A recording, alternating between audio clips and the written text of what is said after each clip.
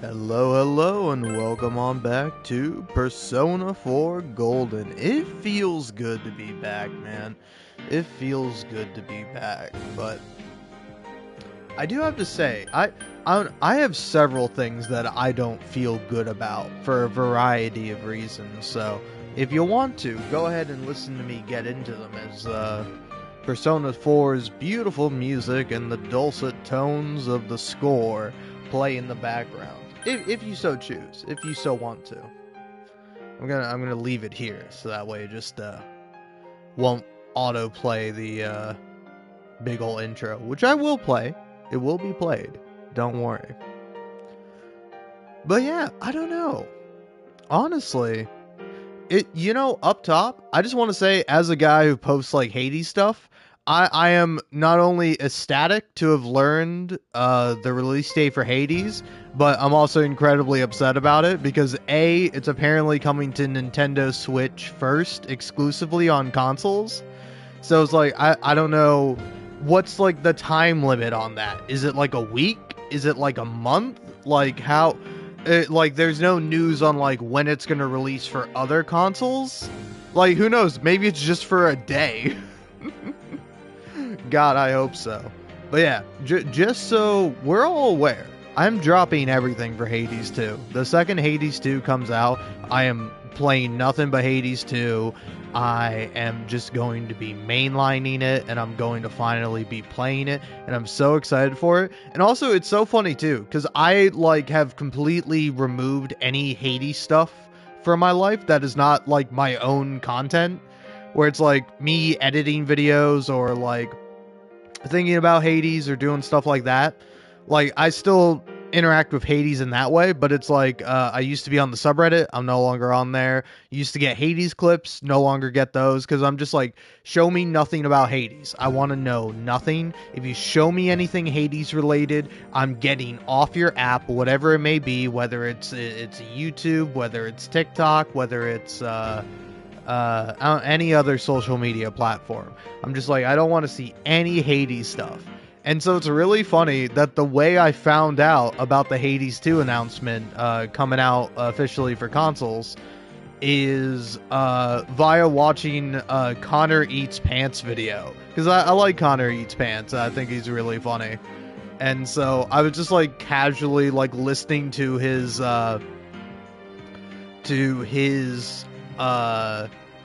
video in the background they posted for the Nintendo Switch 2 Direct or whatever. Well, it's like a new Nintendo Direct, but mostly focusing on stuff for the Switch 2. And I'm just like, this is fun. It's fun hearing like Connor be really sleepy. Like, he's just so dead tired and so like deadpan the whole time. And then like Hades 2 stuff starts coming up, and I'm like, oh no, Hades 2 stuff. And then I'm like, okay, I'm not going to skip through this part, but I'm just going to I'm going to cover my phone with my hand, because I don't want to see anything for it. And so I'm covering it up, and then it's like I wait for it to get to the end. And then I'm like, oh snap, it got a release date. I didn't know. And I would not have known had I not watched that Connor Eats Pants video.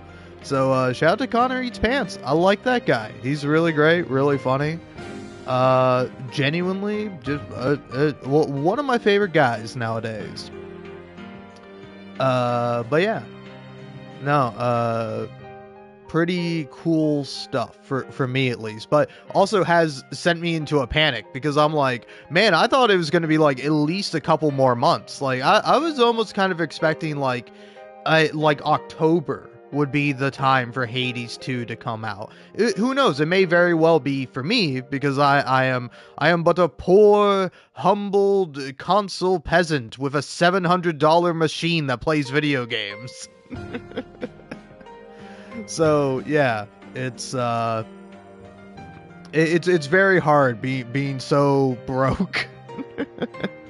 I say that as a joke, but I am actually broke. It's funny because I'd have to laugh about it or else I'll be sad. But yeah, so anyway, really excited about Hades 2.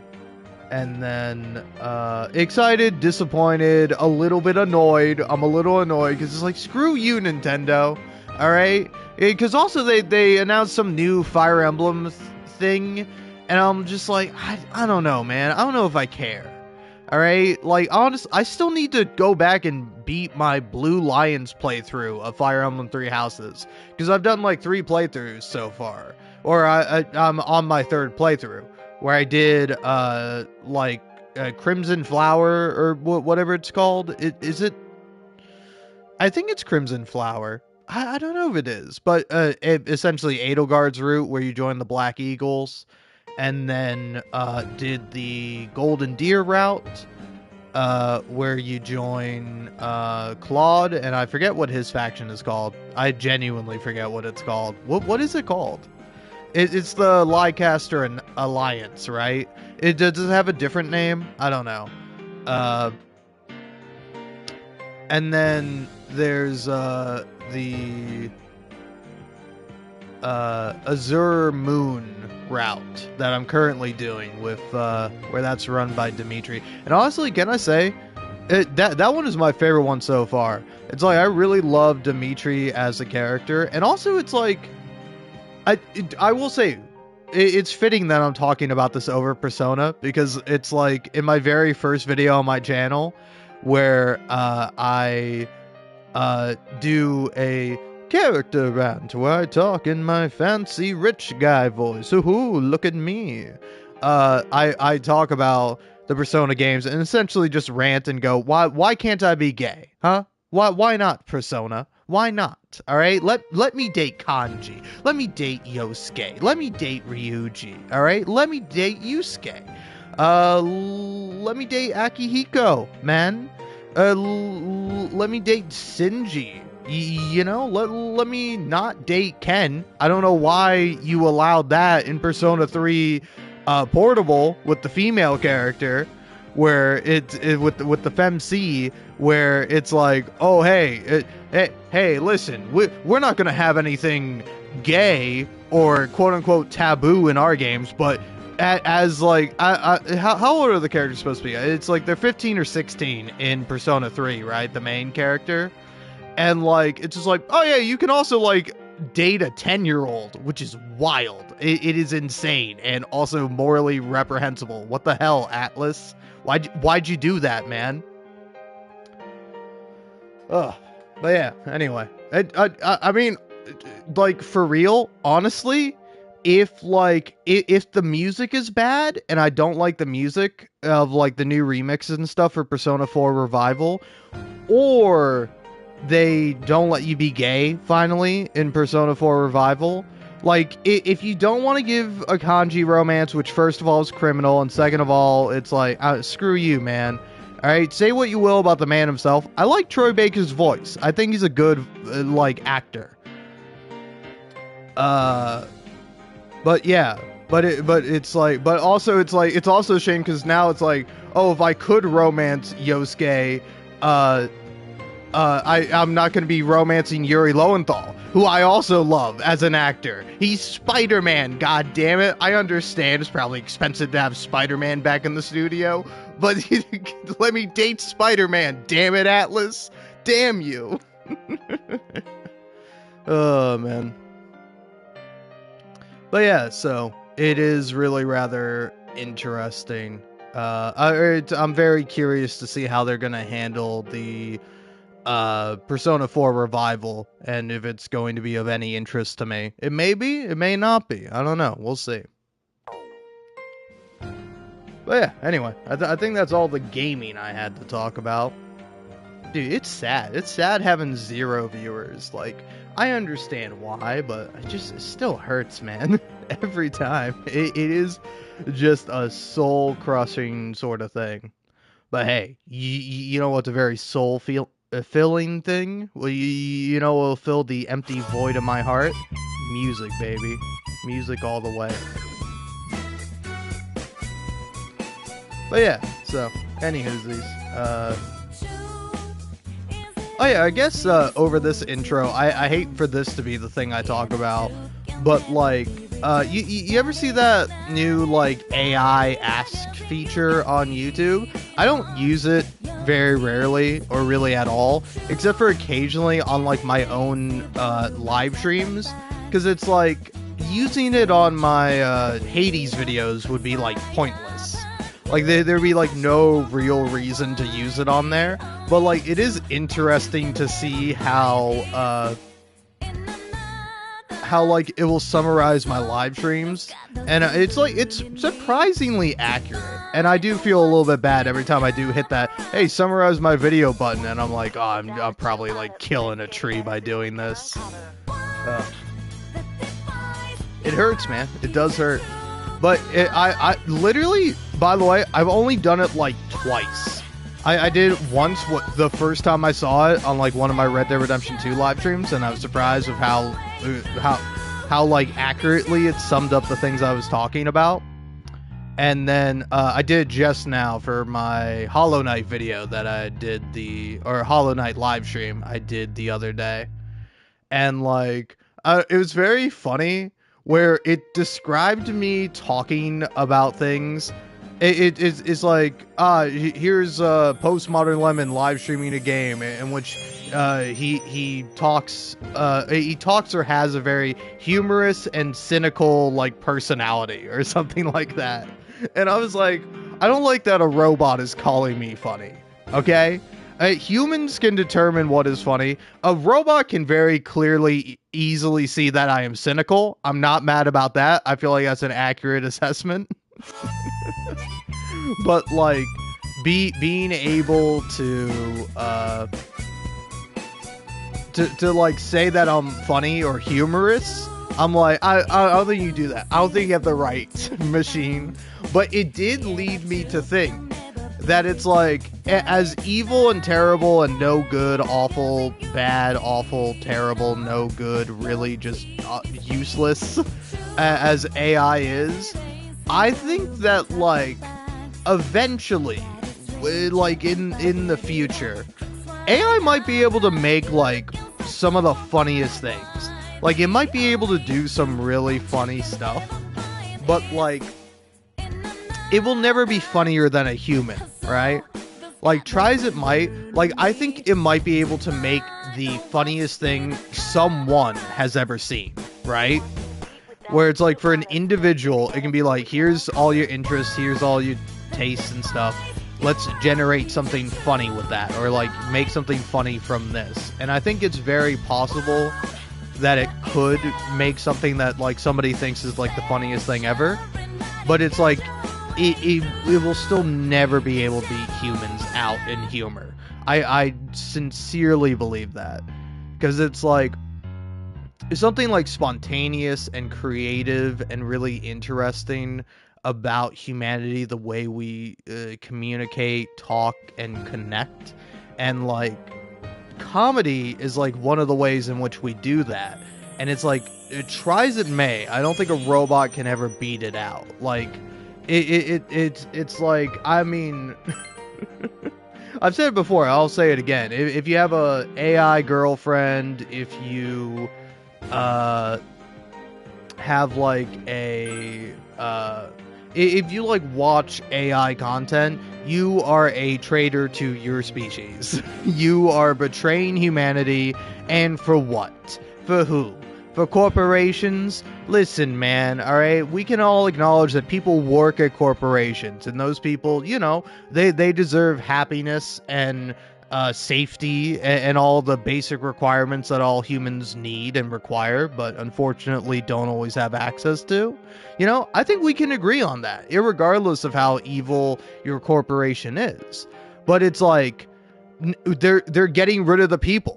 They're getting rid of the people at the corporations. So it's just going to be robots. It's just going to be AI. It's just going to be shareholders and fat cats and people who already have more money than they know what to do with, getting even more money, while none of that is being given to like real human people who lead lives, who need money to live. And it's insane to me. It's like, listen, man, we can have the AI. I don't mind it, but like, we gotta like come up with something. We gotta start doing UBI or something like that.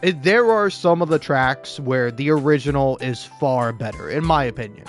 But, like, some of the new tracks, they do knock it out of the park in Persona 3 Reload. Oh, God, man, it's so good. It's so good, man. God damn, I love music. Fuck, dude, it's so awesome. I'm sorry. Like, also, it's like this shit was made by a human. All right, people sat down and they made this music, and it conveys an emotion that no robot will ever make me feel, man. I refuse. Ugh.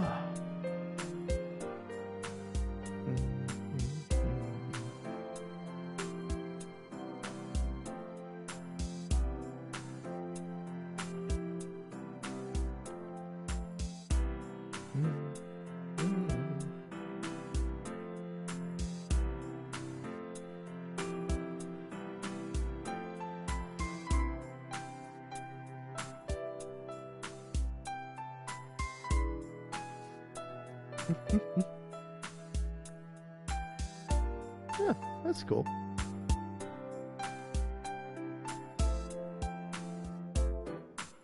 Alright, anyway, sorry. I'm gonna go grab a drink now.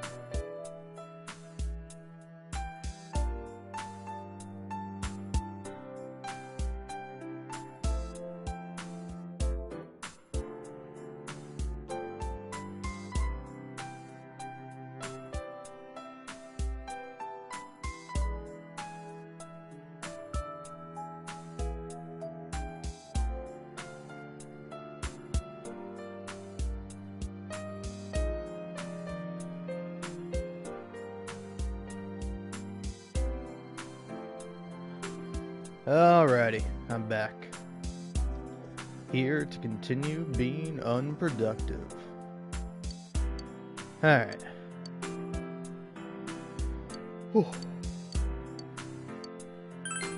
It's resting time.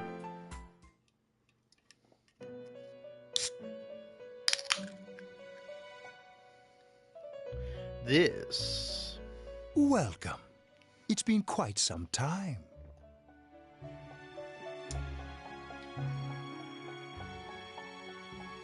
Do not be alarmed. You are fast asleep in the real world. I have summoned you within your dreams. Now then, your journey has taken you quite a distance thus far. Do you believe you'll be able to successfully solve this mystery? With this being the very hour of your ordeal, it may not be so easily overcome. The precise destination of this vehicle, that too is getting rather hard to judge. If we continue driving blindly, we may end up leading you further away from the mystery that you must reach. Well, why don't we take a moment to look back on your journey? It was for that purpose that I summoned you here tonight. Margaret?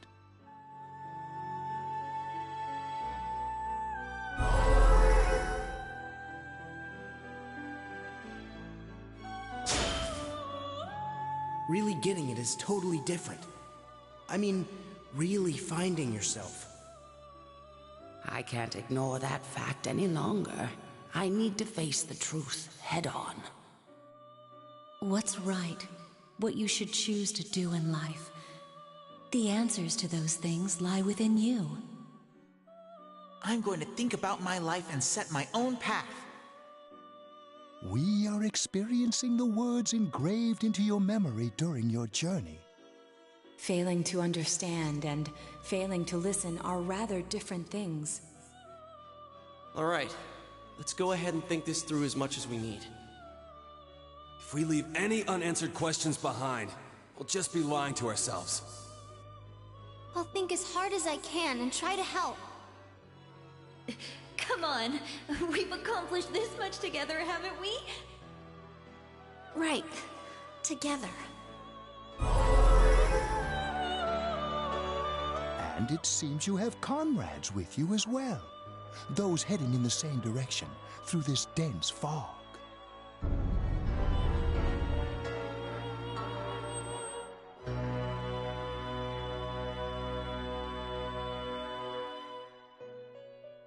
We'll be parked for the moment while I confirm our current heading. As I mentioned previously, this year will signal a great change in your life. Though there isn't much time left, it can be worth your while to take the time to stop and reflect. People are like water flowing in a river. There is only one stream, but all who pass through it are affected differently. Some travel fast. Some change their course, experiencing countless events as they travel down the river of time. Just so. The state of this room reflects the scenery of your heart. Perhaps this may be a time for contemplation rather than action.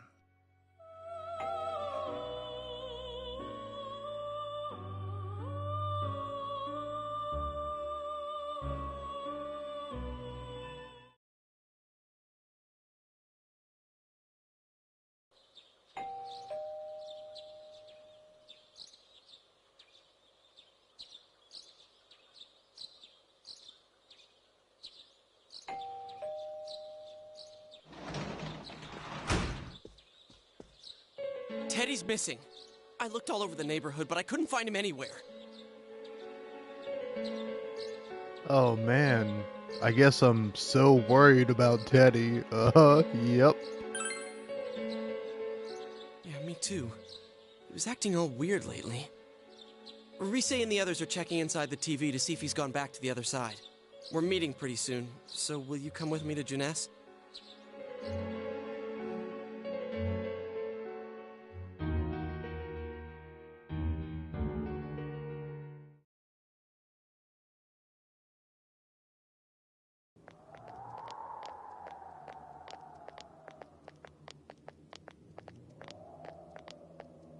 It's no use, man. We can't find him. No luck for me either. I didn't sense anything over there. The fog's so dense it might be affecting my readings. I wish I could do better. I'm sorry. Ted. Don't tell me he really went back to his world this time. We told him over and over that he could stay here.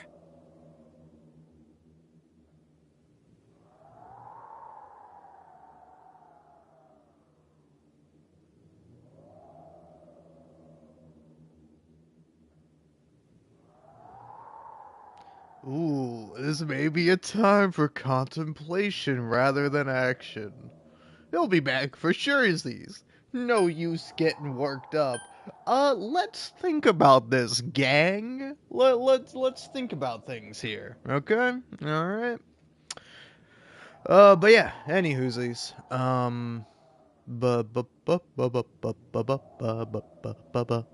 Sorry, I was thinking about something and I kind of lost my train of thought. Which is, oh yeah, the other kind of gaming thing is that, like, Borderlands 4 is out. And, like, I don't know, I hope you don't mind me talking about it now in, like, complete and utter silence, because I just don't like talking over the dialogue, because I'm like, you don't need to hear me over the dialogue.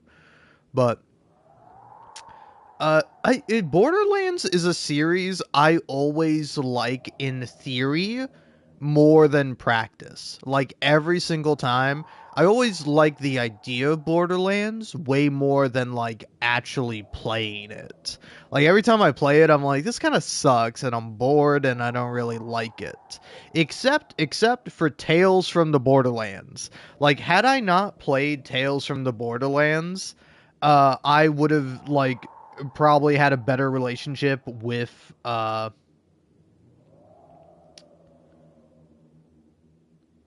like with with Borderlands. Whereas, like, just because I ended up, I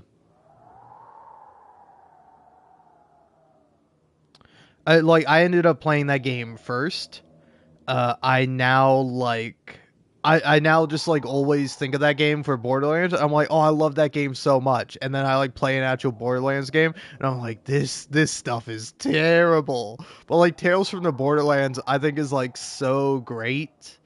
And it's like, I don't know, I'm not sure how people feel about it. Here, actually, oh man, actually, yeah, I've got an idea of what what I want to do. But anyway, let's think about this, gang, as I think about other things. I guess that's all we can do right now. He plays dumb a lot, but he's attached to us deep down. He wouldn't disappear without saying anything, right? I'm worried for Teddy myself, but let's trust in him and await his return. Right now, we must concentrate on the case. It won't be long before Namatame is transferred to another location. We must hurry, or we will miss our only chance to get his perspective on this. You know, I've been thinking about the case since, but something just doesn't seem right. Let's quickly review the facts. Of all the victims, only 2 were killed. Miss Yamano, the announcer, and Saki-san. From the documents we found in the car, we know Namatame had some sort of dealings with them. After that, there were multiple attempted murders in which we were targeted. It was only when he took Nanako-chan that we caught him in the act, identifying his modus operandi in the process. When I hear you put it like that, sounds like the dude's guilty. As a result of Namatame's arrest, the police admitted that Mitsuo Kubo was a mere copycat killer. Back up to yesterday.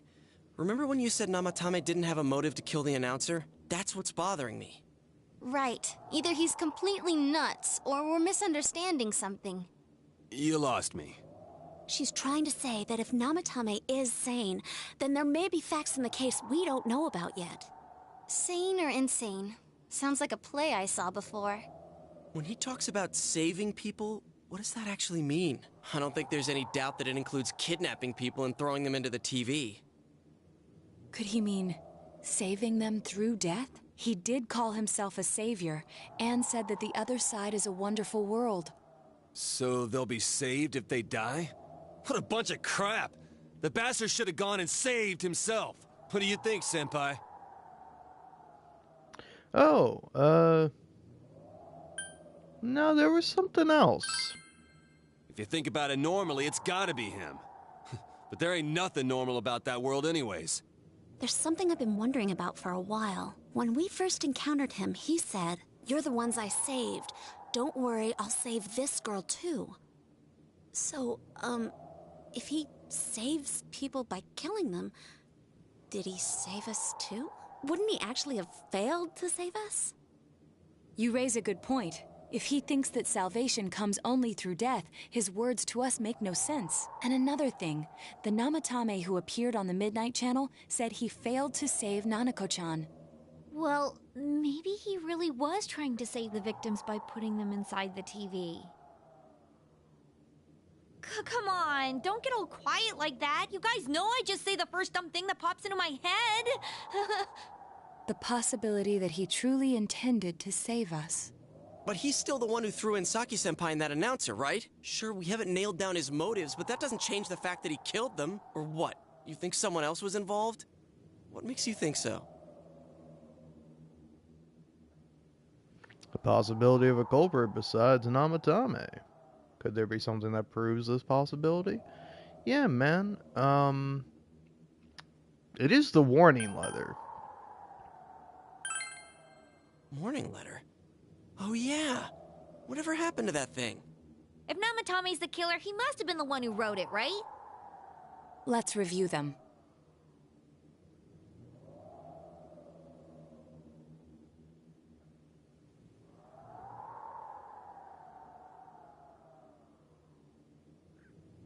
Yes, that's right. Isn't that kind of odd? Would someone who thinks he's saving people by killing them write stuff like, "Don't rescue or kill"? Yeah, and the "will be put in and killed" part doesn't make sense either. If the killer was writing it, wouldn't it be more like "I'll put in and kill"? Hey, could this mean?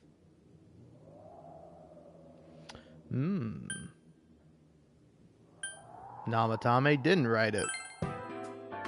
Yeah, it's almost like someone else wrote this letter. But only the killer would write such a letter and deliver it to Dojima-san's house, right? If someone else wrote it, that could only mean... Dear God. Since this is such an unusual case, I was absolutely convinced that other than the Kubo incident, there was one culprit. So, Namatame really was trying to save his victims? Everything is exactly the opposite of what it first seemed. In Namatame's parlance, failing would have been the first 2 cases when the victims died. If he had used his method twice and failed both times, he would hardly have continued using the TV. And yet he did. It all seems to suggest that someone else wrote this warning letter while observing the entire case. Someone else? Then it wasn't Namatame that killed Saki-senpai and the announcer? We can't say for certain yet. We urgently need to speak with Namatame face to face. You all work together to take another step toward the truth. Yeah, look at that.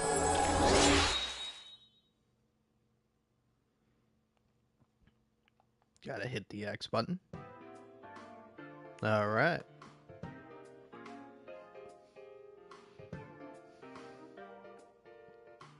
I will say I'm currently both enjoying and a little bit appalled at like the different reviews for Tales from the Borderlands. Because I'm going by I'm looking through negative reviews because that's something I like to do. Oh yeah, I could do that for Persona 4. I don't know. Oh god, there are people here. I didn't realize there were people here. Anyway. But yeah, it's really funny where it's like you see something where it's like where people are like, man, it's just a bog standard action game about like heroes and friends. It's really funny. I don't want to get into it because I realize there are people watching me now. But anyway. How though? After what happened yesterday, they said they're gonna tighten security. I have a plan, but there's no time to waste. Let's hurry to the hospital.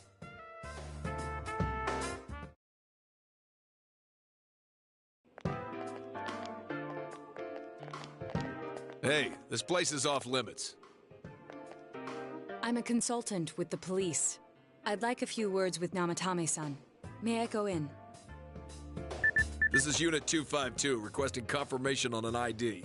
Name of Naoto Shirogane. Huh? Ah, understood. I see. Well, you're on the list. I can give you a few minutes, but I'll have to record your conversation with him for security purposes. Not that I expect you'll get anything coherent out of the guy. He's been spouting nothing but gibberish.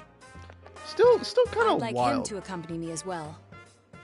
He has no identification, but this is an emergency situation, and he's here in Detective Dojima's stead.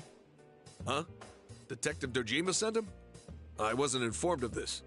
Also, is Naoto just lying there? I feel like you gotta have some kind of ID, right? Yeah, literally, I have a scooter license, so I do have like at least a practical form of ID. But sorry, I gotta interrupt just for a second because I was like, hey, let's look up some negative reviews on Metacritic for Persona 4 Golden, and I'm not gonna lie, the very first one I see, December 14th, 2024. So about like a year ago now. Now, this review is in Spanish, so I don't know what it says, but the first word is puto, and then some more stuff in Spanish, but like it's puto oso. Putos controls de la... I don't know what... I don't know how to say the rest of that. I'm not gonna try. But then, like... It goes on, has a whole bunch of other words. I'm so curious to see what this translates into. Hold on, I gotta translate this. But anyway, it ends with, like, something like dominatrix and then Putos again. Or Puto Oso, which I don't know if that's something else, but isn't it just like the Spanish equivalent of the B word? It's hilarious. Oh man. Alright, hold on. Let's see. Now, this is probably going to be... Oh, Oso means bear, so he starts off by saying fucking bear? Oh, man. Jesus Christ, man. Dude, this is actually so funny. This is actually a hilarious review. So it's fucking bear, fucking controls from the hell of China. Wrong country, man. I shit on the teenager with gray hair and the girls who transform into big-titted monsters with banana heads, dominatrix, fucking bear. A couple of things might have been lost in translation there, but holy shit, that's so funny. It's so funny. It's so good.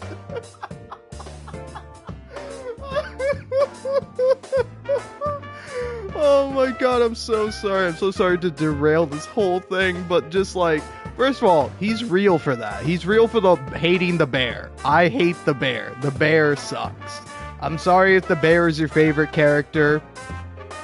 I mean, I can't understand you, but hey, more power to you. I'm glad you like the teddy bear from the game. I can't like him, but my god, man, it's so funny that it translates to fucking bear. Fucking controls from the hell of China. I shit on the teenager with gray hair. It's so funny.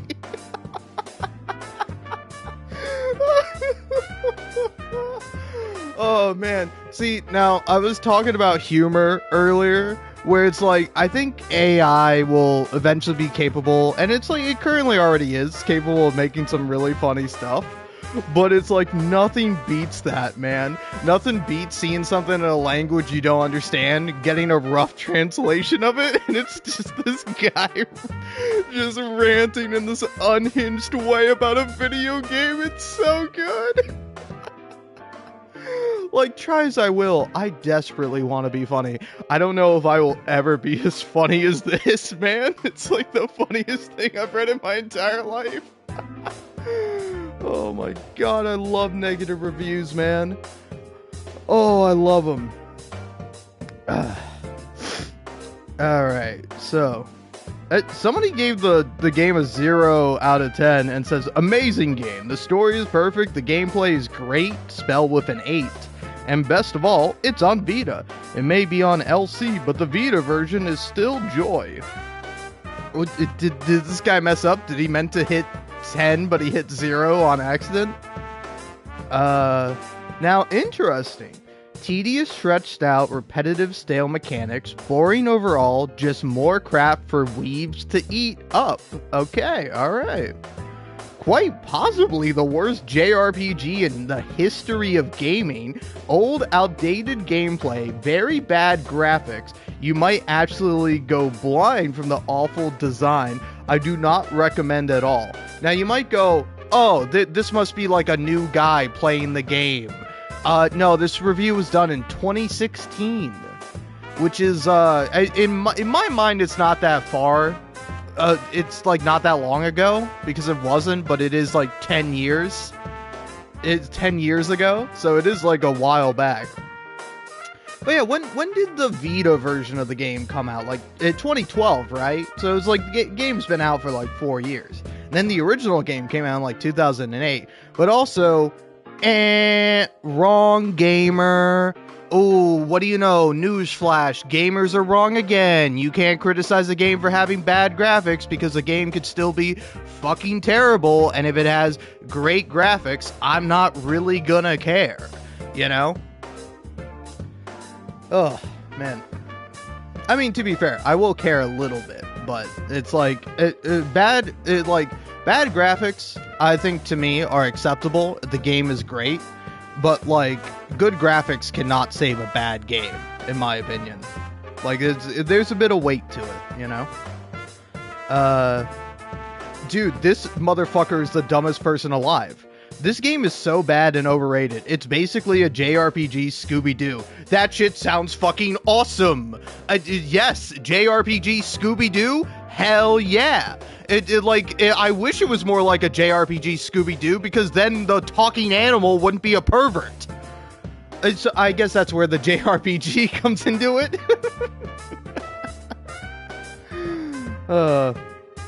Anyway, a bunch of teenagers solving murders. It's so repetitive, like Pokemon, killing 10 levels of shadows and then rinse and repeat. The story is also really weird and disturbing. It gets 2 because of the voice acting and Rize. Okay. Alright, pal.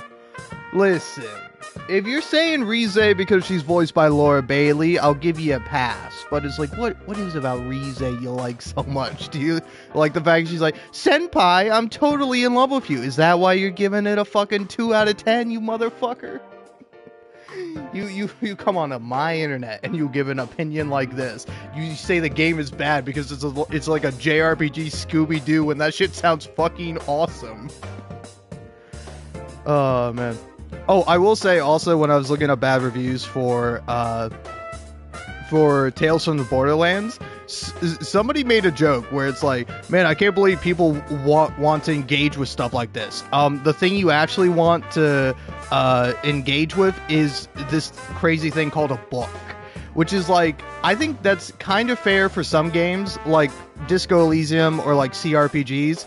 You're basically reading a book in some of those games. But like Disco Elysium carries it with the visuals and the narration, especially with the final cut, where it's like almost every line of dialogue is voiced. Not every single one, but like practically like 90% of it, or like 80 at least. So it's like that does carry. And to be fair, could just be an audiobook, but it's like it's an audiobook that you get to choose what to do with, and that's really cool. It's a cool concept, man. But like, it's so weird because it's like, here we see again, to sum up, P4G is 90% book and 10% gameplay. What are you talking about? What are you talking about? What do you mean it's 90% book? Do you know what a book is? Are you just picturing a book in your head? When was the last book you read, motherfucker? What book is this like? How is this equivalent to a book? There's some parts you gotta read, sure, but it's not a lot, and it shouldn't be that hard.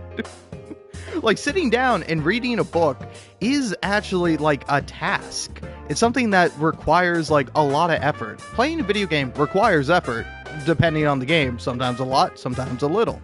But it's, like, a lot of it is very passive. Like, it's insane to call this game 90% book. Hey, listen to this book. He has no identification, but this is an emergency situation, and he's here in Detective Dojima's stead. Oh man, that's how I love my books, man. The books with fucking voice acting. Anyway, you got now, unlike this guy, I'm gonna give the review a fair shot. So, it is a 2 out of 10 review. So, first thing it says, to sum up, P4G is 90% book and 10% gameplay. And the very next sentence is, the writing and characterization is really good. I won't argue that, but as a game, it is pretty bad. The gameplay consists are very generic and shallow turn-based bosses with no unique features. Do bosses have no unique features? Look, man, I don't like the JRPG combat as much as the next guy. Well, I probably dislike it more than the next guy. But, like, the bosses aren't unique or have anything interesting going on with them? I'm not even going to argue. That's such an absurd statement you made. It requires no argument. Anyway, that is literally all the gameplay this game contains. Like I said, if all you want is a 100-hour visual novel to simulate the popular high school experience and go out on dates with virtual girls, go ahead and get this game. But if you want an actual game, stay far away. Everything is there to serve the open parenthesis extremely predictable plot. I guess the ending after 10 hours close parenthesis. And honestly, the game is boring. I like books as much as the next guy, but this game is literally a book with some bad combat thrown in. First of all, there's a word that you used. It's a fucking visual novel. There's a reason why there is a word, there's a term used to describe a game like this. It's visual novel. It's similar to a book, but I don't think, no offense, if you come up to me and you're like, oh, I just got done reading a book, and I'm like, oh, what book did you read? Oh, it's this cool visual novel called Doki Doki Literature Club, or some shit like that. I'm gonna be like, fuck you. No, you didn't. You didn't read a book, motherfucker. Alright? If you listen to an audiobook, that is more equivalent to reading a book. You did not read a book because a visual novel is not a fucking book. I'm sorry I'm freaking out about this, but it's driving me up a wall, man. Oh, God. Also, this is like something I saw with looking at like Telltale games. They're like reviews for Telltale games. Whereas like, it's like games are such unique, interesting pieces of media. And like these motherfuckers are so stuck on their like constrained and like very narrow view on what a game is.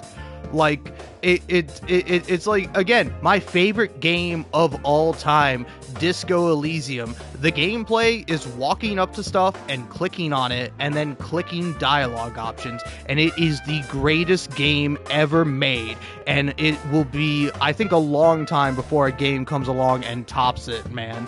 But it's such a great, phenomenal, fantastic game. And it's like, I know some motherfucker out there is like, oh, Disco Elysium isn't a game. It's basically like an audiobook. And I need you to look into your soul, which I doubt that you have. And I need you to be honest with yourself. Why did you not like it? You can't say that, oh, it's like a book and it's predictable. How was it predictable? How did you see it coming? What was the ending that you saw coming? Did you actually get to the ending where it's like, it's crazy to me. It's like, if you didn't like the game, why did you play it for 100 fucking hours? That's the insane thing to me. Like, I was also looking up negative reviews for like Peacemaker because I've been watching that. And it's like, people will fucking watch shit that they don't enjoy and then complain about the thing that they didn't enjoy that they chose to watch and are like, man, this sucked, this is really terrible. And I'm like, why did you watch it then? Like, don't get me wrong, if you're a critic or you're like, hey, I'm going to go through this and I'm going to break down exactly why I don't like it, what I think doesn't work, what does work, and like, yada, yada, yada, actually do a fucking, like, transformative, interesting, like, relevant review with something to say, I think fucking right on. Hell yeah. But if you're just gonna watch a show and be like, this is all mind control, woke propaganda, but then not say anything about the actual content, it's like, what are you doing? Like, I hope you're a liar. I hope you didn't actually watch the full show, because it's like, I mean, honestly, I guess waste your time. I don't think your time is valuable, my guy. But what are you doing with it? What are you doing with your time? You know you have a finite amount, right? Like, I enjoy talking about this. I enjoy getting angry at strangers on the internet for expressing insane opinions. It is a fucking favorite pastime of mine. So, it's like, you could turn this around on me if you wanted to. But, like, I don't understand you as a person. And I don't know why you are the way that you are. And it befuddles me. See, now this one's interesting. I like JRPGs, but this just wasn't my cup of tea. The game is beautiful and the sound is awesome, but progressing personas through the social link system made me cringe. The 4-hour tutorial was a little much, even though it eased me into the game, but if you like building relationships with people in general, you'll have a blast. What a fucking kind and thoughtful review. 1 in a goddamn million, man. Holy shit. Like, is somebody actually recognizing the good points of a game and going, it wasn't for me, I thought it was kind of cringy, which, like, I think is, like, not a very specific review, but, like, hey, that's an opinion, and that's a valid opinion to have. I also think the game is cringy, like, at times. So it's insane. It's insane seeing the contrast where it's like, it is nice. It is nice that people can like leave sensible reviews. Anyway, I don't know why it's only showing me 7 though. Is it because I'm on like PlayStation Vita? If I go to PC, will it show me more negative reviews? Show me the negative reviews, baby. No, they're all PC reviews. Oh no, okay. Here we go. Anyway, sorry. I don't know if anyone's watching. If you want me to continue playing the game, I will. Just literally give me a chat message being like, hey buddy, hurry up with the game. Actually play it. Then I will. But if you don't mind me ranting, or you just want to tune out instead, then hey, that's what I'm going to be doing. I usually enjoy playing JRPGs, and I expected to like Persona 4 Golden as well before purchasing it. I really wanted to enjoy this game, but I just couldn't. Every moment spent playing this game felt incredibly tedious, and the characters alternate between unremarkable to downright annoying. I would only recommend giving this title a shot if it's heavily discounted, because it's just not a very good title, despite what the average score might lead you to believe. Now that review, I think it's okay, but again, it's like, I want detail, man. Share your innermost thoughts with me. Give me your real opinion, you know? It's like, this one's nice, it's polite, it's you know, it's like, are you under a gun? Are you afraid that someone's gonna look at your reviews on Metacritic and like judge you for them? Because I don't think anyone cares, man. I think I'm like the only guy who cares about Metacritic reviews.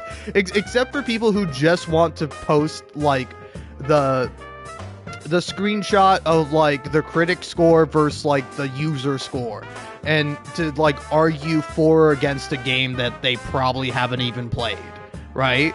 Whereas like, oh look, critics gave this game a 9 out of 10 because they played the game, and then, you know, a bunch of people review bombed it or just didn't like the game for whatever reason, and so the user score is way down. It's like, whoa, dude, it's crazy. It's almost like there's like a reason why there are 2 different scores on Metacritic, and if you don't like that, you can just like go to different websites.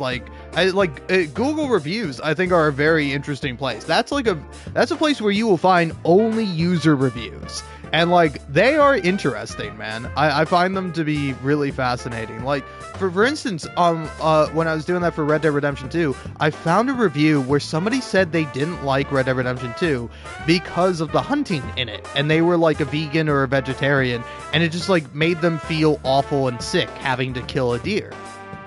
And I'm like, that's very interesting. Because I think, like, Red Dead Redemption, in spite of you hunting and having hunting be like a pastime that you're kind of encouraged to do, there is a bit of a darkness to it. There's a bit of a critique to it, where it's like, I almost feel like the game is like kind of doing something silly, where it's like you kill like this beautiful like albino buffalo up in the up in the mountains in like the snow where it blends in perfectly. And like you kill it, and it's like if you don't give it like a clean kill, you'll see it like dying, and then you have to go up and kill it yourself, or just you know, do whatever with it. And then you go to take the pelt, you sell it, and then you get like a shitty coat and a shitty hat out of it. And it's like maybe it's not really intentional, but I feel like the game is saying something with that, you know? Like, or with the original Red Dead Redemption, where there's an achievement to kill all the buffalo in, like, the game. And then once you do, you get an achievement that's, like, Manifest Destiny. And it's like, you don't think that's a little bit of satire? You don't think that, like, there's like Rockstar is saying something by having this like pointless achievement that doesn't really do anything other than give you an achievement that nobody knows or really cares about, and you just like completely eliminated this like species of animal for no reason? Like, you don't think it's saying something with that? Because like I think it is. And it's like, it's interesting to see, because I think that's how a lot of people engage with media. Whereas like they see something in it that they don't like, and they go, "Oh, I don't like this thing. It's encouraging this thing, and that's bad," you know. And it's like, it's only when it's like stuff that makes people uncomfortable, which I think is fair. I think if you're like, "Hey, this makes me feel uncomfortable. I don't want to watch it or play it or engage with it," perfectly understandable. But then to be like, oh, this thing is bad and it encourages this thing, it's like, well, you haven't played it enough to know if it does or does not. But also, it's like, it's like, just because something has something, it doesn't mean that it's like approving of that thing. Like in detective stories, when the detective is like hunting down serial killers, like, is the author approving of serial killers? Like, no, right? Obviously. Like, is the people who made like Hannibal, or like the what's the original movie? Oh god, I can't remember it. It's a classic movie. I've seen it. I know the movie. You got the, oh god, I can't even remember the actor. Is it Anthony Hopkins that plays Hannibal in the original movie? And it's like got the poster is like the main woman with a moth over her mouth. God, I can't remember the movie and I feel terrible about it. Silence of the Lambs. I got it. I got there. I was about to look it up and then I got it in my brain. But like it with the original Silence of the Lambs movie, it's like there is something to be said about like the depiction of Buffalo Bill, where it's like that's something that's like there, where it's like it's like you could argue it might be transphobic, it may not be, you know. It kind of depends on your interpretation of it, but it's like Hannibal Lecter being this like charming cannibal is not like, hey, cannibalism is cool actually. Like, no, he's shown to be a monster. He's shown to be like a bad guy. So it's like, you can't be like, oh, Silence of the Lambs has a cannibal in it, so it's promoting cannibalism, right? That's an insane criticism to have. But yeah, anyway, so it's like me, I'm trying to tap into people's souls. I want to know people's thoughts. I want to know the way your brain works. I want to understand why you feel the way that you do, and we can like explore that and say something about that through our digestion and consumption of media, you know. And it's like that's what I want, man. I want to look into other people and I want to be like, I understand you, I see where you're coming from, but then you give me nothing to work with and I'm just in the dark here, man. It's like, I want to understand you, give me something. Now here, this is an interesting one. The PlayStation Vita is the first handheld console that I bought, and since Persona 4 Golden is considered by many people to be the best video game on the Vita, I bought a physical copy of the game too. At that time, I hadn't played any other Persona game before, and I didn't know anything about the Persona franchise. See, now this shit is fucking real, because I'm like, hey, that's me exactly. I bought a Vita, and I was like, well, everybody says Persona 4 Golden is the best game on it, so I might as well buy it on there. Fun fact about me, I bought Persona 4 Golden 4 times. Twice on the Vita, because I played it on the Vita, then I lost my cartridge, so I bought another one, and then I bought it on PC, where I have like a laptop, which the audio on it doesn't work anymore, and I just hate computers, so I don't play it on there anymore. But I bought it on the computer, and then I bought it again on the PlayStation 4. So yes, I've bought Persona 4 Golden 4 times. And do I regret any of those purchases? Not really. I'm happy, man. I'm happy with my 4 purchases. 3 of which are now useless and redundant, but still.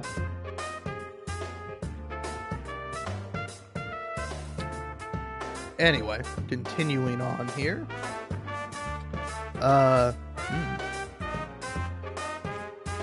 Now, let's see. My experience of playing Persona 4 Golden was very good. I must admit that I managed to waste a lot of time at the beginning of the game because I wasn't familiar with the gameplay. There are usually important and useful things to do every day in the game, in the afternoon and in the evening.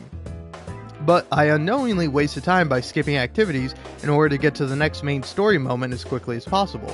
Therefore, Persona 4 is a video game that teaches players to effectively manage time. This is an interesting review. This is a 4 out of 10 review, by the way. Since Persona 4 Golden is an enhanced port of the original PS2 game, and since there are no major gameplay or story changes in the port, Persona 4 Golden became one of my favorite video games. But not long after I finished playing Persona 4 Golden, I began to play the original game, since I own a slim PlayStation 2, and completed it as soon as I could.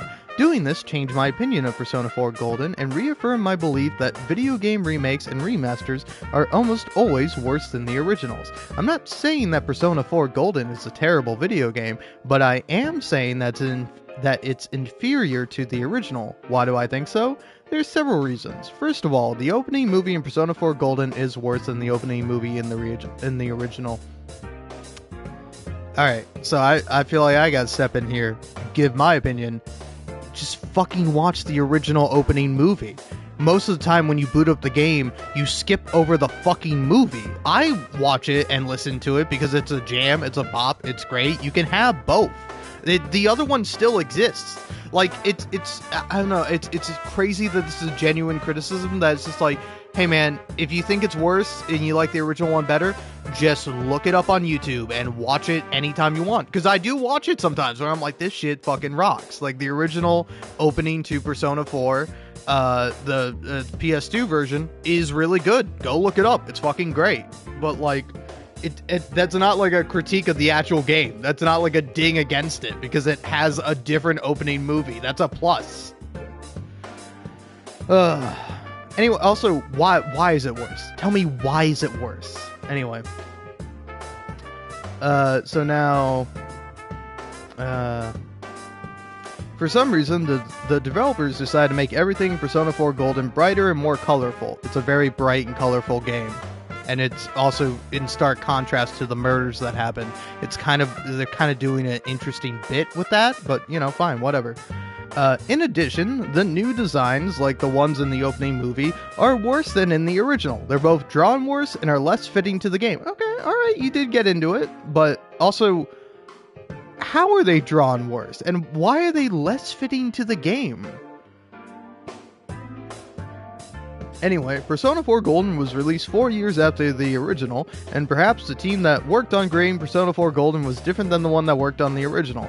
I wouldn't really say that Atlus began to slip by the time Persona 4 Golden began to be developed, because Atlus released Persona 5 4 years later, in 2016. Persona 5, like the original Persona 4, is a great video game, but I would say that the design choices began to get worse. As much as I like Persona 5, I don't consider it to be as good as Persona 4. It's possible, however, that Atlus began to really slip after releasing Persona 5.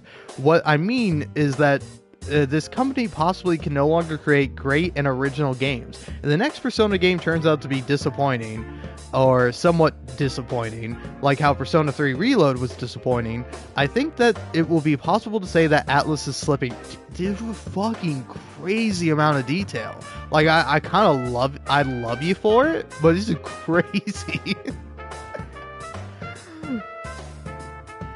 Where it's just like, I don't know. I think it's for me, it's just like, just say if you think Atlus is slipping. Where also it's just like, I think it's getting worse over time. I think that's a valid opinion to have. It's weird to be like, you know, I don't know if I can really say if it's slipping. You know, on one hand, I think it is kind of slipping, but on the other hand, I don't really know. Fucking have an opinion. Alright, anyway. Although one can say the same thing about the entire video game industry now, and not just about this one company. Fuck you. Second of all, the added content in Persona 4 Golden makes the game worse, and not better. Almost all this added content makes the game longer, more tedious, and less interesting. It clashes with the original content too. For example, I don't want to spend more time on catching bugs, on fishing, or on sitting at a cafe. You don't have to do any of that. It's optional side content that if you don't want to do, you don't have to do. Anyway, continuing on. They take time and attention away from what's important. In the original game, the countryside town of Inaba seemed creepy, mysterious, and even menacing because the designs in the game weren't bright and colorful all the time. Bad things happen in Persona 4, and the story is a murder mystery. It often rains in Inaba. The TV world is an oppressive place where people can get killed. The original Persona 3 wasn't a bright and colorful game either. It's even darker than Persona 4 when it comes to the story and the game's main dungeon, Tartarus. Like Persona 4, it has excellent designs and artwork, but Persona 4 Golden adds things that make the setting and the story less important, less relevant, and less monumental. In the original game, I often noticed the backgrounds, which actually look interesting and rather beautiful. But in Persona 4 Golden, because of the change in design and color, the backgrounds look somewhat bland, even if they look very similar to the original backgrounds. So Persona 4 Golden is actually downgrade because the design changes and the new content clash with the original and the story, and they make the game cluttered, less significant, and less appealing. Persona 4 Golden is readily available for purchase, but the superior original can only be bought in used condition now and only for the PS2. The only reason why I'm playing Persona 4 Golden again is because I bought it on Steam for my PC a few years ago when it was on sale. Playing this game on a bigger screen than the one on the Vita made me notice the negative changes to the graphics even faster. Otherwise, I would have been playing Persona 4 for the PS2 again instead. Motherfucker, you have a PC. Just emulate the PS2 version. But, like, I don't know. I will say that is a rather interesting perspective where it's like, for me at least, the thing that I love about Persona 4 is that it is bright and colorful, and it does clash with, like, the darker elements. But, like, I think that's intentional, right? Like, when it's like one moment you're, like, hanging out with your friends and you're, like, doing, like, a fucking song and you're in a band and you're doing that, and then the next moment it's like your cousin is in the hospital and is, like, possibly going to die.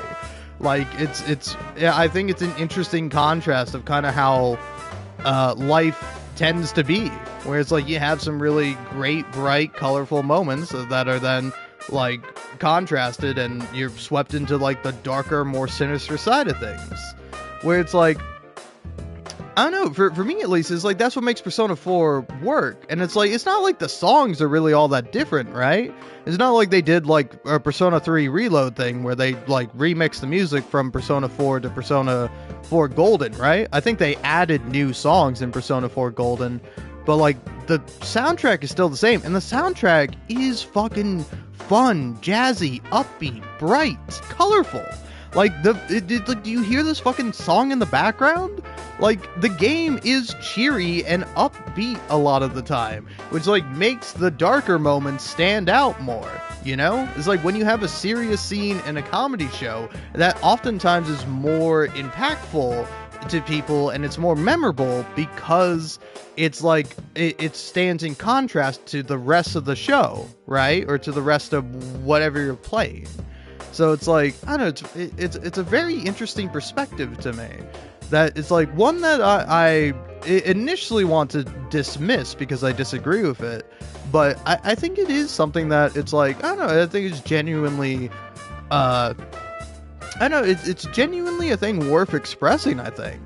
And it does make me curious where it's like, I wonder if I played the original Persona 4 version, or like the original Persona 4 on the PS2, it's like, would I feel any differently about the game? I don't know. I don't really think so. But, like, I don't know. Again, I might be completely wrong. Actually, you mind, since I've gone on such a far detour with this, let's go ahead and just look up, like, just Persona 4 versus Persona 4 Golden, you know? Where it's like, yeah, you got this guy's video. Persona 4 on PS2 was better. See, this person's so real. Wrong, you're nostalgia blind. I win.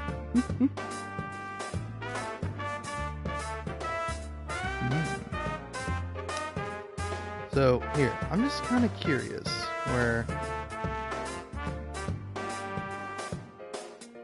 Okay, alright, I'm seeing the difference, I'm seeing the vision.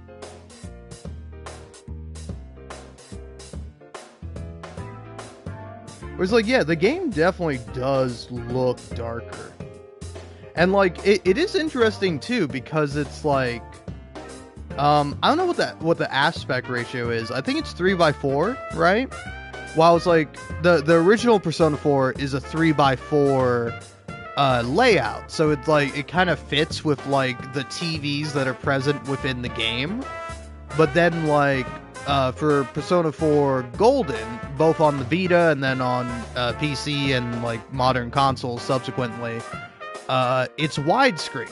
So I think that does change something, which I'm surprised they didn't mention that. But there are also plasma TVs in the game. So it's like, yeah, I don't know. It's really interesting.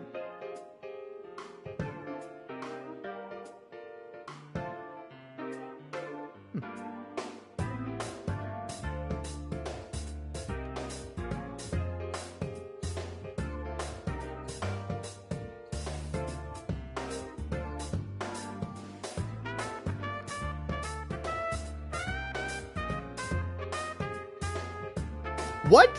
Fuck you! Fuck you! The band sequence is so important! I swear to God, I'm losing my mind.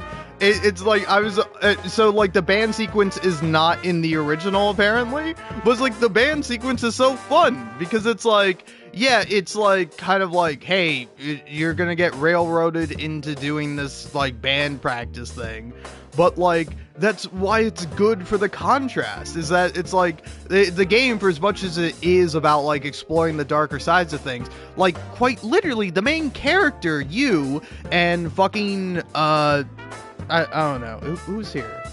There's two people here. The main villain, I'm not gonna say who it is in case you don't know who it is at this point, but like, you and the main character are fucking contrasts, where it's like, they're very similar, and I like that in Persona 4 you have a social link with them, where in the original, in Golden you have a social link with them, where in the original version you did not have a social link with them, so it was like even more obvious to figure out who was the person behind the killings.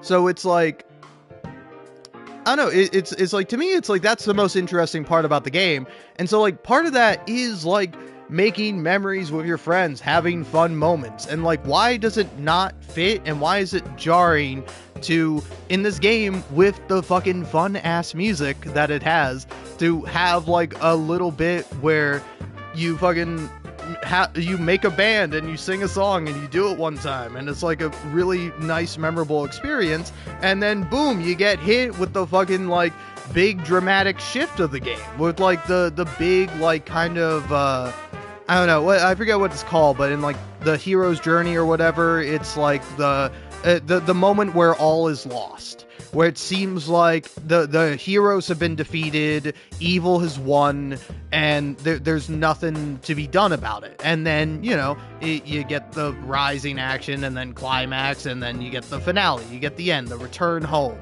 Like, the game follows the classic hero's journey, which, you know, you can argue is good or bad, but it's just how it is. But it's like, it works. I think it works really well. And now I'm going to listen to this guy's video, because I'm just...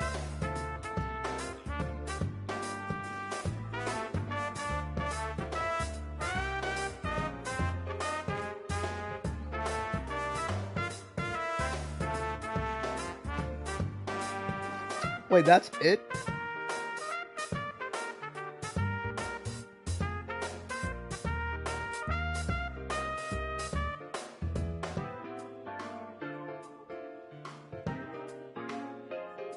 What? Hold on.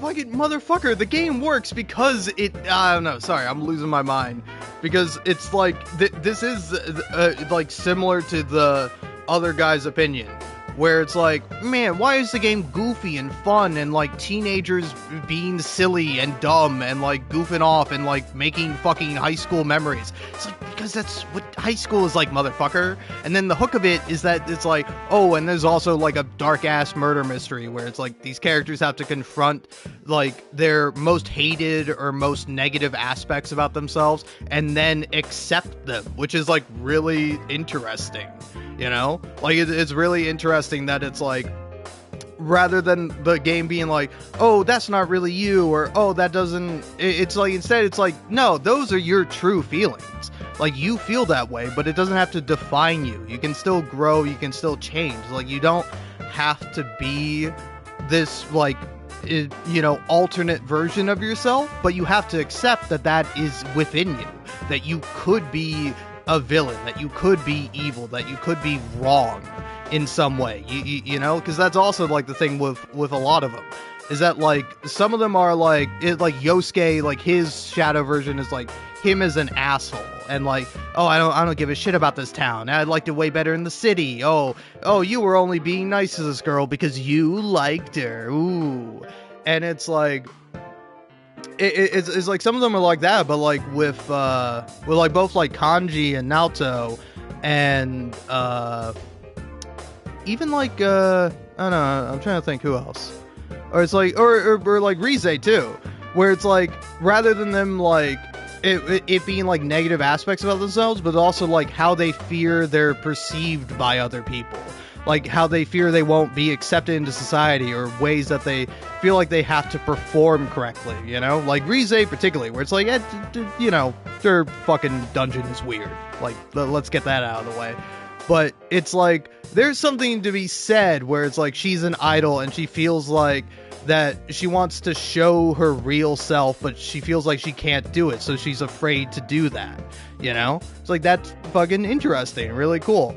And it's like, it's baffling to me that it's like, oh man, this game is split into two parts. It's like, yeah, man, that's kind of the point. That's a big theme of it, is like without the murders and like all this weird shadow TV world shit, it's like these teenagers would just be goofing off. But it's like because of this thing, it thrusts them all together and they become friends and they have enjoyable memories and they fucking do fun shit.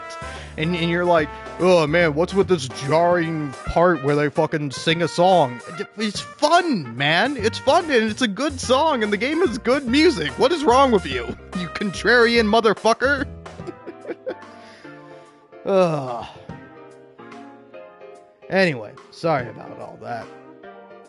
Just, I don't know, man.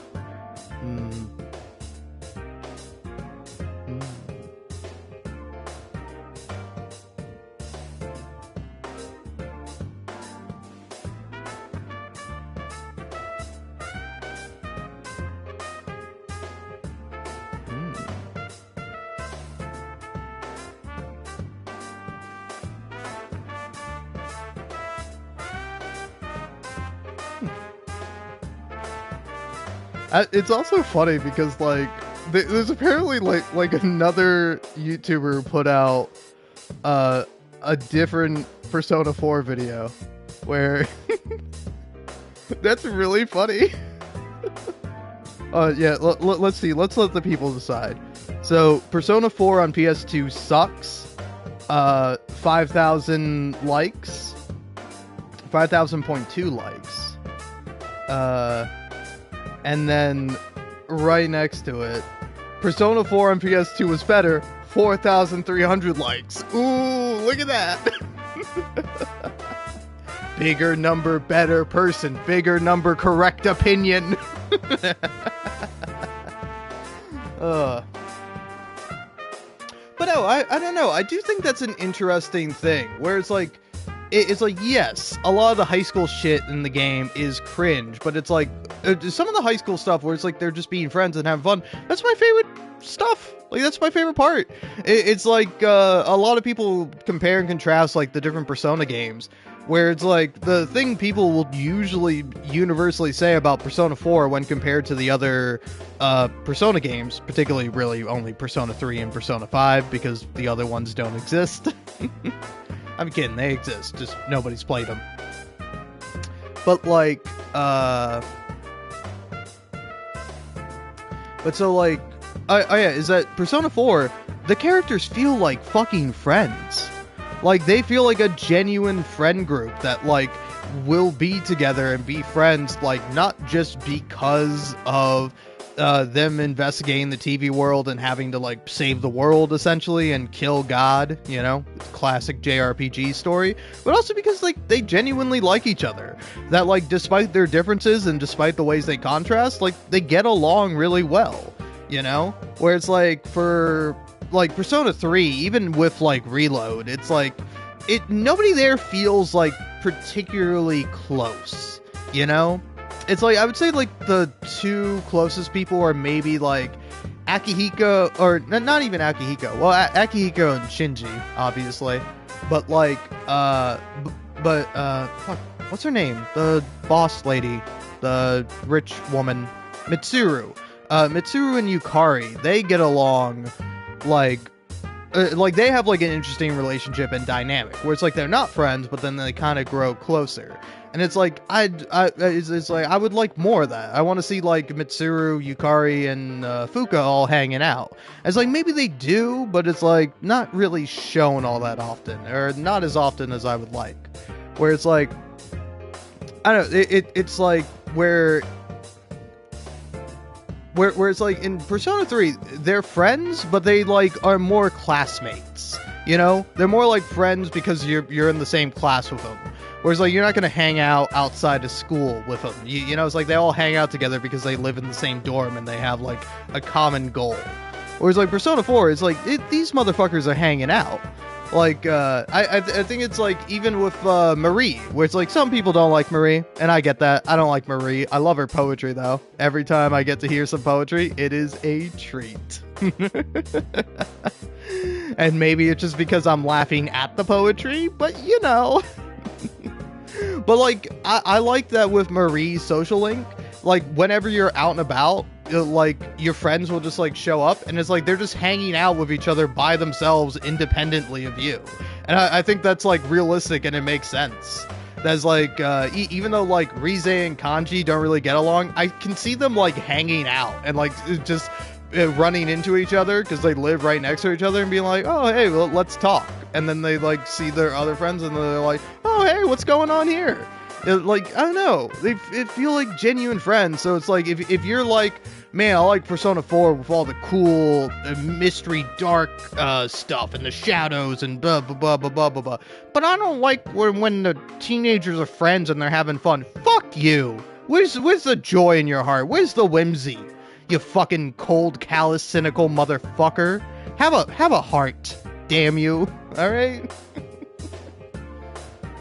Ugh.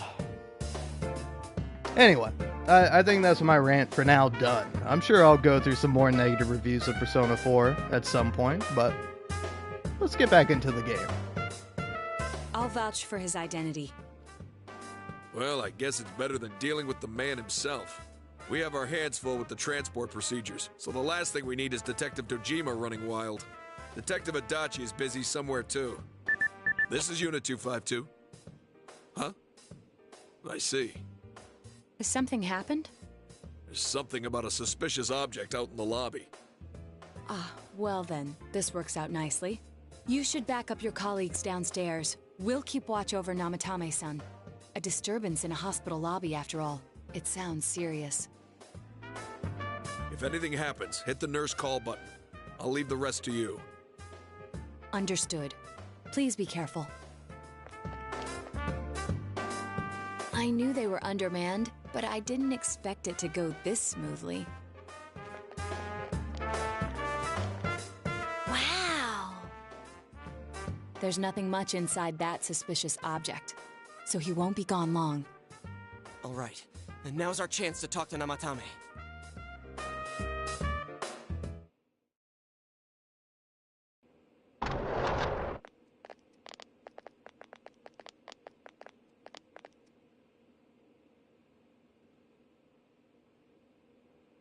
Namatame-san, there's something we'd like to ask you. It's tempting to think that you were the culprit behind this entire case, and to be honest, there are many in this town who hope you are, but we are here to learn the truth. So please, answer our questions. Huh?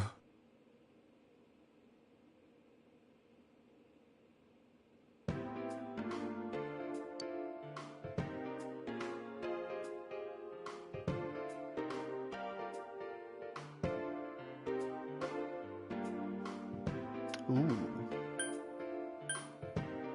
Is saving killing people?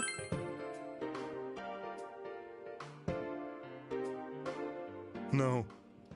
If nobody saves them, they'll be killed. That's why I put them in there.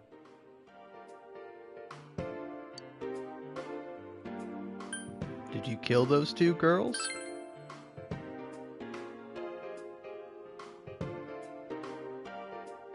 They were killed. I couldn't save them. Who'd you throw in first?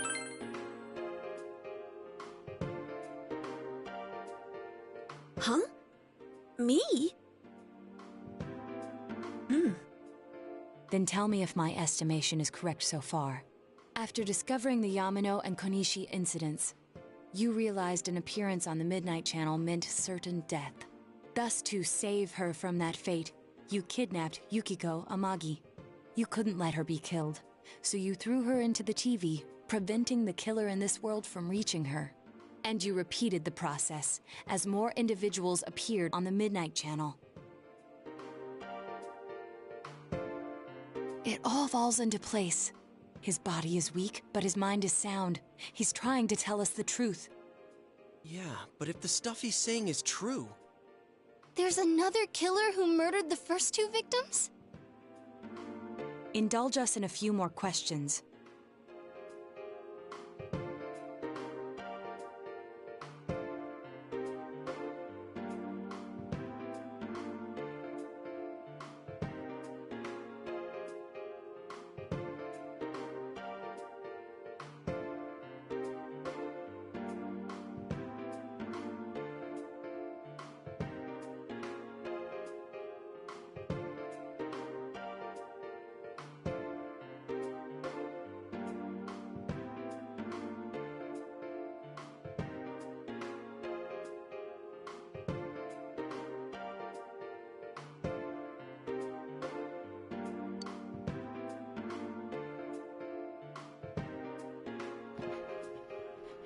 Sorry about that. Thought it'd be a good time for me to go grab a drink.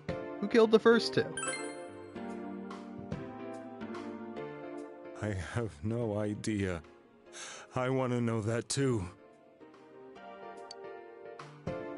Why the warning letters? What are you talking about? Why did you enter the TV? I didn't know. I never thought it would be that kind of place. As I thought. You believe me? Did they find him? Did they find the one who did such cruel things? Mayumi. Please calm down. Our ability to find the culprit rests on you. We know about the other world. In fact, we're the only ones who can fully understand what you have to say. Only you? We did blame you for everything at first, but now I think we can accept whatever you got to tell us as truth. Please, tell us everything you can, calmly and slowly. You're willing to listen? Do my story?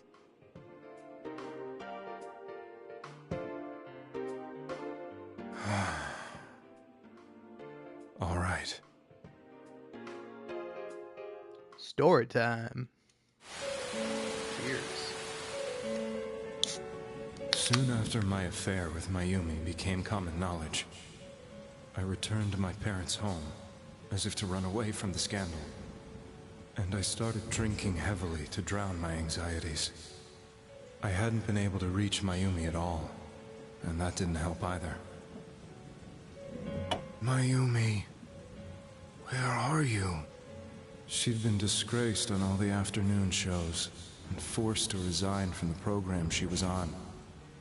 I caused her so much trouble.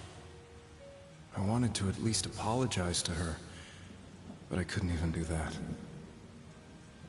I lost the will and energy to do anything. Then, one day, the rumor I heard some time ago came back to me. Since I had nothing better to do, I sat down blankly in front of the TV and watched my own reflection. And all of a sudden, there was Mayumi. Can I be honest, this guy's kind of real Mayumi? as fuck. Is that you? Although, The Mayumi inside weirdly the enough, TV I will looked as say, if she was calling to me I for help. totally 100% getting get the idea of like drinking to like ease your anxieties, but it is wild that like people do that. It's like, I don't know, man. I suffer from anxiety.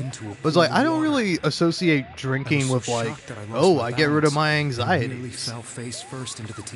Like on one hand, yeah, kinda, but it's not like an actual way to cope with it, you know?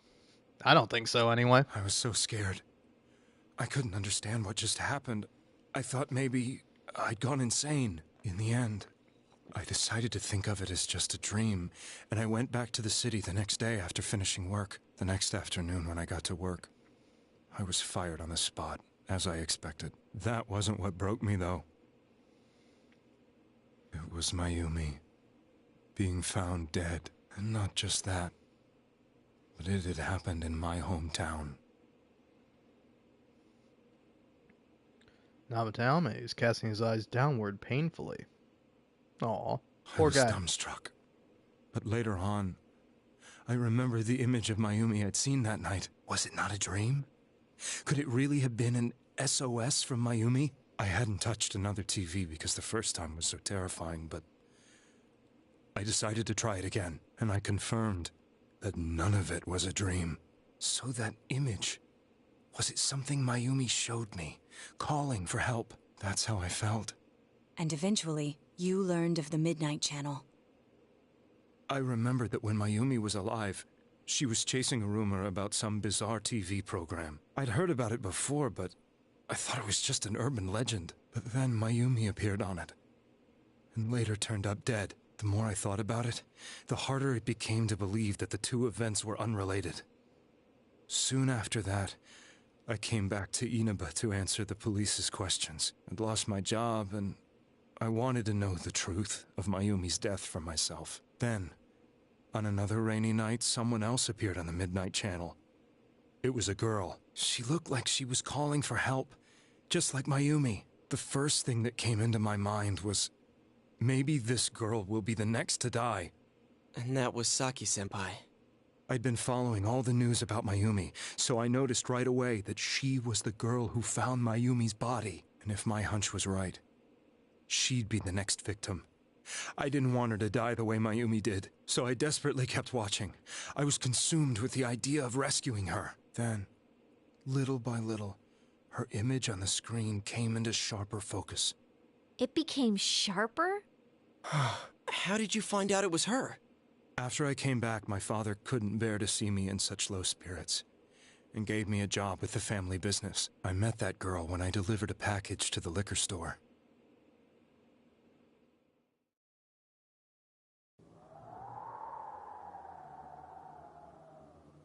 After agonizing over it, I decided to meet her, and told her to be careful.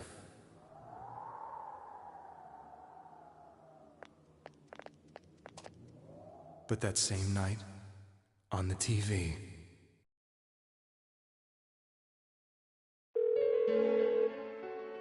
she looked as if she was being engulfed by some black shape. She was writhing in pain. That's why I warned her. Why won't she pick up the phone? Come on, please!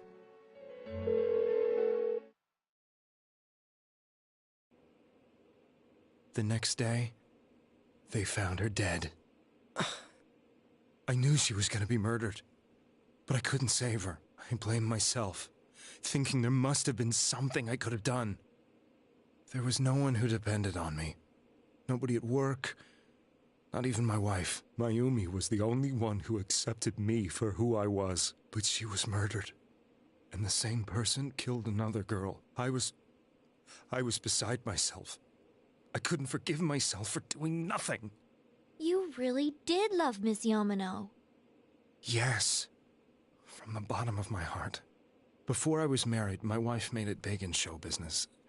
I was happy for her, but it put a strain on our relationship. I think I can kind of relate. It was around that time when I met Mayumi.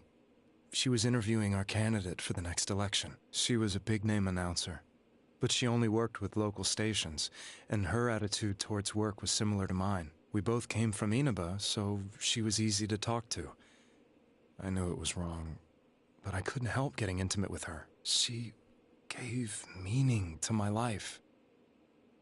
Soon after Saki-san was found dead, yet another girl appeared on TV. That was you.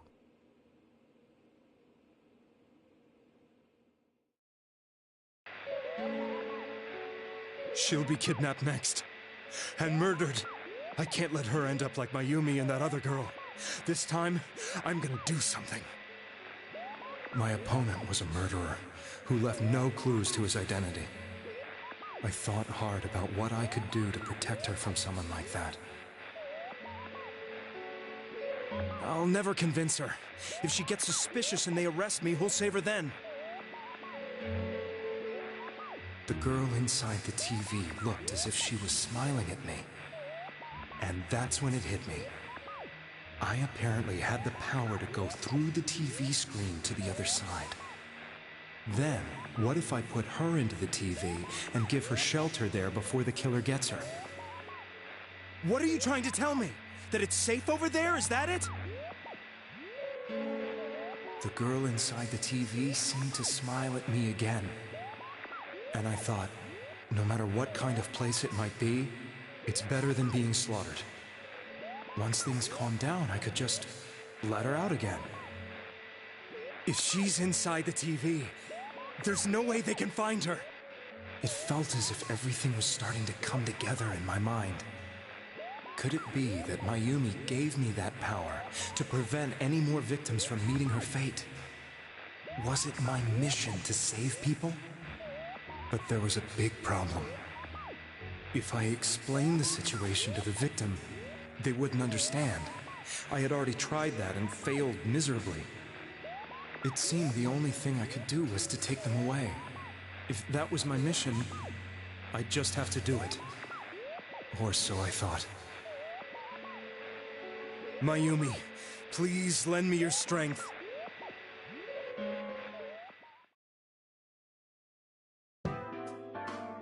So, since you thought people who appeared on the Midnight Channel would be killed, you kidnapped us in order to save us. Mission? Give me a break! You never stopped and wondered about any of this? I thought I was the only one who could help them. I did call the police, but they didn't believe me. I knew the area well, thanks to my job. I had a large truck, and I could move around without suspicion. I thought my job as a delivery man would be the perfect cover for my mission. I thought no one else could do it. But are you telling me that I wasn't saving them? If a person is still within the TV world when the fog appears here, they will die. Beginning with Yukiko-san, the people you thought you had been saving were, in fact, in mortal peril. It was my friends here who really saved us all. I had a feeling that was it. When I went after that little girl and entered the TV myself, for the first time, I had some doubts about myself. You refer to Nanako-chan, correct? The police were after me, so I had to get away. But I still felt I needed to do everything I could to save that poor little girl. That's why I went in after her. But the TV world was completely different than I imagined. Such an abominable, grotesque place. I knew that the three of you who I saved went back to your normal lives, so I didn't realize how terrible that world was. I never knew you couldn't even get out of that place on your own. No. That's a cowardly way to put it. I'd probably already begun to realize that it was a dangerous place. If I hadn't, I wouldn't have gone to see you all. See us? Wait, are you talking about the concert we did at Junes? Yes. I wanted to know why the ones I saved were all hanging out with each other, and how much you remembered. Yeah, this is interesting and kind of relevant. Also, yeah, hold on. I just want to hear. No. That's a cowardly way to put it. Yeah, hold on. I knew that the three of you who I saved went back to your normal lives, so I didn't realize how terrible that world was. I never knew you couldn't even get out of that place on your own. No. That's a cowardly way to put it. The tone change is, like, kind of wild there. Or it's like, I don't know, I guess he's getting a little bit more sane in the moment, but it's just wild how he goes from this I never knew. You couldn't even get out of that place on your own. to this. No. That's a cowardly way to put it. I'd probably And then he kind of keeps that, like... it was a dangerous place. If I hadn't, I wouldn't have gone to see you all. That same energy.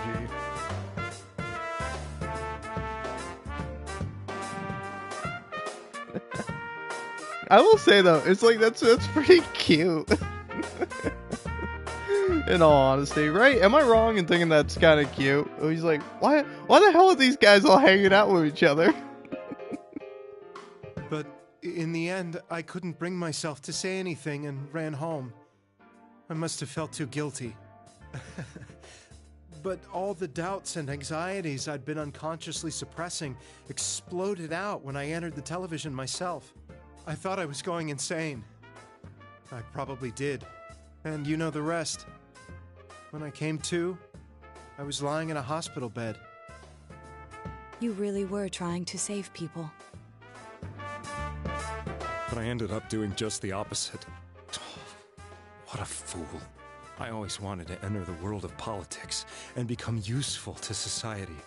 But after losing my job and the woman I loved, all I had left was this power. I convinced myself that world was some sort of sanctuary, and I secretly believed myself to be a hero. I never doubted what I saw on TV, and believed everything was as I wanted it to be. I didn't think for myself at all. That's why I couldn't protect them. I'm to blame for all of this. Hey, what's done is done. I suppose so. But the things I've done are too serious to be brushed aside like that. I have no intentions of running away from my crimes. I'm prepared to face the consequences. Kidnapping is already a serious crime. And on top of that, I put all those lives in danger. I'm sorry.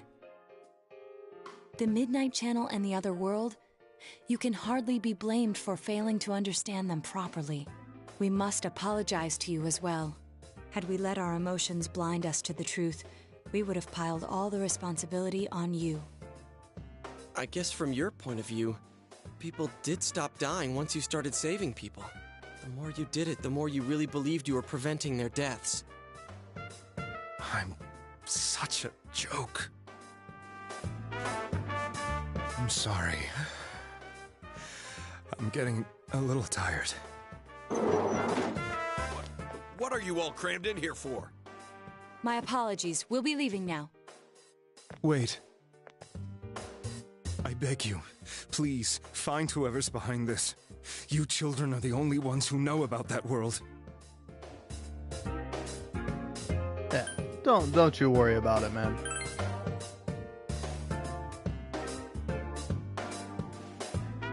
It's all clear now. He never committed any murders.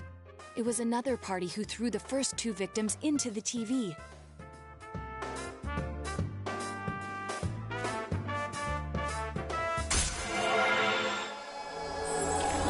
Hey, look at that. Me and the gang taking another step towards the truth.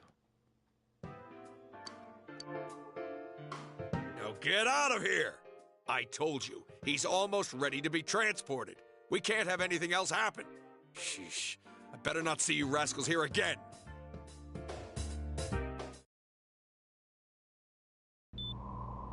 Nanako-chan looks like she's in pain.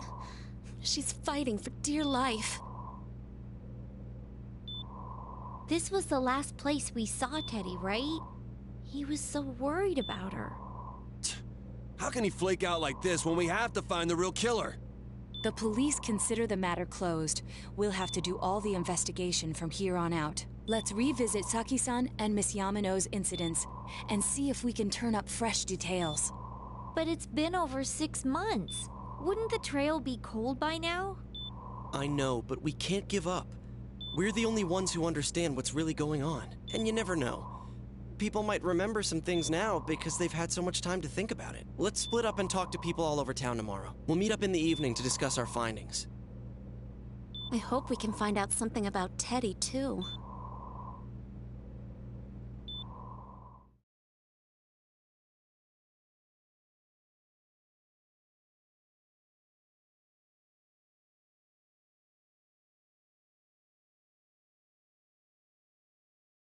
Sorry, I didn't catch all that. Tomorrow you'll be going out to talk to people in town. Will this finally help uncover the information that will lead you to the true culprit? You decide to go home early today and get some rest.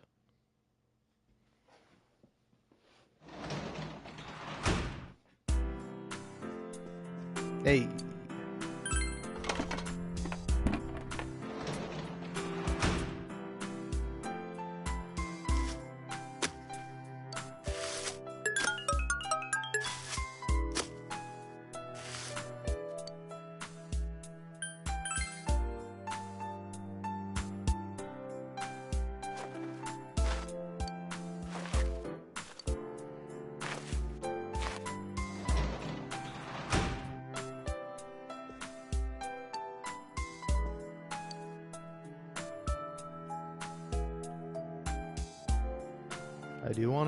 I should go to sleep, but I do want to keep listening to this song.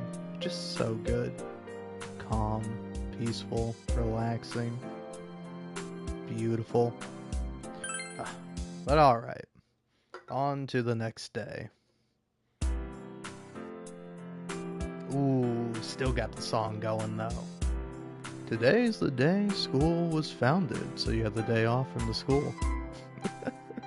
That's kind of funny. I mean, I would probably appreciate that, but it's like, hey, we made the school, so you don't have to go there. You need to investigate the town. You wonder if you'll be able to gather the information you need to catch the killer. Alright. Where to start first? Central Shopping District is always a good place, I feel.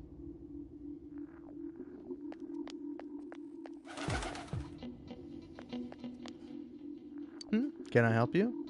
About those murders. That incident last spring? I still wonder what happened. It was a pretty big deal, wasn't it? I'd almost completely forgotten about that. Wow, I must be getting old, huh? Nah, it's the fog. It's making everyone crazy. What is it? About those murders. What are you talking about? You explained the incident involving Saki and Yamano, the female announcer. Did all that happen just last spring? Wow, it seems so long ago. Haha. Who's gonna remember something from that far back anyway? Aren't you literally in school? Don't you kind of have to remember, like, what was, like, at the beginning of school in order to pass your tests? Man, this fog makes me feel like we're still inside the TV. Wonder if we can really find any new clues about the killer. No use whining about it now. Let's step up the search and get that info. This fog has got to be some kind of biological weapon. It's a conspiracy. You know who I heard it was? Junes. Yeah, that's right, Junes. The country of Junes is staging an all-out attack on Inaba. Information on what happened before we entered the TV world. You know, about the first murder, I wonder why it happened. Let's ask around and gather as much information as we can. I'll see you later. I tried talking to this old guy earlier, but he didn't even see me, what with all the fog and all. Guy just ignored me and walked off. I know it wasn't personal, but it kinda hurt. Damn fog, hurry up and go away.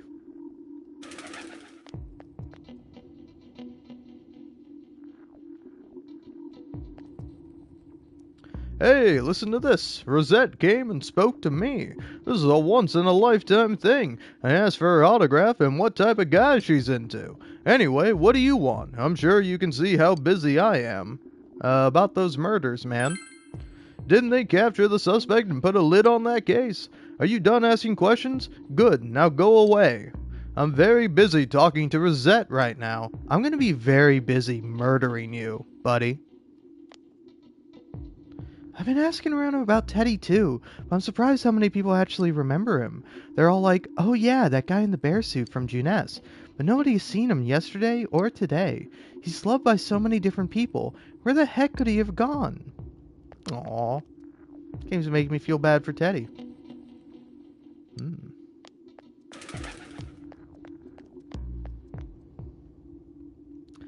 Even if someone's been killed, everyone just forgets it so easily.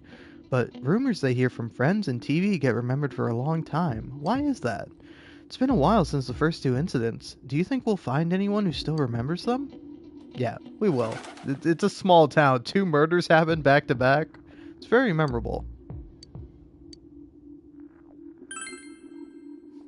I can't remember something from that long ago. By the way, you haven't found that coal yet. It's the only thing in life I can look forward to now. I'm waiting for it. Ah, you don't know where to find it? Yeah, I don't care, man. I'm not doing your quest. This fog sure is dark and creepy, isn't it? Oh, you have a question for me? Yeah, how about them murders? A little while ago, they said a suspect had been caught. It was in the newspaper. It was that Namatami-san, right? I remember seeing him around from time to time. Oh, how horrible. It really does frighten me. I don't recall seeing any other strange people, so I'm sure he's the culprit. Is it true that there were no other suspicious individuals? Perhaps you should ask someone else about this. What about you? Since all I hear from everyone is poison, poison, I've gotten kind of freaked out too. I wonder where I can buy a gas mask. I need to get one. Everyone else has one already. It's me. Do you recognize me? Why am I outside? When I'm at home, I just see more news about the murders. I thought I'd stay out here and watch the sunset. Of course I'm going to watch TV when I go home anyway. Even then, I can't see the sunset because of all this fog. I hate it. It's so depressing. Do you have a question? Yeah, about those murders? Oh, come on. Don't make me even more depressed. They said on the news that the suspect had been caught. So that whole thing is over now, right? What else is there? You recall anyone suspicious? It's a small town. If there was anyone suspicious, there would have been rumors going all around all over. But at least I haven't heard any news or rumors like that, so I just say there's no such person. Alright. Do you like my gas mask voice? I just put my hand over my mouth. You gotta be careful when taking your motorcycle out on a foggy day. I wish whoever honked at me when I slowed down more than usual understood that. He yelled at me for going too slow. What's so wrong with following the speed limit? Wait, or was I at fault there? No, that guy was being a dick. Don't worry about it, man.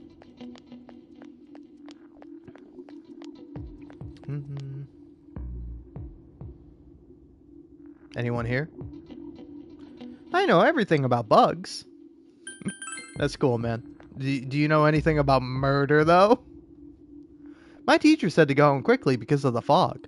It's nice to have the girls chasing me around, but it's boring because I can't play soccer now. Oh, it's nice not having the girls chase you around. I feel you, man.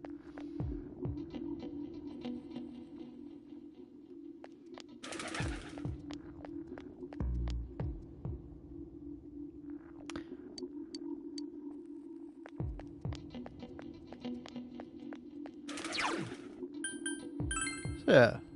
See, where else to go? Anyone at the floodplain? Ah, it's you. Fog's pretty thick today. I go on walks and can hardly recognize my surroundings. Pretty sad, ain't it? But hey, thanks for stopping to talk to me. About that lamp. You don't have to go out of your way or nothing. It's not like an eternal lamp is just laying on every street corner. Be a different story if this was one of them games my grandchildren play, though.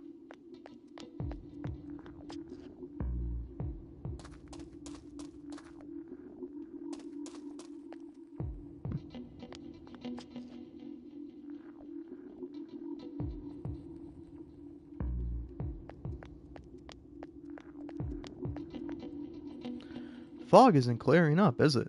Isn't that just a little strange? My wife is all business as usual, but I'm a little worried. By the way, do you need anything? You recall anyone suspicious? We've had a lot of people come to our store, but I can't say anyone was particularly suspicious. Okay, fine then. Keep your secrets. Hey, cat, you want a fish?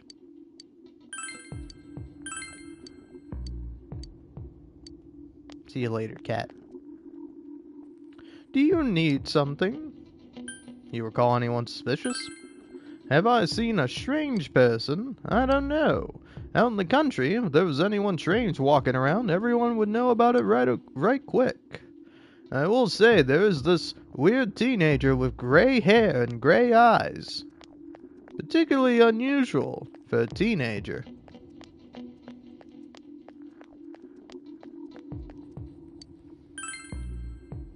Alright, no one's here. What about Juness? Okay, I was like, where's Naoto? First, we should retrace our steps. That would be the simplest way. Saki Konishi and Mayumi Yamano. There should be a commonality between the two. Surely there were some witnesses. Any scrap of data could be useful, no matter how small. The ones from Juness are grown elsewhere, and they're expensive to boot. What should I do? Oh, here. Oh my, what large cabbages! You may be young, but I'm very impressed. I know. Why don't you take this as some sort of reward? It's very good for digging. Such a beautiful Inaba-grown cabbage. I know my grandfather will be happy to see these. Now I'm off to cook dinner. I better make something worthy of this wonderful cabbage. What should I make? Stir-fry? Pickles? Stuffed cabbage? Keeping it simple with just cabbage julienne sounds good too. Dude, I want some stir-fried cabbage. That shit sounds so good right now. Can I help you? About those murders.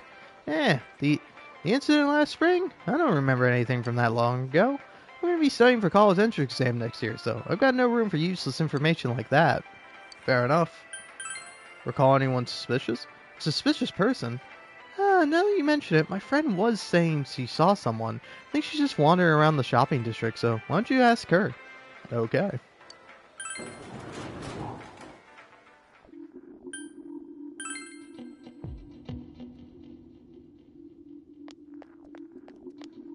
Hey, you. Recall anyone suspicious? Huh? Someone told you that I saw a suspicious person? Oh, that! You remember Saki Konishi, don't you? You know she passed away a while ago. She told me how that Namatame person came to her one day and started spouting all this craziness. Something about the TV? I wonder what that was all about. His relation to Saki. Hey, I don't know what you're implying, but you've got it all wrong. Saki was a good girl. It's just that people misunderstood her. She must be referring to that time when Namatame tried to warn Saki. Seems the thing about Namatame making advances on Saki was a misunderstanding. Okay then, so what else am I missing?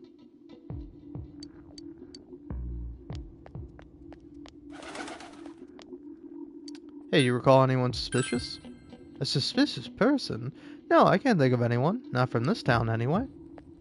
Okay.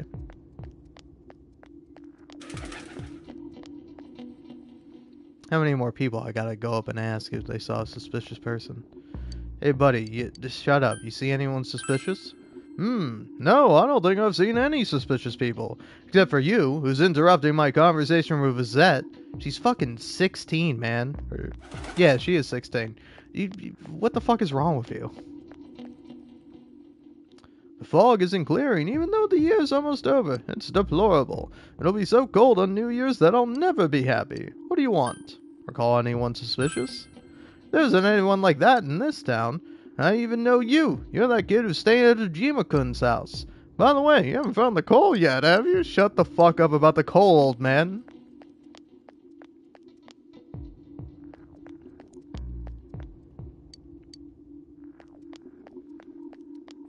So, talk to everyone here. Where else is there to talk to people? Juness? Dojima residence, maybe?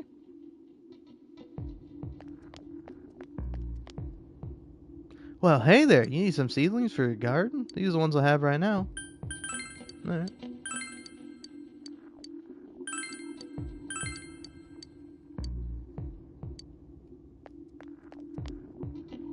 In the end, my mother-in-law wouldn't eat anything I cooked, and the fog never cleared up either.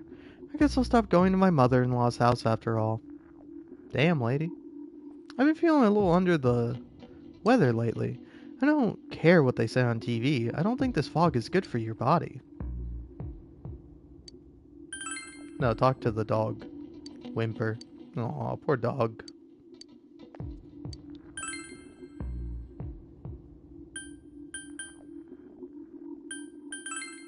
Well, let's go here. Make sure I've talked to everyone.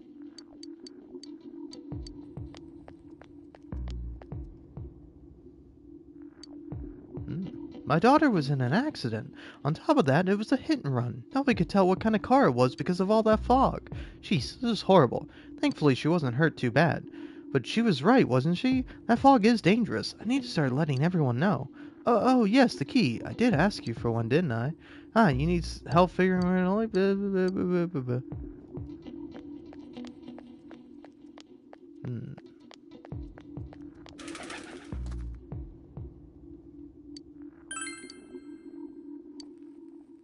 Okay.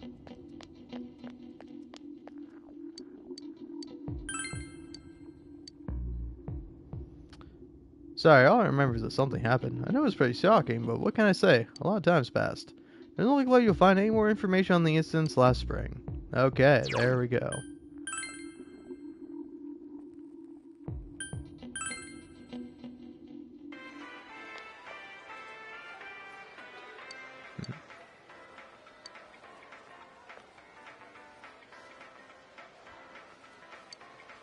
Wait, okay, so I guess maybe it was just in that area that I didn't find anyone?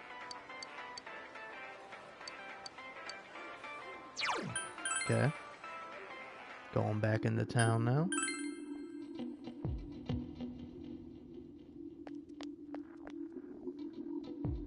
So I've definitely talked to you.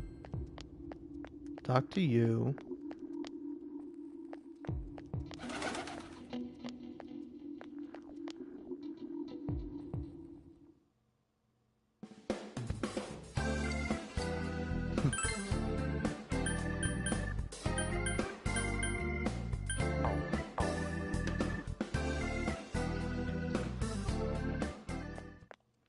What am I missing, man? Who am I missing?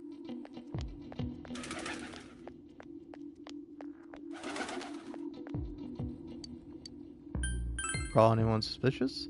Have I seen any other weird people aside from Namatame-san? Nope, I don't think so.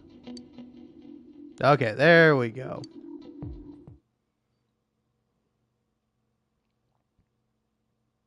Chinese diner, Aya.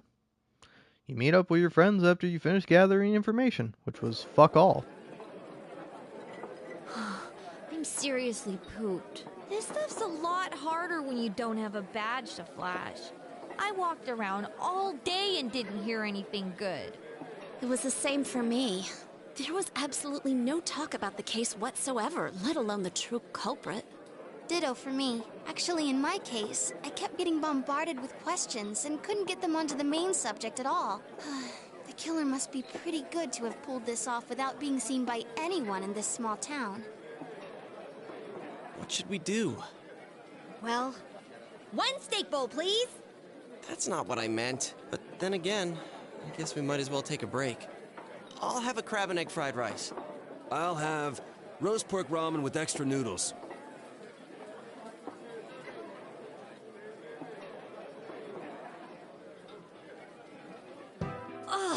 Now that our tummies are full, let's share what we learned, even if it wasn't much. Spoke with everyone about the information you gathered today. So, to sum up, there really was no new information. The end? The police had an unusually large number of officers in their initial investigation of the first two incidents. To find facts that even they overlooked would be difficult indeed, now that over half a year has passed. There wasn't a single report of suspicious persons being witnessed to begin with. Miss Yamano had ardent fans, whereas Saki-san didn't. But otherwise, the conditions are the same. You know, every time I tried to ask about the case, everyone ignored me and kept ranting about the damn fog. Yeah, that or the Midnight Channel. I asked around about Teddy too, but no one's seen him. Gee, I wonder where he could have gone. Do you have anything, Naoto? Any new, deductions? Without any new data to work with, there isn't much I can do. But there must be someone in town who meets all the criteria for this case. The killer must have a connection to both Saki-san and Miss Yamano, as well as be in a position to observe our actions periodically to some extent. Finally, it must be someone who could approach Senpai's house without arousing suspicion. I need some fresh air before I give it more thought. I'll be outside.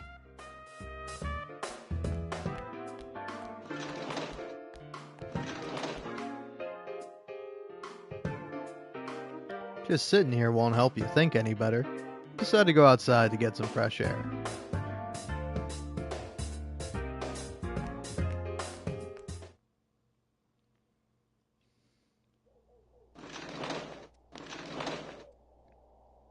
It's snowing.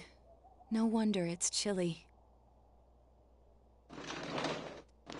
Ugh, it's freezing out here. Maybe this'll help clear my head and get my deductive muscles flexing.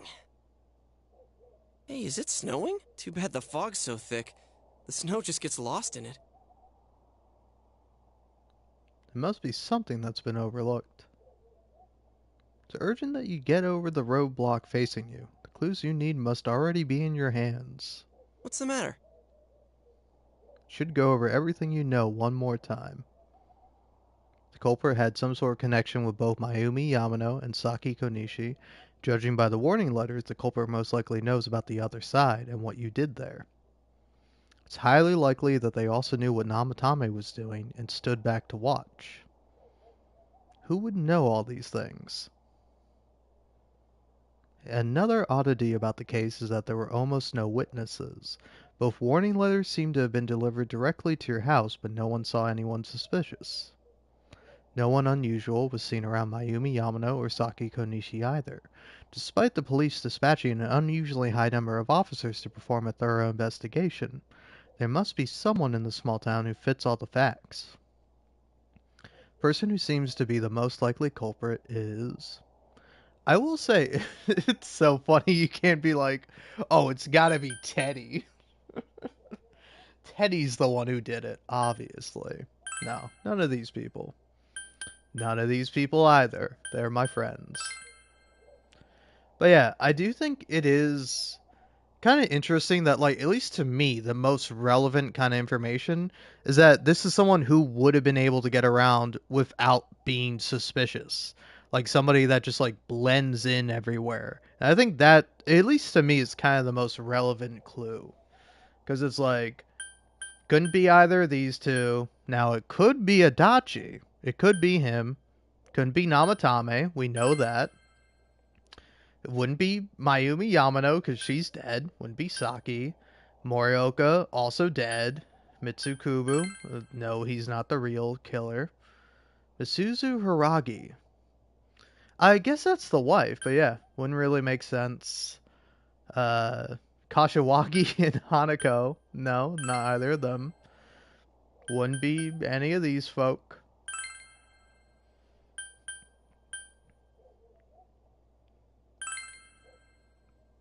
I don't know, it is funny that, like, you could just be like, oh, I know who it is. It's that nurse I was talking to.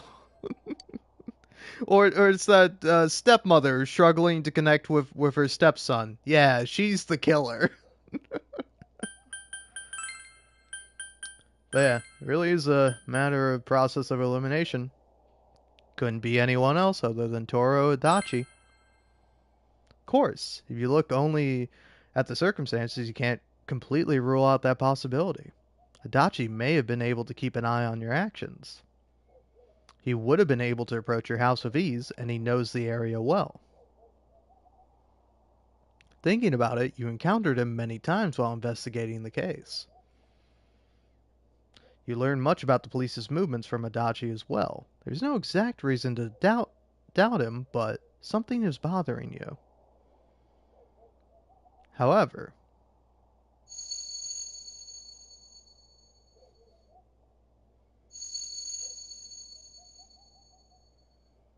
Should you tell your friends about your suspicions about Adachi being the culprit? Don't tell friends. Protect Adachi. I will say, it's an interesting thing, where it's like, I doubt this was in the original game.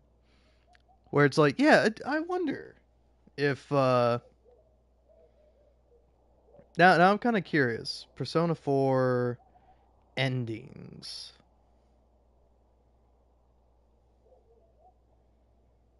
Yeah, no, I'm looking for, yeah, Persona 4 PS2 endings.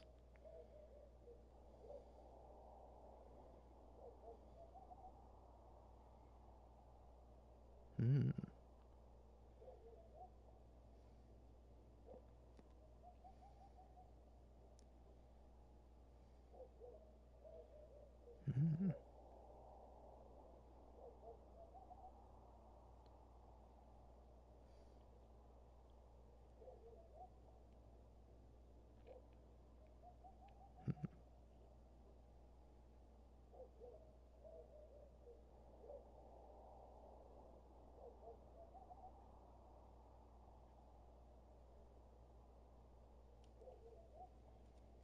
Hmm.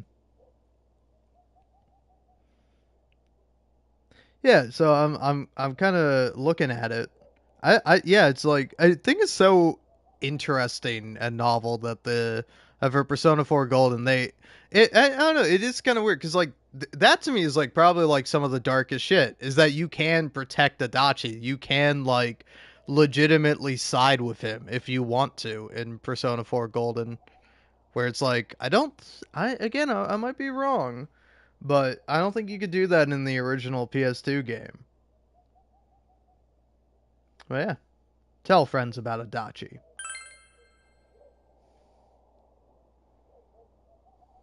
Huh?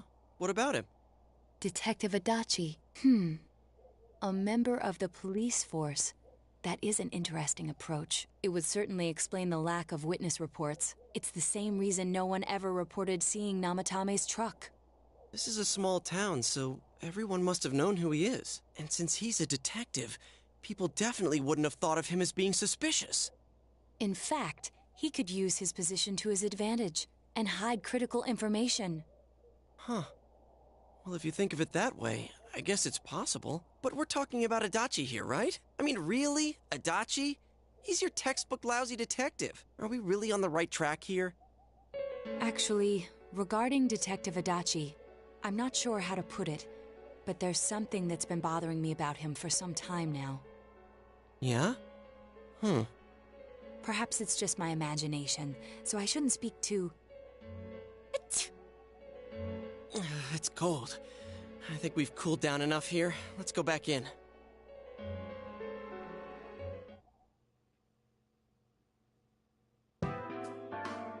Adachi-san? That can't be.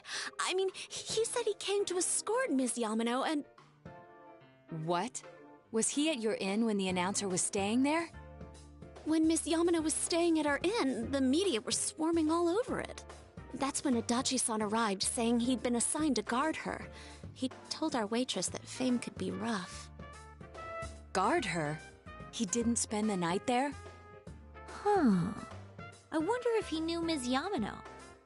I don't know about that, but I heard he did call out to a girl in my class. I found out this afternoon, but I thought, that's just how cops are. So I didn't think it had anything to do with the case. Detective Adachi also questioned Saki-san, the one who found the announcer's body, on numerous occasions. I heard it was because there was so little information about the case at the time, but it's certainly unusual to question someone with as strong an alibi as hers multiple times. Then you think he had something else on his mind? And that something is what connects those two victims to Adachi-san? Come to think of it, we've been running into that guy a lot, in all sorts of places. And every time he'd tell us what the police were doing before saying, "Oops, I said too much," and clamming up. Was that all to throw us off the trail? It would be no problem for him to drop that warning letter into your mailbox either. Not to mention the fact that he can destroy any evidence that might point to him. Various peculiarities have begun to cast a suspicious shadow on Adachi. Is it really Adachi-san?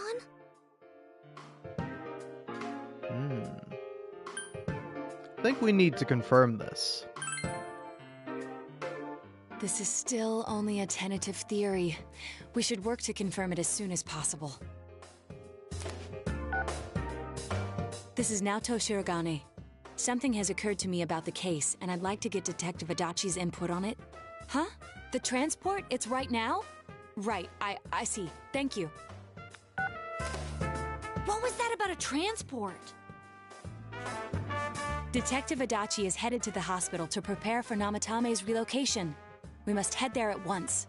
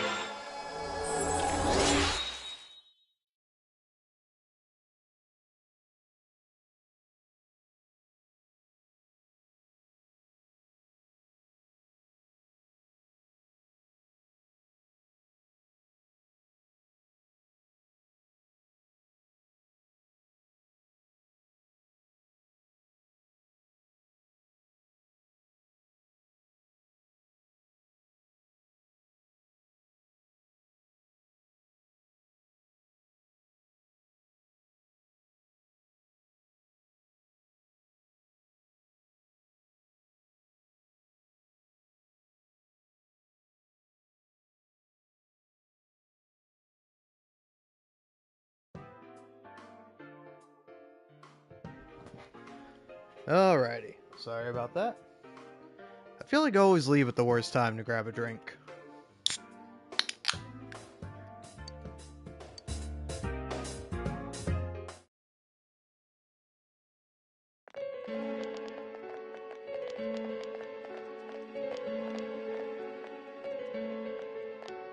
Huh? What are you guys doing here? Hey, do you know where Dojima-san went? They told me he snuck out of his room again. I assure you, we've made it clear to him several times that he needs to stay put, but he keeps going off on his own. Jeez, with Namatame finally relocated, I was looking forward to going home. So, he's been relocated. I've been wondering. You seem to be in a terrible hurry to get him out of this hospital. Huh? Oh, well, yeah. I mean, we can't leave him here with Dojima-san and Nanako-chan around. Didn't you guys think so too? Hey, what are you doing here anyway? Nanako-chan's room is in the other wing. Don't you think you should leave before Dojima-san finds you? If he catches you, he'll start pestering you again. Adachi, where's Namatame? There's been a lot of noise today for some reason. Dojima-san, what are you doing here?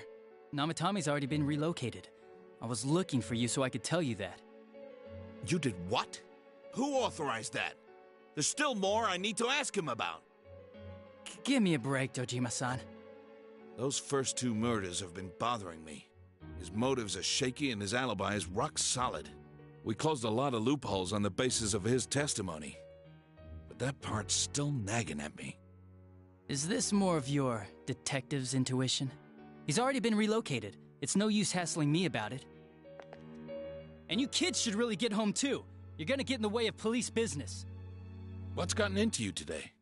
It's odd to see you taking work so seriously. Come on!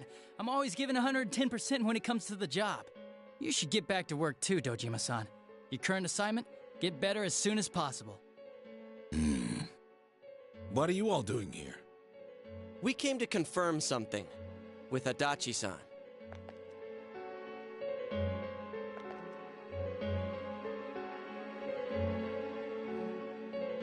Oh man. Hey, when did Miss Yamano vanish? The time the announcer went missing? I can't say for sure offhand. It's not like I saw her or anything.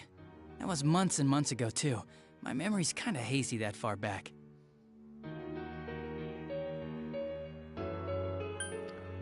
What about the interrogation you did with Saki Konishi?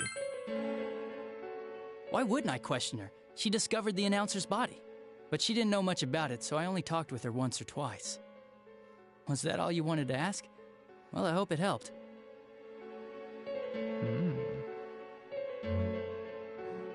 Still something I need to question you about, Adachi. Why'd you send that warning letter? warning letter? The one that was delivered to his house. It's in police custody now, correct? I don't really remember. Hey, what do you mean you don't remember? I gave it to you to take down to the crime lab for processing. You're telling me you forgot? I'm sorry. Your accident was right after that, and what with one thing and another, it sort of slipped my mind. Besides, that thing was just a prank, wasn't it? Jeez, what are you asking me all this for? For crying out loud, what's this all supposed to be about? Dojima-san, you really need to get back to your bed.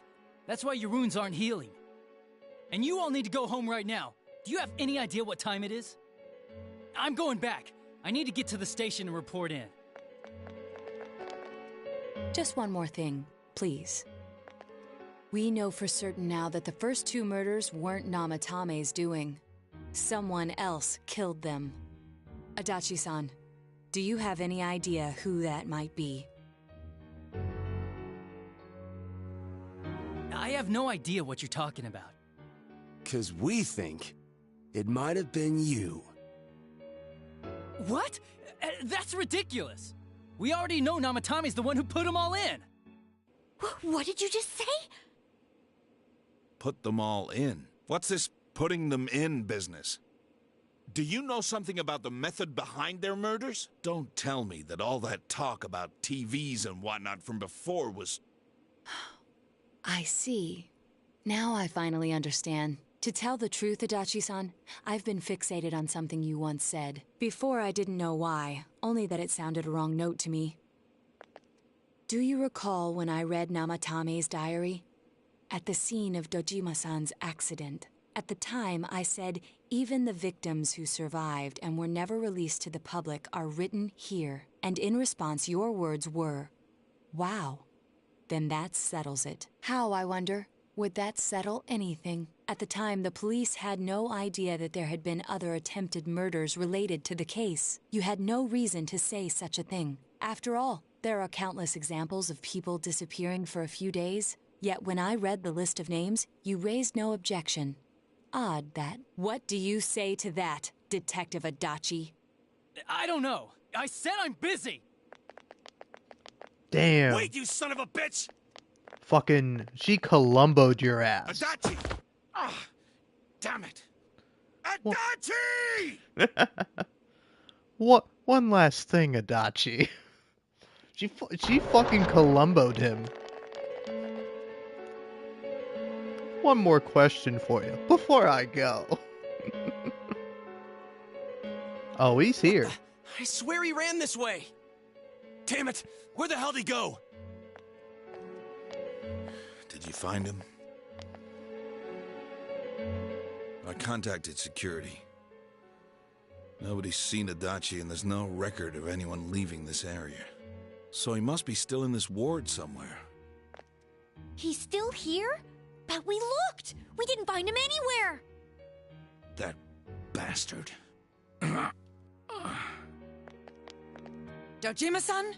For heaven's sake, what are we going to do with you? Sorry. I got carried away.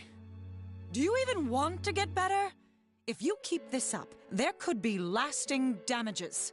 Have you forgotten how much trouble it caused you last time? You're right. Sorry. You've got to find Adachi. I need to square this away with him. Please.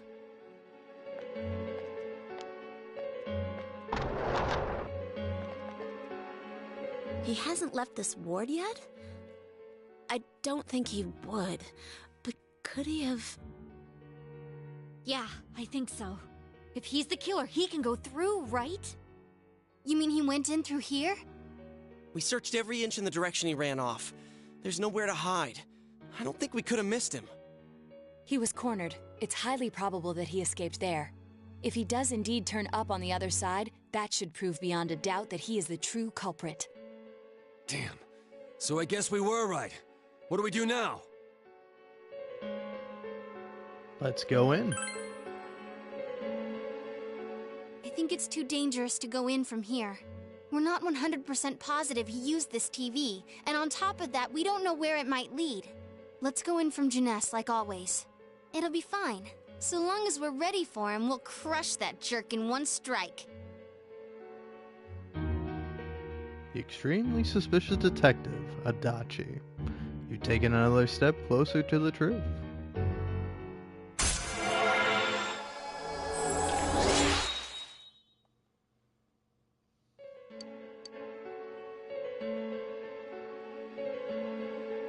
Split up for today, and you all went back home.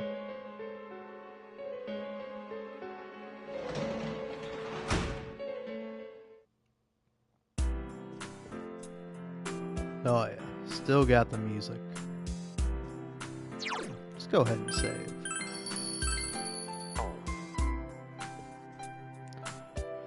Oh man, so many hours on this game, man. It is a little insane.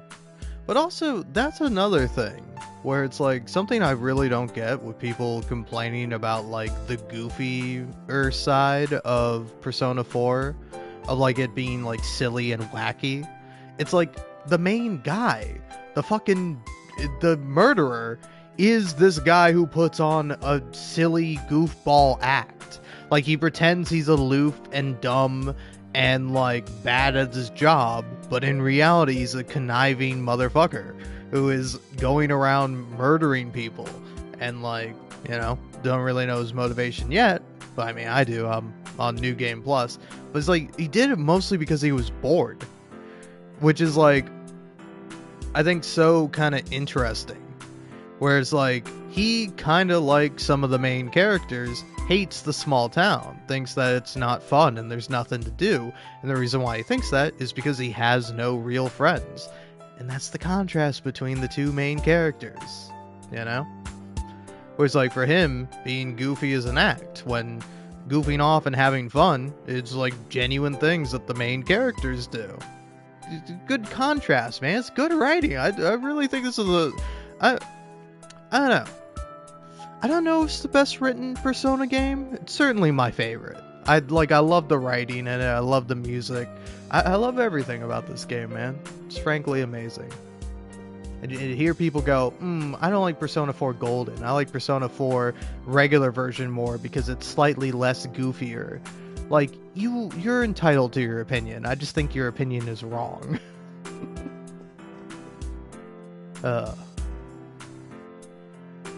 So much happened today. You're very tired. You should rest early today to get ready to pursue the true culprit starting tomorrow.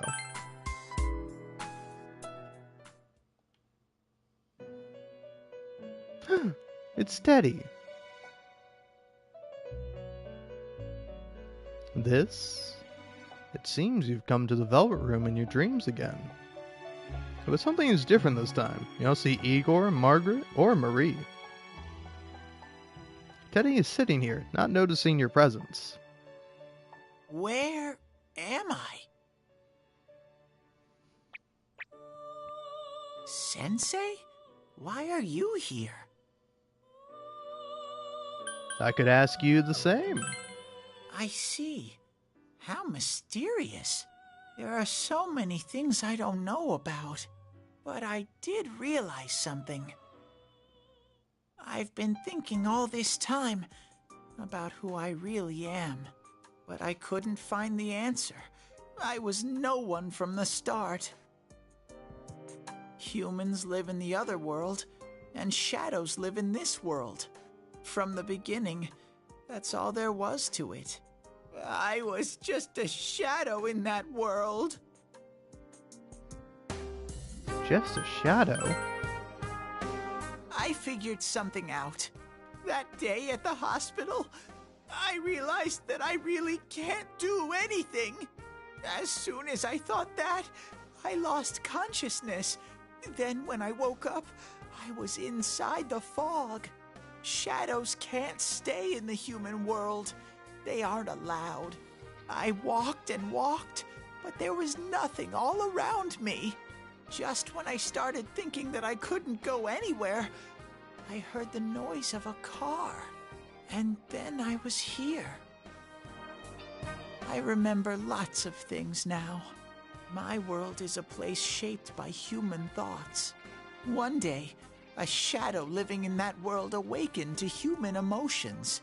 But humans and shadows are completely different entities.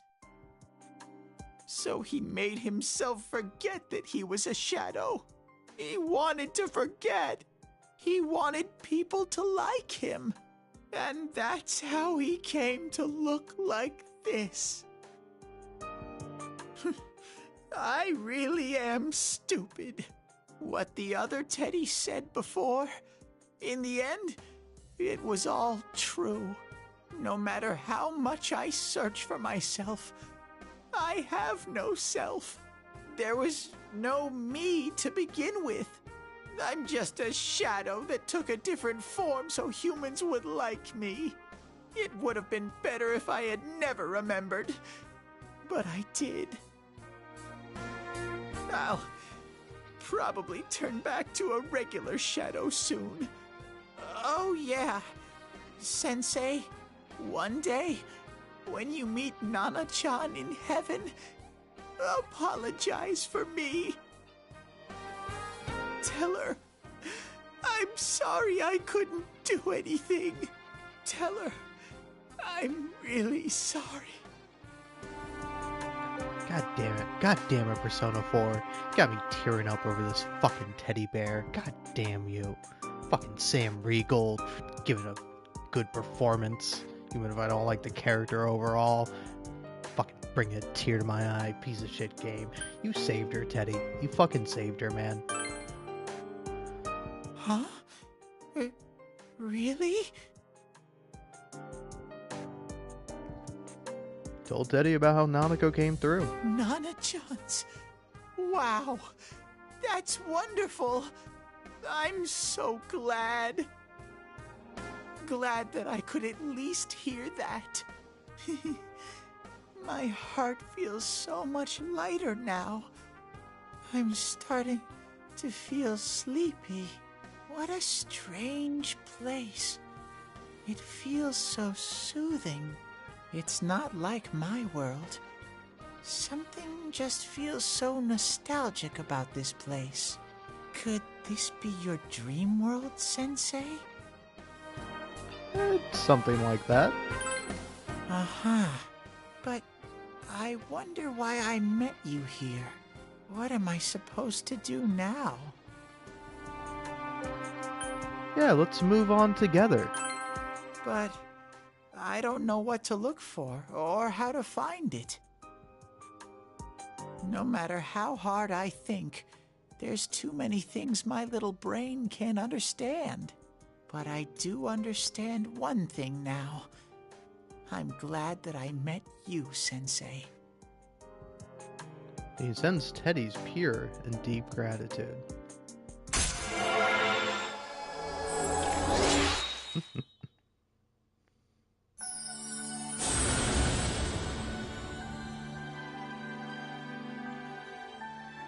Thou art I, and I am thou. Thou hast established a genuine bond. These genuine bonds shall be your eyes to see the truth. We bestow upon thee the ability to create Hellel, the ultimate form of the Star Arcana.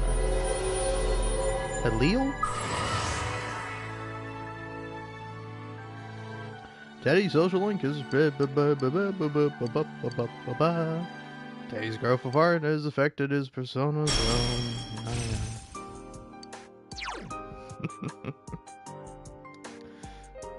You've gotten closer to Teddy. He can now dodge electricity. Yeah, RPGs, man. RPGs.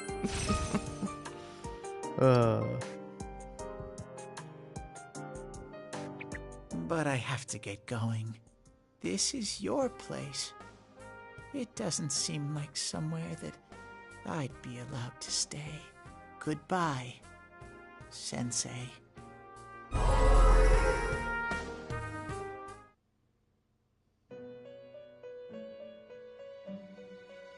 Before you know it, Teddy is gone, and Igor, Margaret, and Marie are sitting before you. It seems the words in your memory weren't the only things you summoned here. This is a room for guests who have an ego that can be nurtured. Shadows, mere fragments broken off from the ego, have no place here. The water's strength has moved a single stone that had stopped, returning it once again into the flow. Very interesting. Well now, it's about time we departed once again. This vehicle is still on its journey. There is no reason to tarry here for long. Margaret? We're ready to go. Let us depart.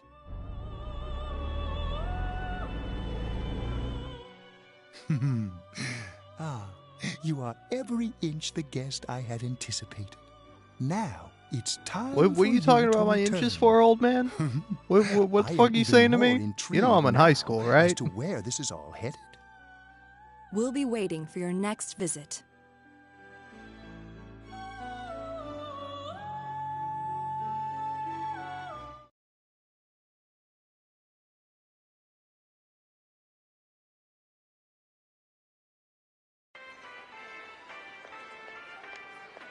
How did it go?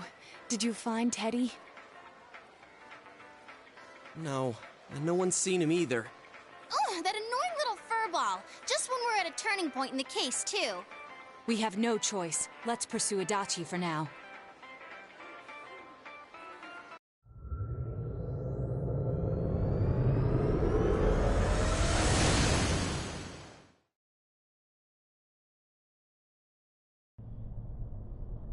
Whoa. Look how dense this fog is. It's gotten even worse than before. What the? There's this malicious aura everywhere. It feels completely different from the last time I was here. I think we'd better hurry. Give me a sec to try finding Adachi.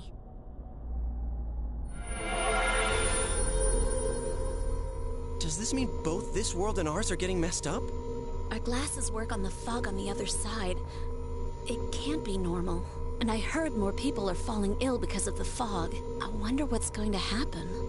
I sense him. Adachi's definitely in here. Are you serious? Which way? Hold on. So he did come to this side. Well, that settles it. There's virtually no doubt remaining that he's the true culprit. Once we capture him, solving the mystery of this world and the rest of the case can't be far behind. Then maybe we'll find out where Teddy came from, too. Man, where is that bear anyway? Well, I can say for sure he's not here. And I know Adachi is here, but I can't track him down myself. Gee, Ted, why aren't you here when we need you most?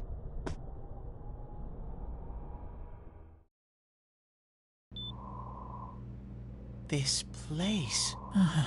I see. I came back, but it really doesn't matter. I'm completely useless. Nana-chan, I'm so sorry. Teddy? It is you, Teddy. I heard your voice. You said, hang in there. I heard my big bro and everyone else too. Nana-chan! Oh, hold on! I'll get the doctor! It seems she's asleep again. Nana-chan told me that she heard my voice. She heard me say, hang in there. It could be that her frankly miraculous recovery was because everyone's voices reached her. Even unconscious, people are capable of hearing others' voices. My voice. And theirs too. Everyone. In any case, there are too many things we don't understand about her condition and what caused it. We're doing our best, but it's difficult when everything about her illness is a total unknown. Unknown? Well, if anything happens, please send for me.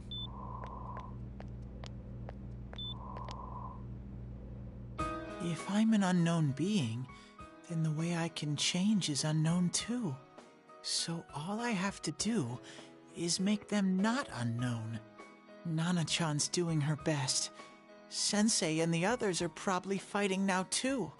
I'm just a shadow, But Nana-chan cheered up when she heard my voice. So what if I'm just a shadow? There must be something I can do. I can't just give up thinking about things. That's why I came back here. Right, Nana-chan?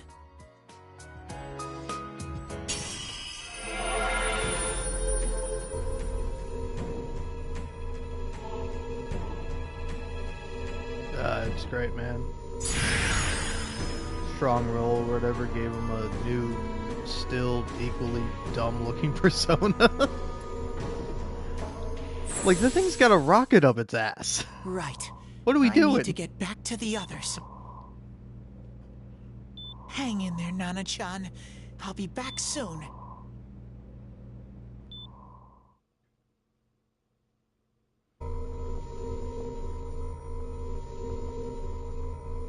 It's no use. I can only tell that Adachi is here, not his exact location.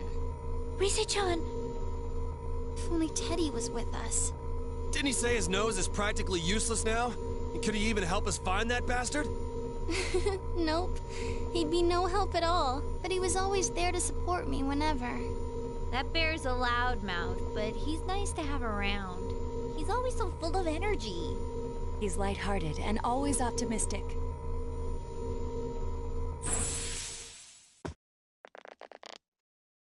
I'm alright.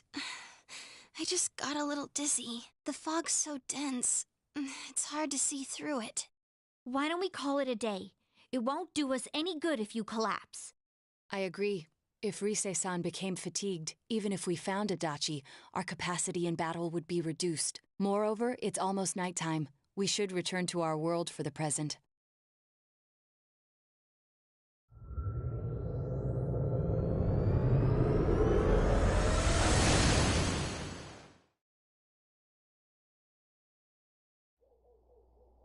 Damn it! We came so far to run smack into a dead end!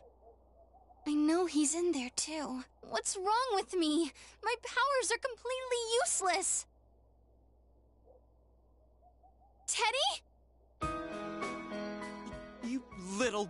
Where the hell were you? I'm sorry. You idiot! Bad bear! Bad! You're so late! Who do you think you are? Rise-chan? Who do you think you are? I am. No, stupid! Sorry. I want to help you all again. You know how much trouble you caused, you dumb bear? Where the hell were you? I'm sorry. I figured out a lot of things. Stuff about me and that world. I wanted to tell you all.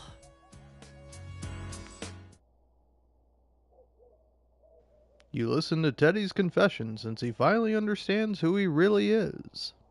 That he was only a shadow, and that though he was at his wit's end, he was able to come back to your world. Shadow? You mean you're one of those things we've been fighting? Yup. Just like the ones you all know about. Shadows are suppressed human thoughts given form. Everyone has them inside. Wait, you say you're a shadow, but you didn't attack us. And you kept telling us from the start that you wanted to bring peace and quiet back to that world, right? But in the end, I was just an ordinary shadow. Nothing special about me at all. I did everything I could until now to try and make my world peaceful. But instead, the weird fog started seeping out into this world too. I'm sorry. I'm really sorry. If I really was special, then maybe...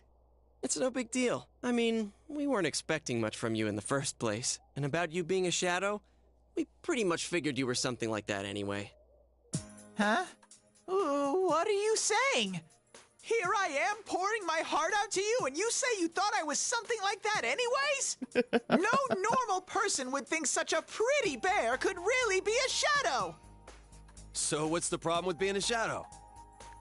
Ooh, It's he's true got a that point. You may have been born that way, but you now possess the power of persona. A shadow is suppressed power.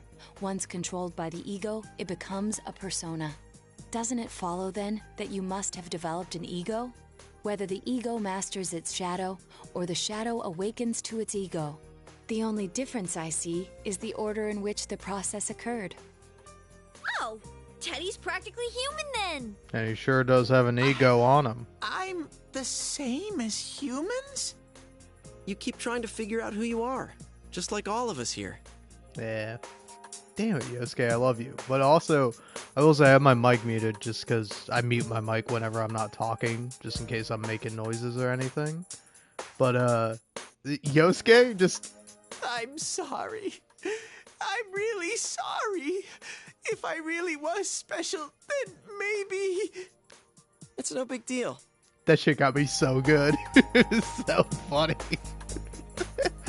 Just Teddy crying on the verge of breaking down. Yosuke, it's no big deal. Don't even worry about it.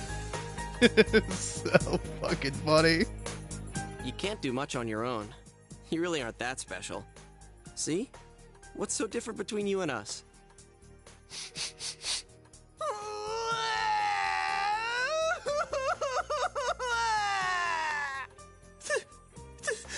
Thank you! I'm so glad I met you guys! The rest of us were pretty much a group of misfits to begin with, too, right? You fit right in, man. I beg your pardon? Who are you calling a misfit? Isn't that just you, Senpai? Hey, that's not something a detective would say. Or an idol, either. Geez, stop crying, will ya? Now's not the time for that. While you were gone, we figured out who murdered the announcer and Senpai. It was Adachi. Huh? Adachi? That total goofball? Whoa! I didn't notice at all. Looks like I'm pretty blind to that sort of thing. But you all know him. If you can't find someone like that, I don't think I can help you. Like I said, we're not expecting much from you. Well, the main thing is, it's hard to get pumped about this without someone nice and fuzzy around. Yeah, what Kanji said. Okay. Thanks, guys. All right, now that the band's back together, let's take it from the top. Starting tomorrow. It's been a while, but I'll do my best to look for him too. Leave it to Fuzzy. Take another step towards the truth. God, man, this game's so fun.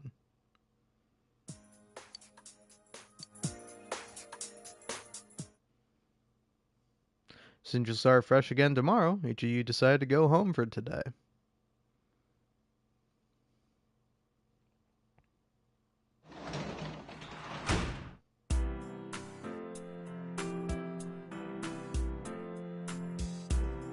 But yeah, I don't know. It's like, it is so fun. That's like, I don't know, again, also, it's just, sorry, I'm still freaking out about, like, reading a review for the game and then, like, promptly seeing, like, a few minutes of a video where somebody talked about, like, the band scene in this game.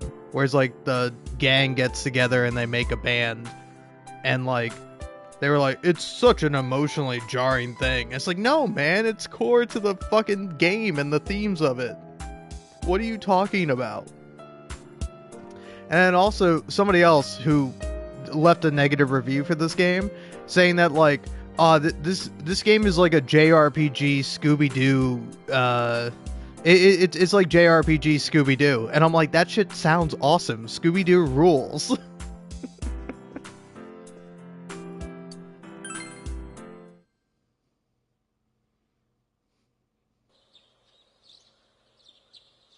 You fully recovered from yesterday's events. You should go over to the TV world with everyone after school.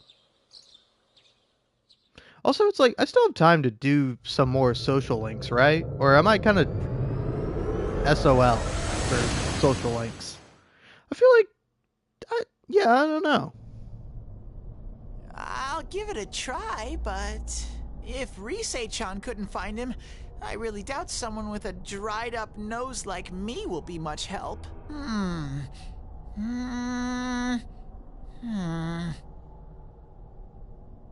I do smell a Adachi baby in here, but the fog is completely covering up his scent. Teddy, you can't do it either? When you look at me with those eyes, I get this feeling. I've got to sniff him out no matter what! This is my time to shine! Ooh, I'm getting something!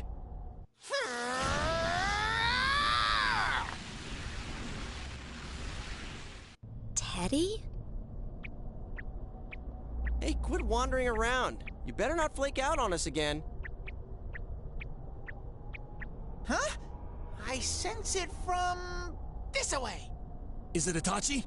How do I put it? It's kinda hazy, but at the same time, it feels like I've got a whopper on the line. I don't get it. Very suspicious. This definitely smells. But that's weird. If I remember right, that's where Sensei, Yosuke, and Chie-chan came from when I met them for the first time. When we first... Where was that? Oh, you mean that creepy-ass room where all the faces on the posters were cut out? Yep, there's someone there.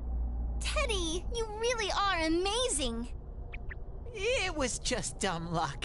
It's because that's where I first sensed Sensei and the others. That's why it kinda smelled over there. Oh, I see. Wait, did you say it smelled? Wasn't that the room where Yosuke had to go to the bathroom and... Huh?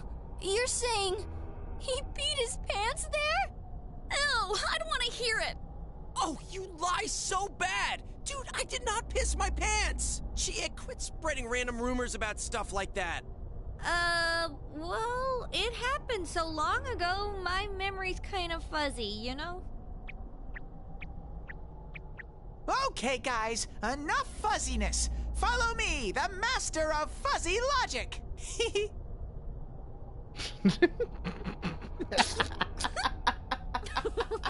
haven't heard you crack up in a while, Yukiko. Though I really wonder sometimes about your sense of humor. A cheerful mood has returned to the group, thanks to Teddy, and you've taken another step toward the truth. Just really jamming through these fucking steps towards the truth, eh? Seekers of Truth, Chosen Link has reached level 7.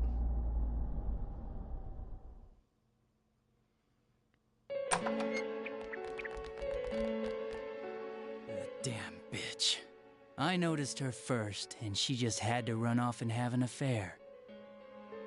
Jesus Christ. Oh, it's you guys. You're very persistent. Oh, man. Yeah, I'm trying to think about it. When did incel become, like, a thing? When did that become, like, a term? Because, like, Adachi really is the proto-incel. Oh, Jesus Christ. Yeah, you're the real killer. I don't know what you're talking about. You're not lying your way out of this one, damn it! Just being here proves it! Answer us! You're the one who threw Ms. Yamano into the TV, aren't you? It was an accident. She started struggling. What else was I supposed to do? I called her out to the lobby because I wanted to ask her something, and then she started getting hysterical on me.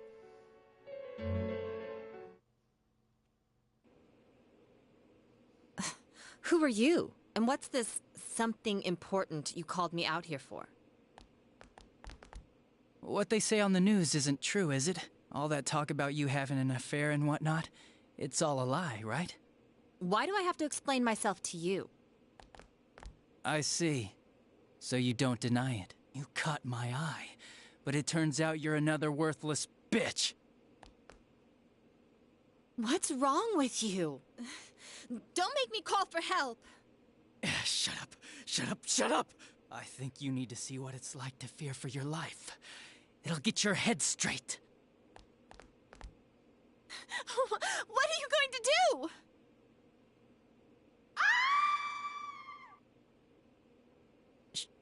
She fell in. Wow, so people can go completely inside.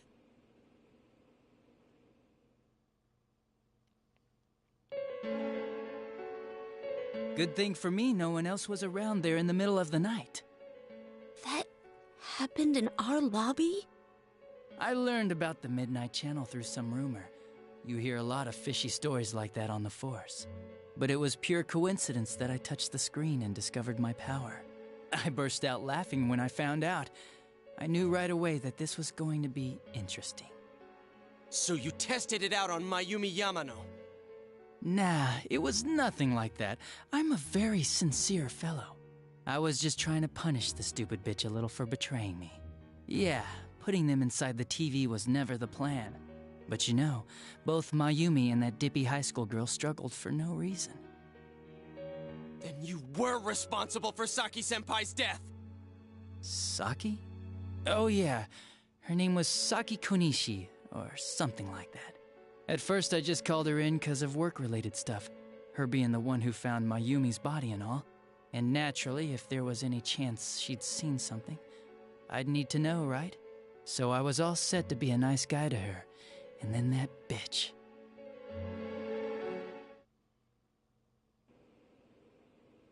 What's this about anyways? Didn't you call me in for more questions? Well, we'll get to that. But you know, I saw you this afternoon. You were getting pretty cozy with that Namatame. Huh.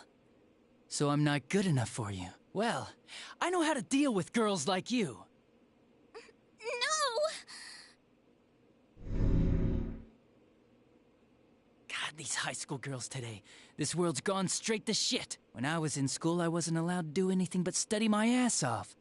I was supposed to be the best of the best, and instead they stick me in the boonies. But I guess I got this sweet power to make up for it. Life's not so bad after all. Get on your knees and beg, and maybe I'll let you out. Yeah, like that'll happen. As if I'd walk into a death trap like that.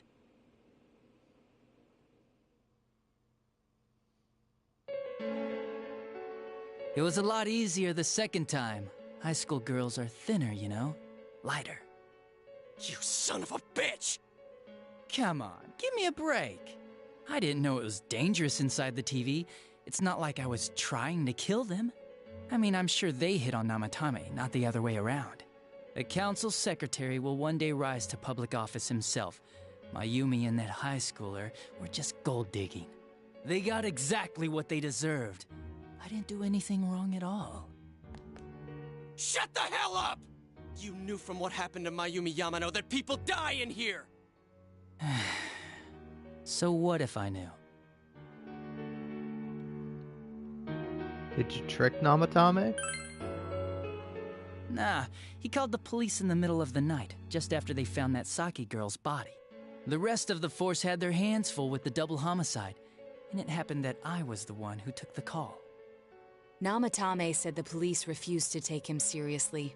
You were responsible for that then. Oh, quite the contrary.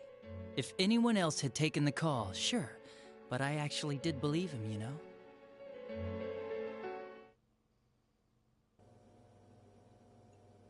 That's the pattern to the 2 deaths so far? And now you're seeing a girl in a kimono on that weird program, and you think she'll die too, is that right? Namatame-san, do you seriously expect us to believe something like that? But it's true! If there's any way the police can protect her... Listen, there's no way the police are going to make a move based on a fantasy story like that. It does sound interesting, though. But... Oh, I have an idea. If you really want to save her that much, why not do it yourself? Like, you could shelter her somewhere. Someplace where no one could find her. Where no one could find her? Save her yourself. You can do it. I'm busy, so I'm hanging up now. Bye.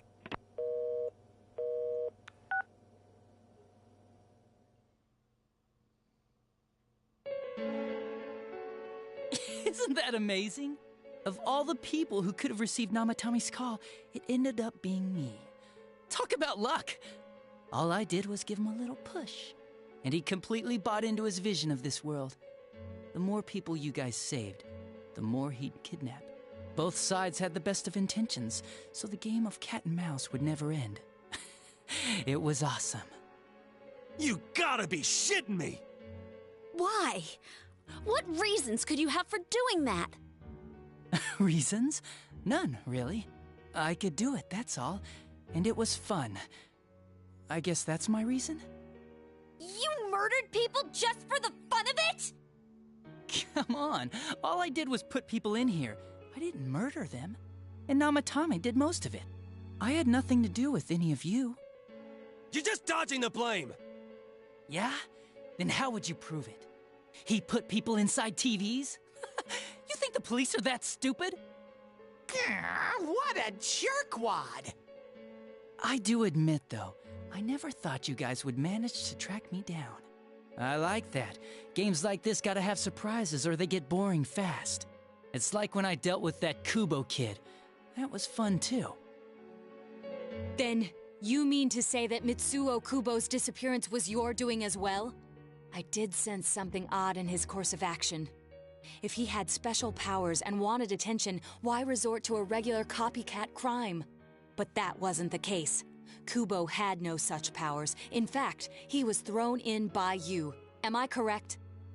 It had been a while since I last put someone inside the TV, so I really got a kick out of that one. Why did you do that? And how come Mitsuo didn't say anything about you? You think that didn't occur to me before I did it? Come on, I'm a detective. I led him through to a room at the station with a TV, switched off the lights, and did it quick while he was still startled. As long as he didn't see me push him in and no one else did either, no one would believe him, even if he survived. Of course, I don't think the Kubo kid ever figured out what happened. Wait, the police station? Yeah, he turned himself in pretty quick, actually. This was back when we didn't even know enough to issue a search warrant. But the other officers decided it was just a prank, so they pawned him off on me. I didn't blame them. I mean, a kid coming and saying, "I did it all, it was me." Who'd believe him? But it looked bad. I didn't think anyone would come forward and take the blame for all the incidents. The police were desperate to pin it on anyone. If this kid really did it, they might have announced the case was closed. And if that happened, Namatame would stop saving people. I couldn't let that happen, or the game would be over. That's why I told the others I sent him home. I came up with the idea to put him inside the TV on the spot. The game would be over? You threw him in just so your fun wouldn't end? You gotta have some excitement in life, don't you agree? But then you guys put your foot in it yet again and ruined my fun. Thanks to you, Kubo was arrested again, and everyone acted like he was the true culprit behind it all. Couldn't they see how badly he copied the crime scene? It worked out in the end, though, because good old Namatame kept saving people. I guess the guy started to develop some kind of messiah complex, huh?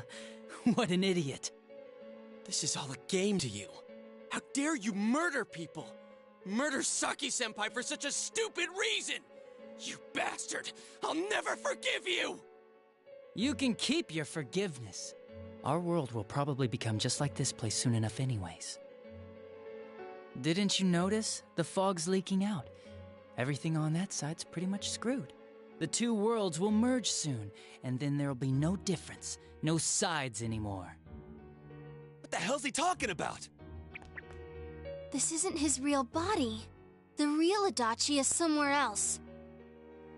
But this guy feels different from an ordinary shadow. It doesn't seem like he's going berserk. Wow, you can tell that much? This me is just around to greet you guys, and thank you for wasting your time by chasing me in here. I'd say this world has taken a real shine to me. I feel like it's giving me everything I've ever wanted. And the monsters don't attack me at all. Maybe they can tell we have the same goal. The Shadow's goal? By the end of the year, Inaba will disappear completely into the fog. Soon, this place will be reality. I'll be in this world, so if you want me, come and get me. This world has a mind of its own. We'll see which of us it favors. Keep your bullshit to yourself. It's about time you shut the hell up. We'll finish this right now! What a chump! Didn't I just tell you the real me is somewhere else? I'll be expecting you all. We'll put an end to this. Get back here,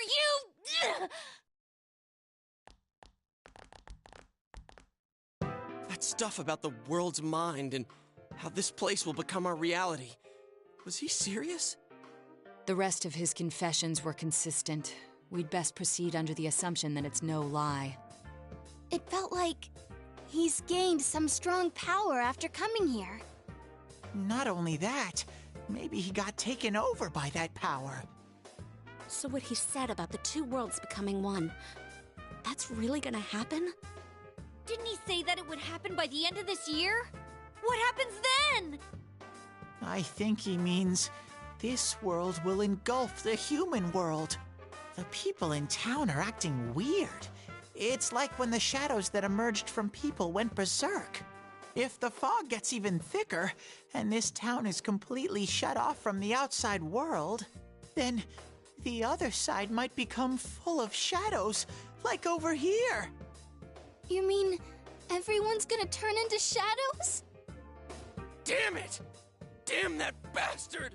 Why? We went through so much to get here, and now it turns out he was pulling our strings this whole time? No more. Yeah. It's about time we finished this. I don't want to feel this way ever again.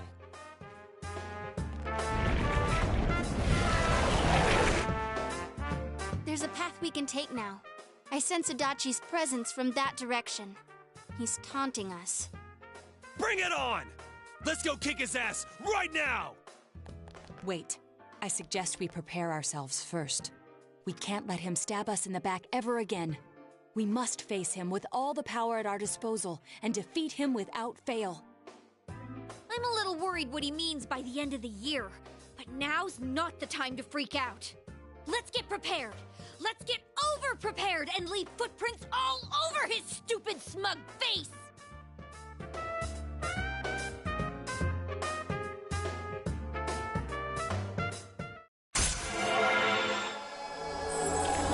Pooling all your strength together, a new path is opened. Or the path is opened. Senpai, please don't go on alone. I understand that it must hurt, since you seem to have a personal relationship with him. Maybe that's why. I feel a presence kind of like yours up ahead. He might be calling to you. Wait, never mind. Forget I said that. We're all going together, okay? Promise us. The unexpected true culprit has finally been confirmed. Before the end of the year, this town will be swallowed by the fog. You must finish things before then. The result of being fully prepared before facing Adachi.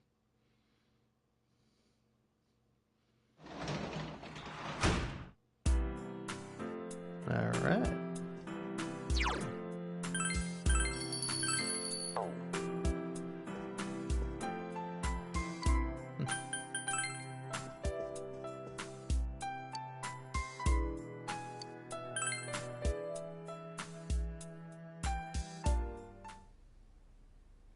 It's a quiet night.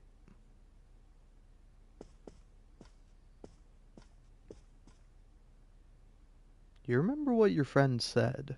He might be calling to you. We're all going together, okay? Promise us.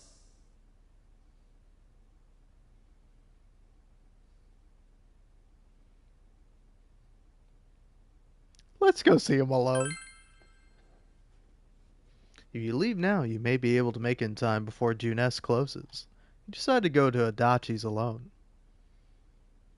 Listen. I didn't make any promise to my friends, but this is a great scene.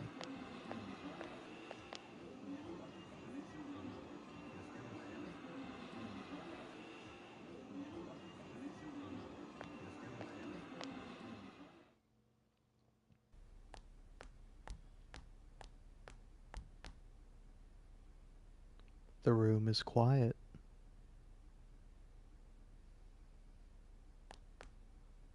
There's no sign of anyone around. Is Adachi here? The entrance disappeared. This is a problem. Why didn't you bring the rest of them? You're such a party pooper. You couldn't even bring your wannabe detective friend? I came by myself. So boring. Your whole gang should be here. You know, work together, beat the bad guy.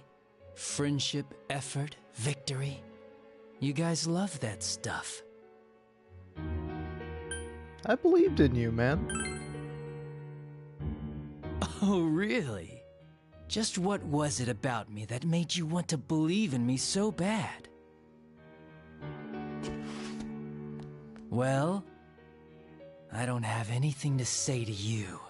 If crimes could be solved by appealing to morality, we wouldn't need the police. The person you believed in was a version of me who only existed in your head. You decided on your own to believe in me, and that decision betrayed you. Why complain about it to me? Is that what you tell Dojima? You say the dumbest shit. It's people like you who come to me alone, naively thinking you can turn me around, that piss me off the most.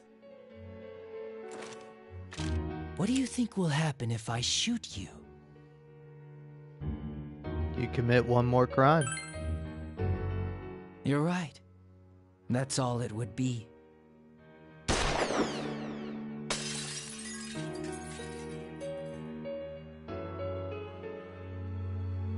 The bullet brushed your ear.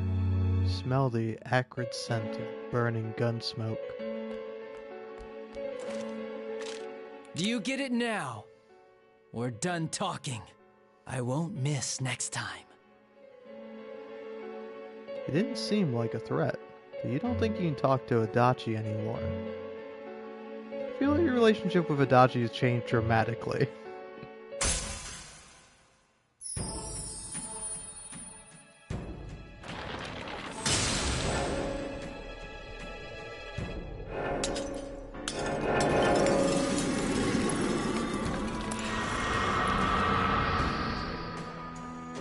Thou art I, and I am thou. Thou hast seen how bonds may change. Bond that hath changed, it is thy first step in learning the truth. Thou must bear thy inner power of the jester, the hunger. Toro's Adachi social link has changed from the jester to hunger. Want me to let you choose? You can go back to your friends and bring them all here. Or you can die now. I guess regular revenge is boring, though. Let me see where your detective work takes you. It's always good for a laugh. You're so persistent. Look at all that youthful vigor you've got. Come on, leader. Bring all your friends back here. Well, bye-bye.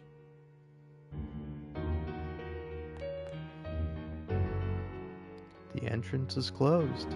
It seems Adachi is blocking you. That Adachi wasn't the real him either. Once you come back with your friends, you won't be able to reach Adachi. You must go back for now.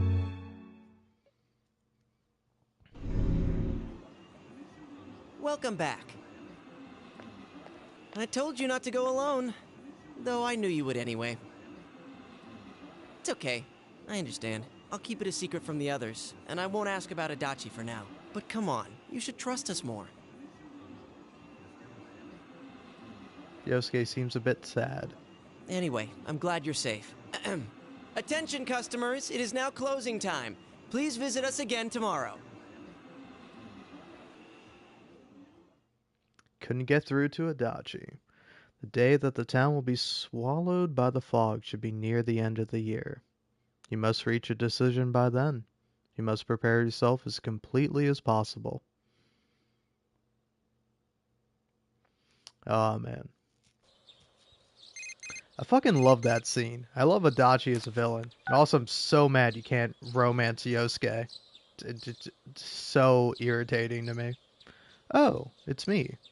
Look, I didn't really have any reason for calling. I was just wondering what you were doing. I'm going to ask Margaret to let me out of the Velvet Room more, so whenever you can, stop by. I'll be waiting. Marie hangs up. You have a feeling you'll be spending a lot more time with Marie. You should find some time to visit her. Don't worry, I'm taking all the time I can this time, game. Because last time I played, my first playthrough on here, man, that's some filter, eh? Or is my TV just that dirty? You overhear students talking. Is this fog getting thicker and thicker, or is it just me? Does this mean the world's coming to an end? I actually heard someone say that. What do you think's gonna happen? Earthquake? Tsunami? Huh. Nothing's gonna happen. It's just fog, you doofus. Besides, if something terrible happens, the Defense Force or somebody is sure to come save us. Yeah, I guess you're right. Ah! Well, what if some giant monster attacks Inaba? Or aliens? I saw a movie about something like this. No worries. This game ain't written by Stephen King. We're fine. Hey everyone! They posted the test results. The awful moment of truth. Oh well, wanna check it out? Decided to check the test results.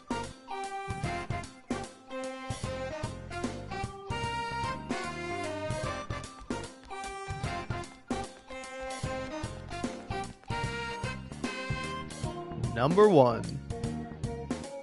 Whoa, you're a genius, Liam. That's awesome. I'm just as happy as if I'd gotten the highest grade myself. Your social link friends seem to be looking at you admiringly. You feel that you become closer to your school friends. Lunch break is almost over. You decide to return to class.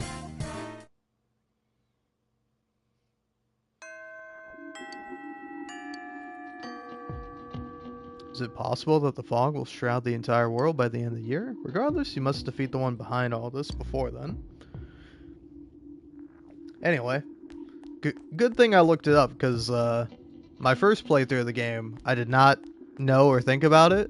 You have until December 23rd, or December 22nd, I think is the day you're supposed to go in. But you have until, so you have until December 22nd to do the, to go confront Adachi. And so you should use your time up before then. Because I just immediately jumped into it, and you waste all the days you could be leveling up your social links. You got 1 extra month. Yeah, hold on. Turn on the network features. System... Settings... Game...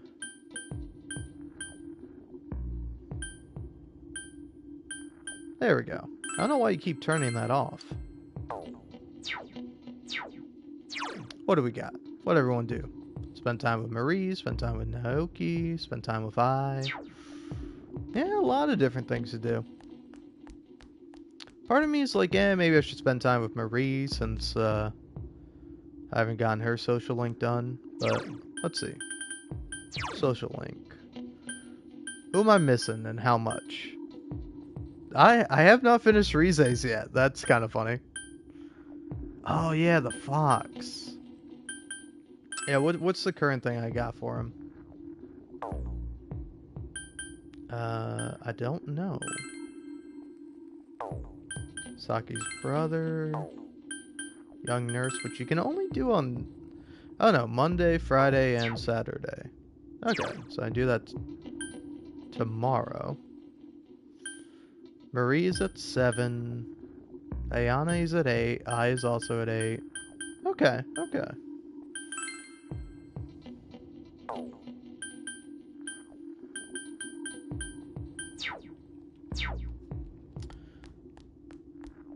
So anyway, welcome to probably the less exciting portion of the live stream. Who knows? What are you doing here, Teach? Liam-kun, I saw the exam results. You make me so happy. I want to give you something nice as a reward, but there's a little slip-up. I'm sorry. I wish there was something else I could give you. How can you expect great things from you?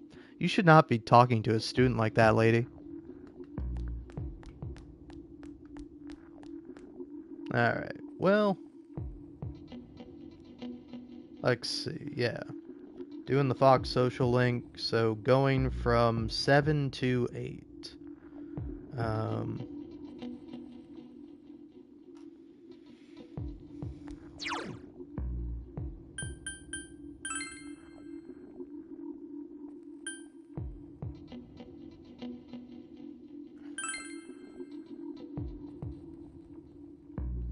Nope, wrong place. Man, town's getting fucked up. He seems to be mumbling something, but you can't make sense of it.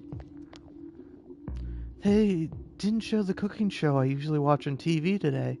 I wonder what I'm gonna do about dinner. That's kind of funny, but also real.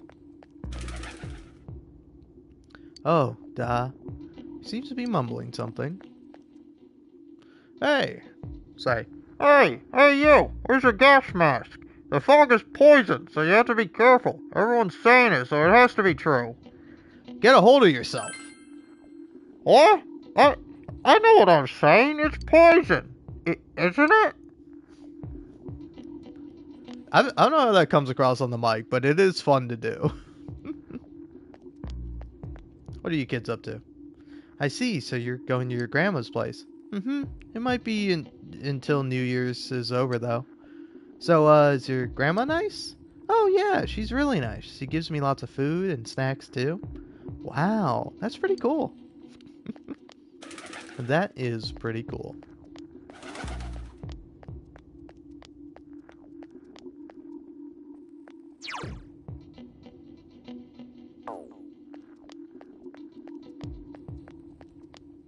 So yeah, let's see. Do I just need to turn it in? Or have I not completed it yet?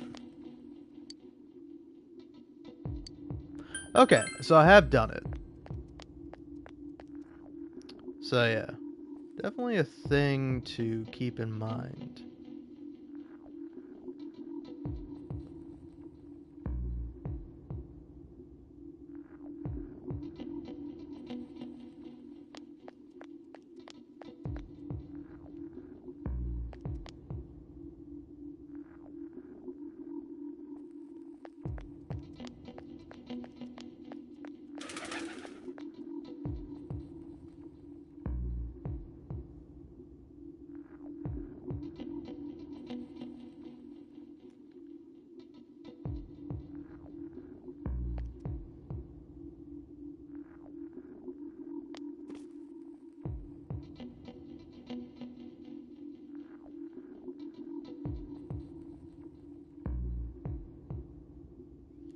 Genji Beetle Bait.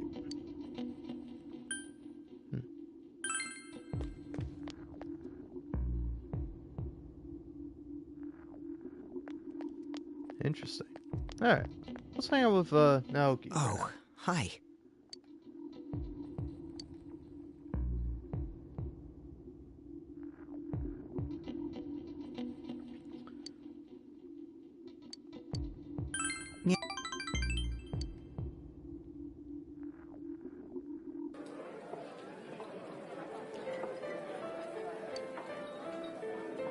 You remember how I talked about quitting school? I told my parents my plan. They were really against it. They told me, that's not what we want. Live the way you want to.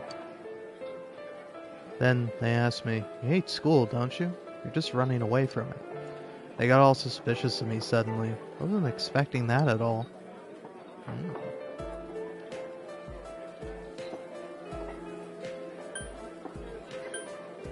Yeah, I wouldn't have either. I was just stunned. Couldn't even think of anything to say to them. Naoki's biting his lip. Naoki. Yeah. If I wanted to run, I could do that forever, since everyone's being so kind to me. Not just the health association, the class chores, club activities. Everyone says I can just do whatever. Even the teachers just allow me to take tests home. If I show up late, if I leave early, I don't get penalized. Penalized? Penalized. None of my actions have consequences. Can't tell if I'm right or wrong, since everyone reacts the same either way. No one gives me orders, they just tell me to take it easy. Then they take all responsibility away from me. Eventually it doesn't matter if I'm even there. I don't have to do anything. I don't even have to exist. Am I really that pitiable? Pitiable? God damn, I'm fucking terrible in my pronunciation. You're not the only one. Yeah. I know. What should I do? Should I just keep going around and telling people not to treat me special, like I've been doing? Should I act like cis never existed? Being stared at, being pitied, being alienated by my friends. Should I just pretend not to notice until everyone gets tired of it? When they do get tired of it, won't I be alone? I'm sorry. I'm just rambling. I really don't know what I'm saying right now. You feel that Naoki is trying to... I don't know why I skipped over it.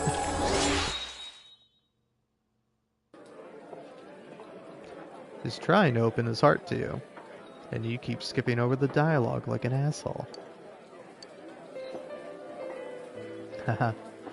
I'm sorry. It's not a good subject to talk about while eating. Lately, I don't even taste my food. I'll see you again.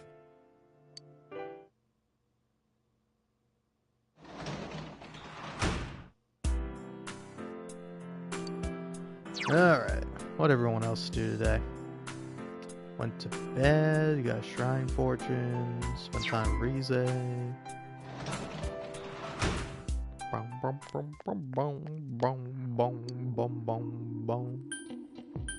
Shopping district. Shrine me.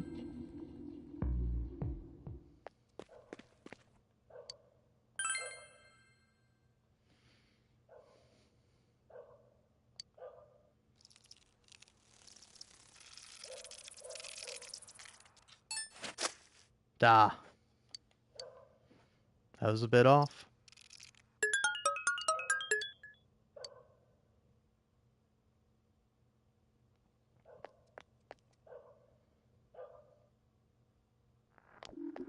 Oh, Kanji.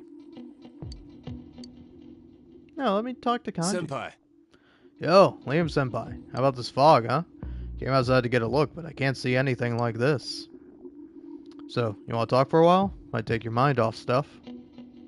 Seems Kanji's having a hard time calming down. Talking with him and relaxing may be a good idea. You already have an inseparable bond with Kanji. Feel like you can't get any closer to Kanji than you are now, but it may be nice to spend the evening with him. I do like that. I do like it'll tell you it might be nice to spend the evening with him if, like, there's gonna be some dialogue.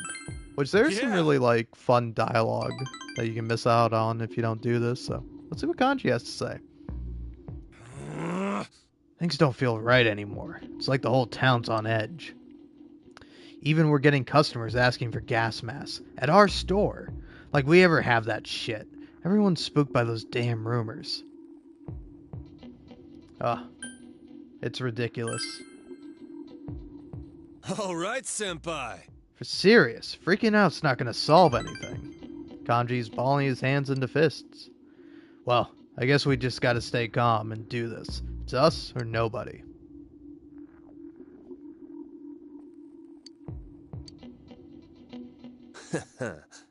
Oh man, sure getting late. Seems like we end up talking forever when we do this, huh, senpai? Oh, why don't you have this? Might come in handy. Oh. Well, see ya. I hope we get to do this again. I want you to have this, senpai.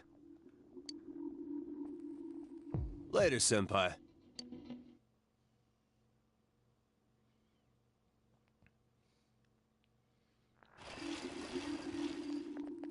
Hey. Oh, good morning, Liam-kun. It's finally time to fight the real culprit. To be honest, I'm still shocked to learn that it was Adachi-san, but I can never forgive what he said, or what he's done. Are you alright? Oh, yes. Thank you for worrying about me, though. I'm fine. I'm worried about Nanako-chan, and we can't just let him do whatever he wants. We have to put an end to all of this, right?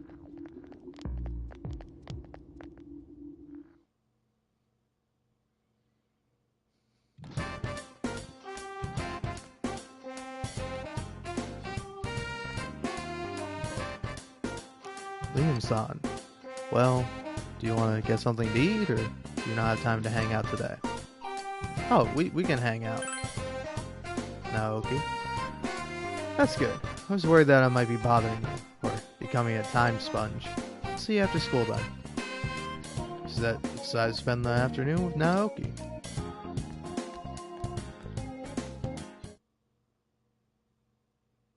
Naoki? Naoki. It sure is getting cold as we move into December. The fog's not lifting either, so be sure to stay healthy. I was just watching something on TV. Those polar bears sure are active, even in the cold. Fuzzy wuzzy polar bears. Their fur isn't actually white, you know. Isn't that right, Liam-kun? You seem happy about something. Do you know what color a fuzzy wuzzy polar bear's fur really is? It's transparent. Good job. Yep, it's actually transparent.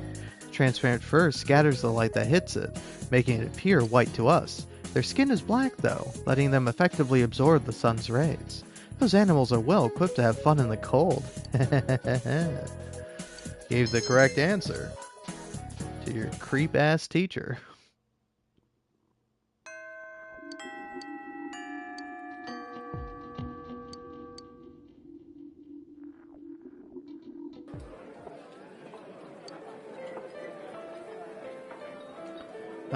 Sorry about last time. I kept talking about all that nonsense.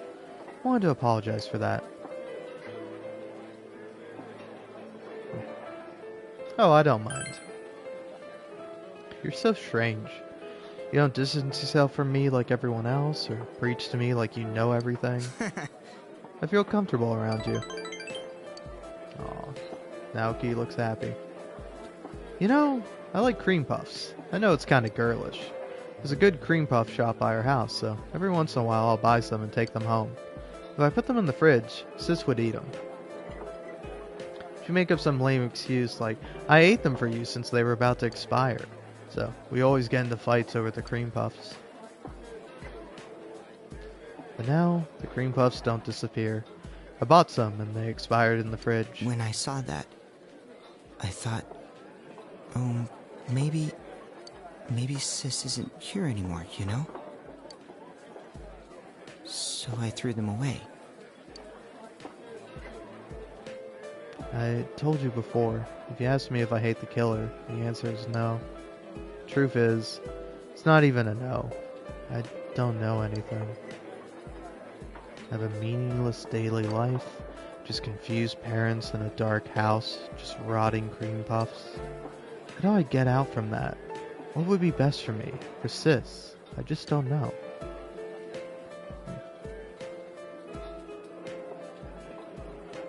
Take your time. Take action. I know. Naoki sighed and nodded. I know I'm stagnating. I know it's not good. I know that I need to move. I know all that. Quietly listen to Naoki's worries. Feel like you were able to support him.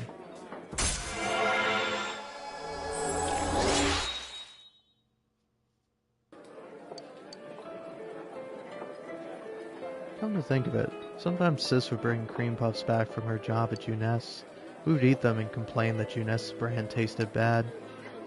Sis looked like she was having a hard time working at Juness, but she said it would eventually be for the sake of her store. She'd play around, but sometimes she acted like the eldest sibling. It always irked me. Next time, will you go to Juness with me? I'd like to check it out. Promise to go Juness with Naoki next time. I'll see you again.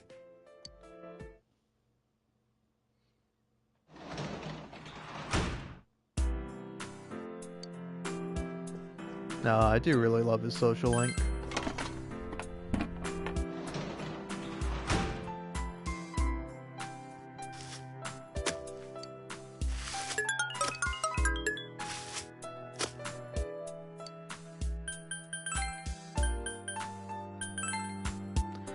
I will say though, I don't know, it is just because this was also something I was thinking about during the scene with like Adachi, where it's like I feel like it was particularly relevant considering that like Adachi's being like extremely like misogynistic and sexist in that scene, where it's like Yosuke upon hearing it calls him like a son of a bitch, which is like, I don't know, I feel like typically nowadays, maybe I'm wrong about this, but when you call someone a son of a bitch, you're not really calling their mother the B word, you're just like insulting them.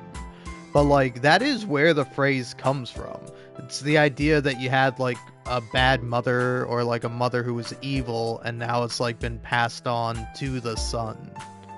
And it's like, I don't know, it's a really interesting thing that it's like kind of something you don't really think about, something you sort of passively accept until you like really break it down. It's just like, it's so weird how much stuff we have like that in society. Like, say for example, Naoki mentioning that him liking cream puffs was like girly or whatever. He's like, I know it's kind of girlish. It's like, what the fuck do you mean? No, it's not. Sweet treats are delicious, irregardless of like who you are, irregardless of your gender.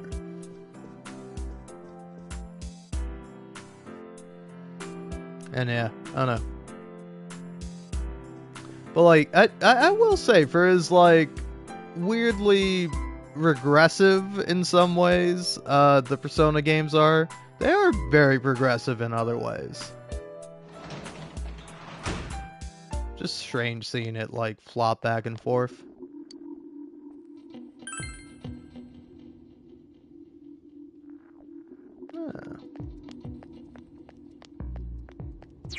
I mean, there's not really anything else for me to do. I just get a shrine fortune, which like, I'm sure there's a point to the shrine fortunes, but what is the point to the shrine fortune?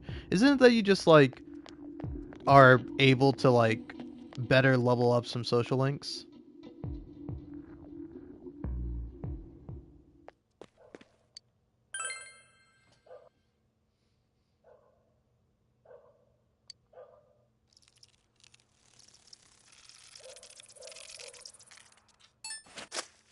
Damn. I'm trying my hardest with that too.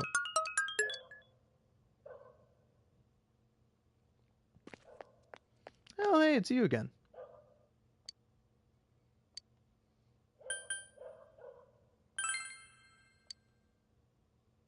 I have 4 guardians. Sure.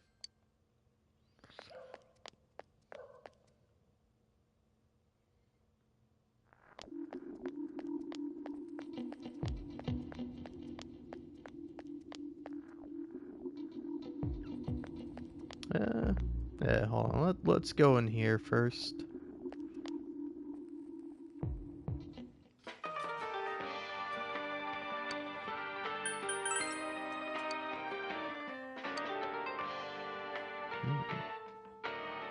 You may not have known, but when you get older, you start experiencing more partings than new encounters. Not everything is that depressing. I mean, you begin to realize just how precious new beginnings are. Meeting you and spending time with you like this is very precious to me. Haha. I'm sure I sound like some old dingbat saying that, but I'm sure you'll understand when you get to be my age. Oh, do you have a present for my little one?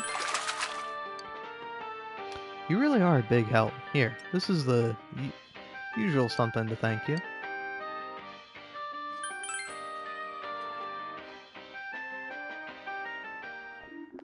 Alright, what are you two up to? Boss, you're drinking too much. Even the hostess at Shiroki is worried about you. Shiroko? Didn't I tell you before to put yourself in my shoes for a minute? Hey, I've noticed you weren't getting shit-faced like you used to. You finally learned to pace yourself. I'd hope so. With all the times you took me out drinking, better be a point in my favor on my next review. Alright. I'll be sure to pass that along to HR. Those two knuckleheads. Anyway, I'm hanging out with my boy. It's criminal, man. It's criminal they took out the romance for him.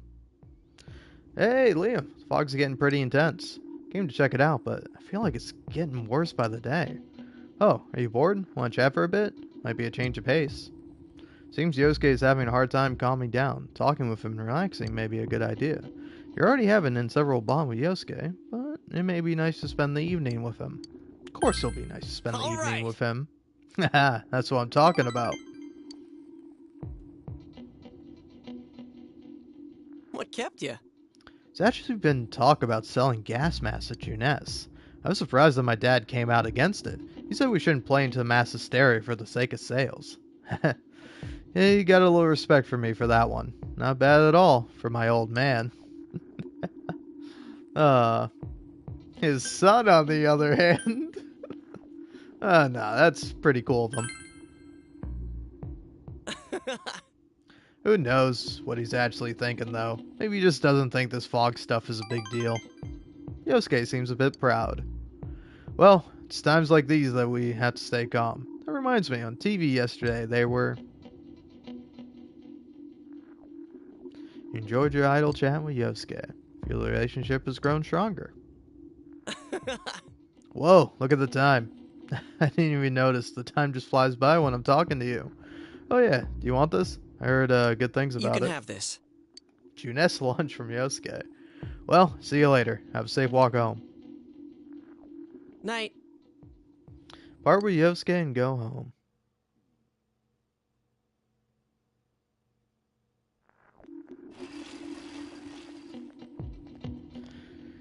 You overhear students talking. My brother passed out yesterday. No one at the hospital knows what caused it. My parents are saying it's because of the poisonous fog. Don't worry about what's causing it. I have great news for you. I joined a club called the Healing Club. It's going to teach us how to neutralize the toxins in the fog. It's pretty popular in my area. I know a lot of people who are in the club. Why don't you join too? Ask your brother to join the club. Can you tell me more about it? I'm seriously starting to worry about my health. I've been starting to feel ill recently, you know? But your club can cure me? If it's that popular, it must work, right? Oh.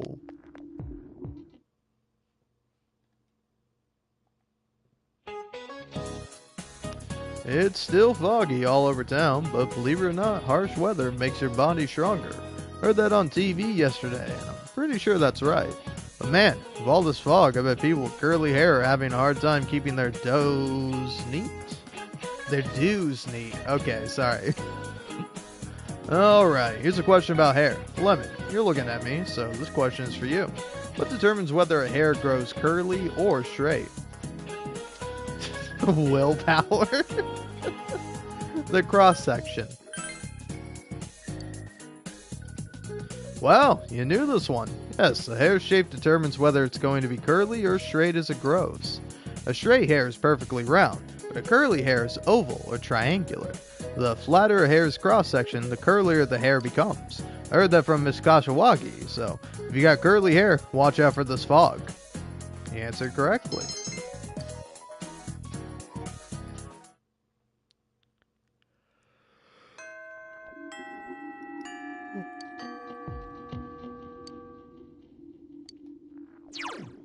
Alright, what everyone do today?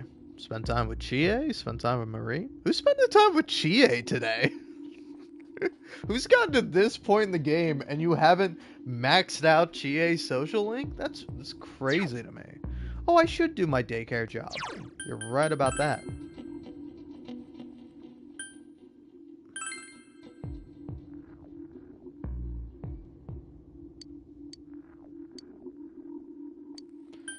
Just checking. It said I'm gonna get closer, right? I won't? God damn, man. I do it anyway.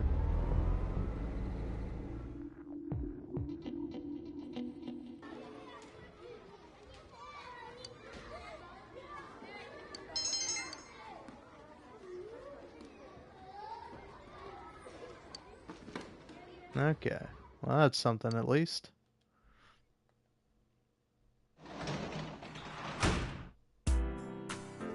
Okay. What everyone else do today? It's Spent time with Naoto, got a shrine fortune, read at home, touring job. Alright.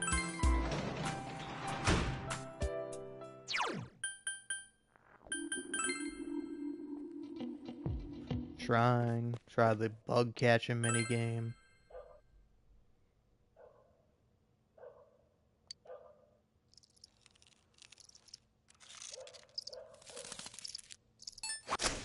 Yeah, there we go.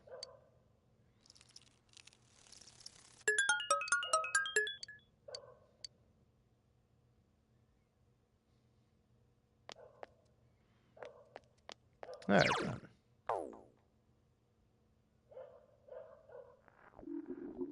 Oh, hey. Oh, hi. Liam-san, good evening. The fog's getting pretty intense. I've kind of just gotten used to it, though. Seems Naoki's having a hard time calming me down. Seems like you could use a friend to distract him. Yeah, why not? Yes. Alright, that would be nice.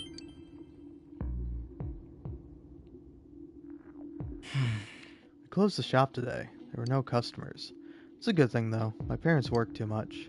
Working extra hard to try and forget. Pains me to see them like that. Aw. You need to rest, too. No, it's okay. I'm not working that hard anyway. Yes. Plus, talking to you makes me feel better anyway. Aw. Though the fog isn't just bad for us. From what I've heard, the lady is Shiroku.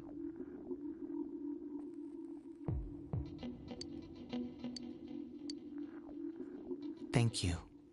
Well, it's probably time to take off. Thanks for hanging out with me. Oh, these are pretty good. You should give it a try. Yes. Oh. Well, see ya. Good. Nope.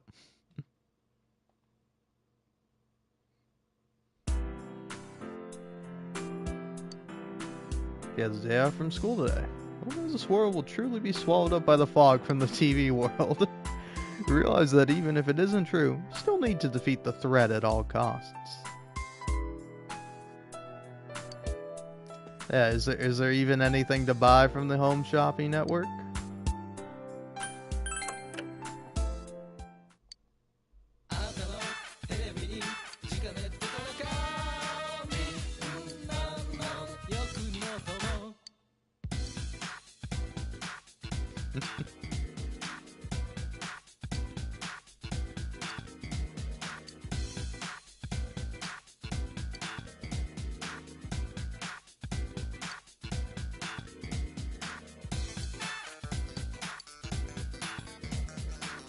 You gotta wait for it.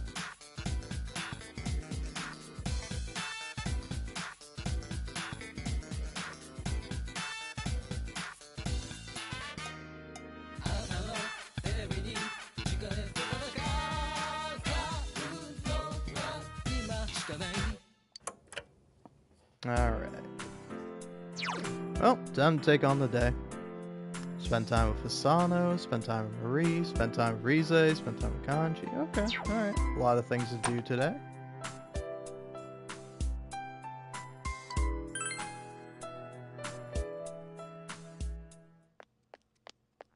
Yeah, what do you got on sale? Cabbage. Sure.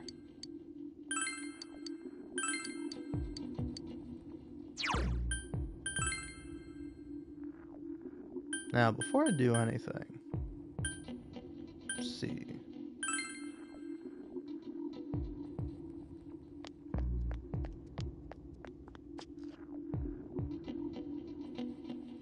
Ah, it's you. Were you able to catch the Guardian? I was.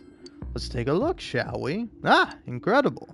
Looks like I had you figured right. I knew you could do it, boy. I'm a man of my word. Think of this rod as me, okay? Take good care of it.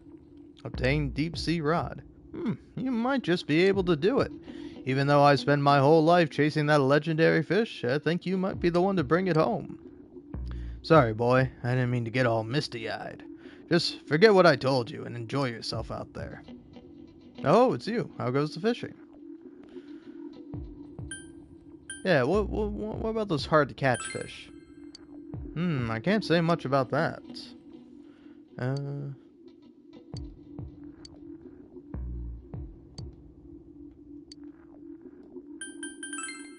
Alright.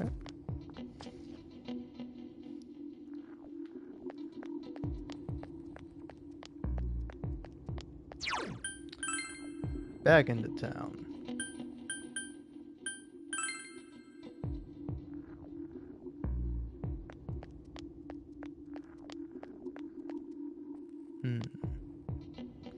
Who to hang out with? Oh, Senpai. You look tired. I know. Let's do something together. Day's rest is enough to help you feel better. We'll do our best tomorrow after we're recharged. How's that sound? Maybe you should hang out with Rize and relax.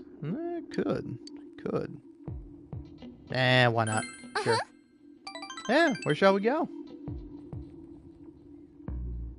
I do gotta hang out with Marie though. That's a for sure thing I gotta do.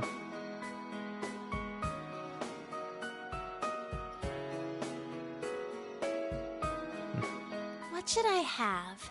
Oh, I'm sorry. Game of Rize seems enthusiastic about eating out. Fog has enveloped the area. Heck, maybe our shop should do something like this. How about a gunmo kebab? Or a tofu croquette?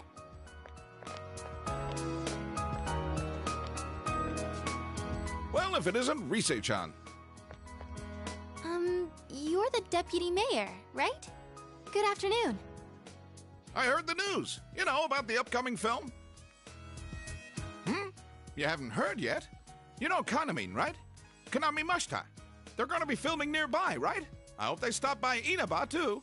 Oh, I know. Why don't you ask? Kanamin. I don't have anything to do with them anymore. But wait, how many are coming? We only have small bed and breakfasts around here. Got it! They can stay at the Amagi Inn. All right, I need to go tell that manager guy I was just talking to.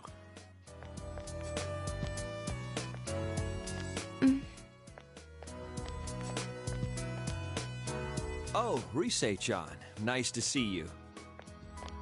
Inoue-san, what do you want today? I'm down here scouting film locations, so I thought I'd come see you. I wanted to hear your answer one more time, face to face. Are you sure you're not coming back? I'm not going back. I see. Okay, I understand.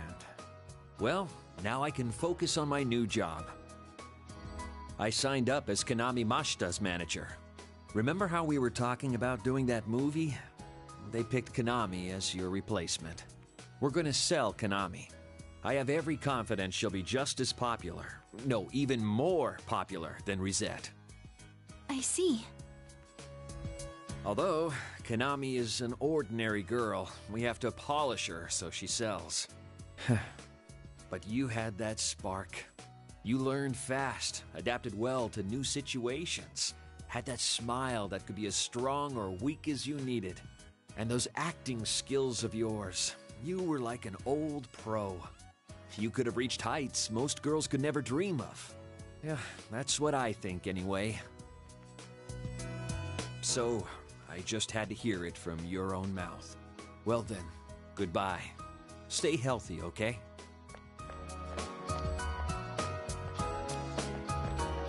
What the heck? That's not fair. After he made me answer? He never told me any of that when we were still working together. Acting skills?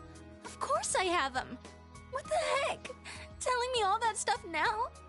It's too late.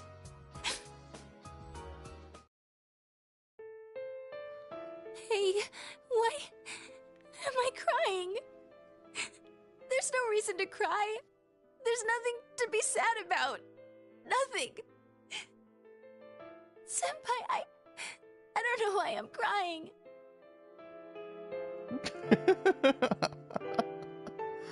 Man, both of these choices suck. I mean, Cry All You Want is a bit better, but like it is pretty wild.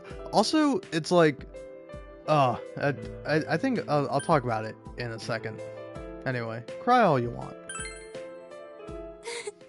I can't. My eyes will be all swollen tomorrow. I lost everything. I don't know how, Wrong. but I lost everything. I'm scared. I'm sad. What's going on? Senpai, please, stay here. Stay by my side. Senpai. Rize is trembling. However, you are already in a relationship with another girl. And you know what that means. You sense this is an important moment. There's no turning back. You can't, I mean, I guess it does say hold her, which is like, it's, I don't know. It's like, you telling me, it's like, oh shit, you can't hug someone because that means you're gonna be in a relationship with them. So I just have to stand here like a fucking asshole. But yeah, two things. It's like, I don't know, man. I will say, it's like, this is something I was gonna bring up earlier. That was like, it pisses me off every time you see it. Because it's just like, I hate motherfuckers on Reddit.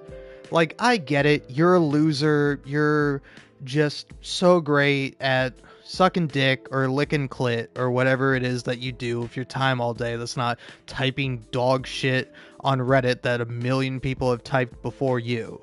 But, like, both with Persona 4 Revival coming out, and then now, like, there's a new Fire Emblem game that's, like, somewhat related to Three Houses, is that with both of these games, people are like, oh great, another 1,000 years of Fire Emblem Three Houses discourse. Oh great, another 5,000 years of fucking Persona 4 discourse. And it's like, fuck you, coward.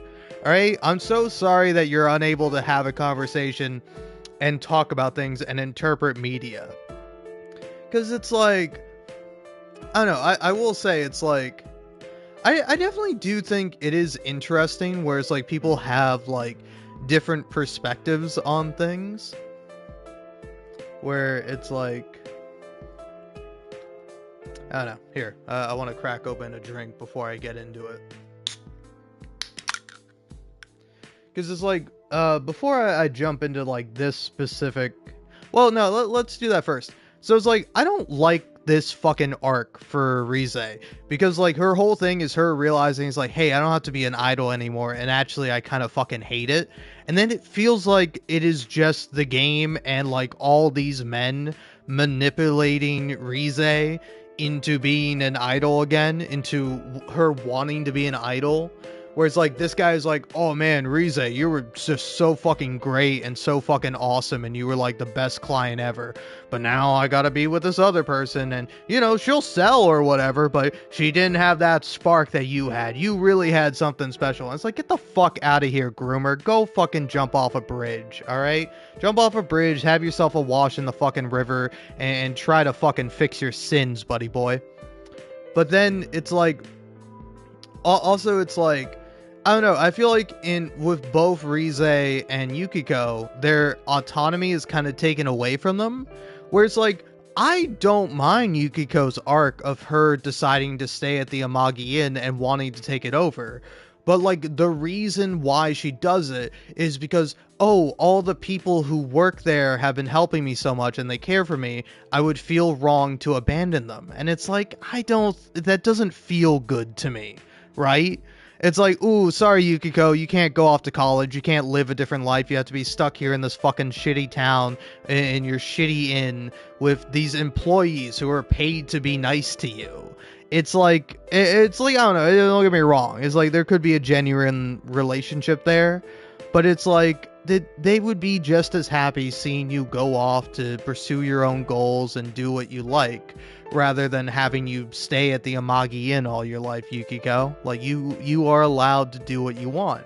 And it's like, I feel similarly about Rize, where like her whole thing is like, hey, I want to fucking stop being an idol. I hated being an idol, it burnt me out, it was terrible, it was awful, and then it's just the game and the characters guilting her and trying to push her to be an idol again. And it's like, she eventually decides to become an idol again, but it's like, it feels like it's not really her choice. Like, it is her choice, but it feels like she's being guilted into it and pressured into it, which is like, you know, fucked up in a lot of ways for a lot of different reasons. where it's just like, go with me here for a minute. Let's say instead of Rize being an idol, she was an assassin. Would you feel the same if, like, her fixer came up to her and was like, oh, you know, I got this new assassin now, and yeah, she's pretty good at killing people, but, ooh, Rize, you really had that spark. The way you held a sniper rifle, the way you would slit someone's jugular, oh, you were so good at it. It's like, does that change anything for you? I mean, obviously, it's like a bad profession, you know, and morally reprehensible. But it's like, isn't the whole, it like, there is like a lot of a cost and downside that comes with being an idol. And like, Rize is kind of trying to be free from that. And like, she like still barely gets to experience it. Even in the small town, everyone's like, oh, hey, Rosette, how are you? And it's just like a very nice moment where it's like you're hanging out with her in Okina City. And somebody comes up to her and is like, hey, you're Rosette, right? And she goes, no, I'm not.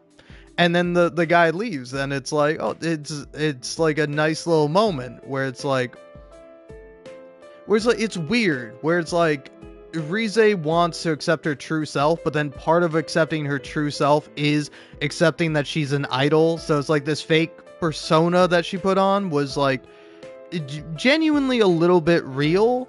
But it's like, oh, they have to be equal parts reality, when it's like, no, it is not, man. You know?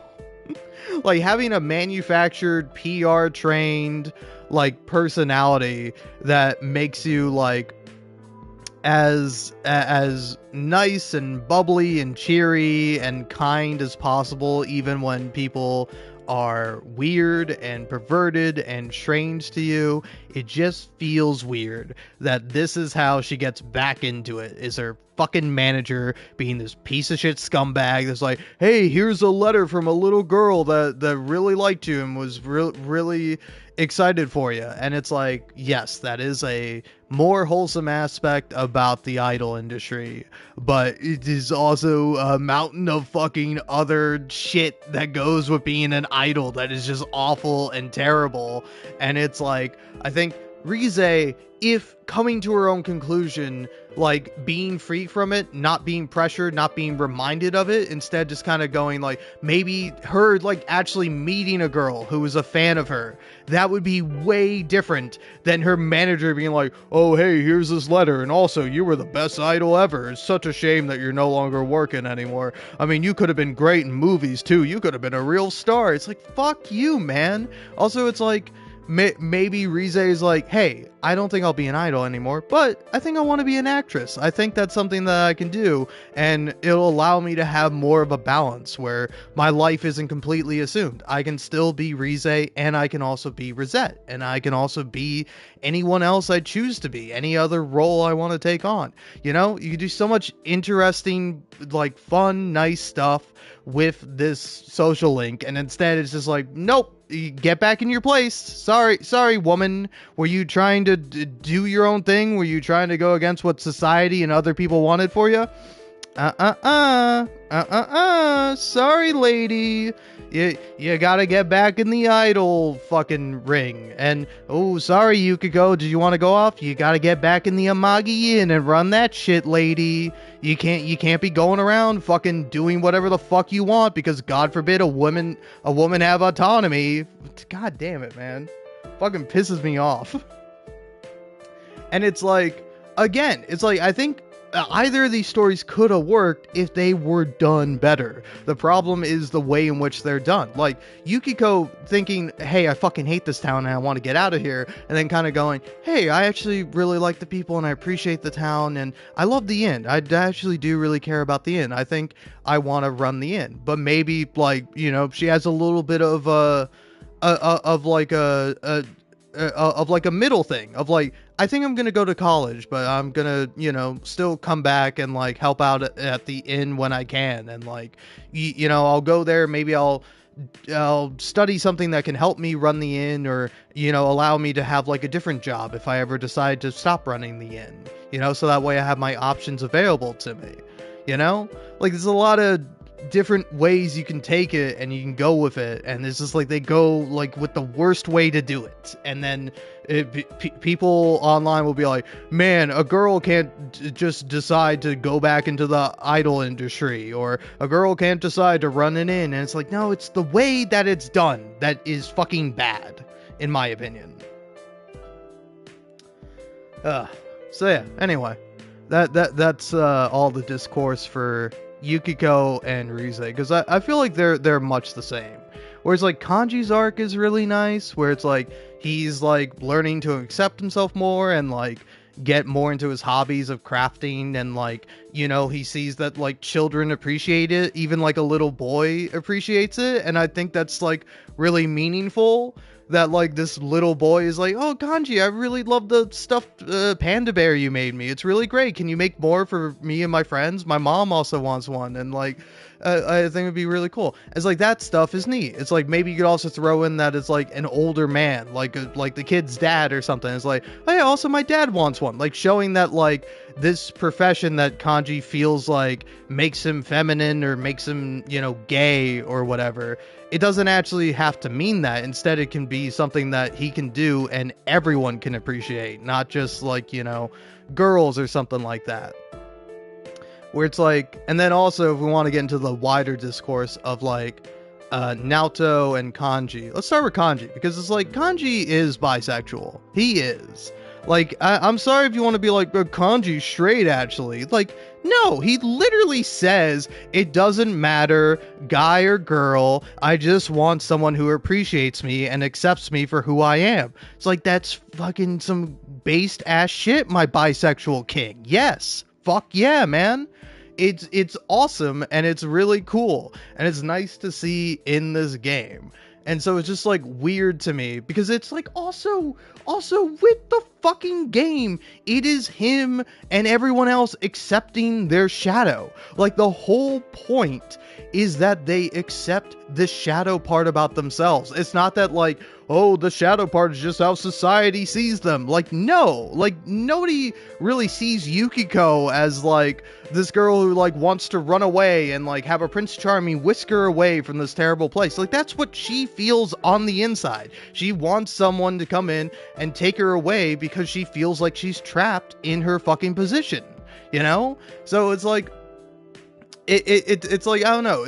I think, again, you could do something with that, where it's like, it just feels weird, where it's just like, oh, it's not about her learning to be independent and go off and do her own thing, but also still have an appreciation for her home and the people that have provided her support and like this opportunity to learn.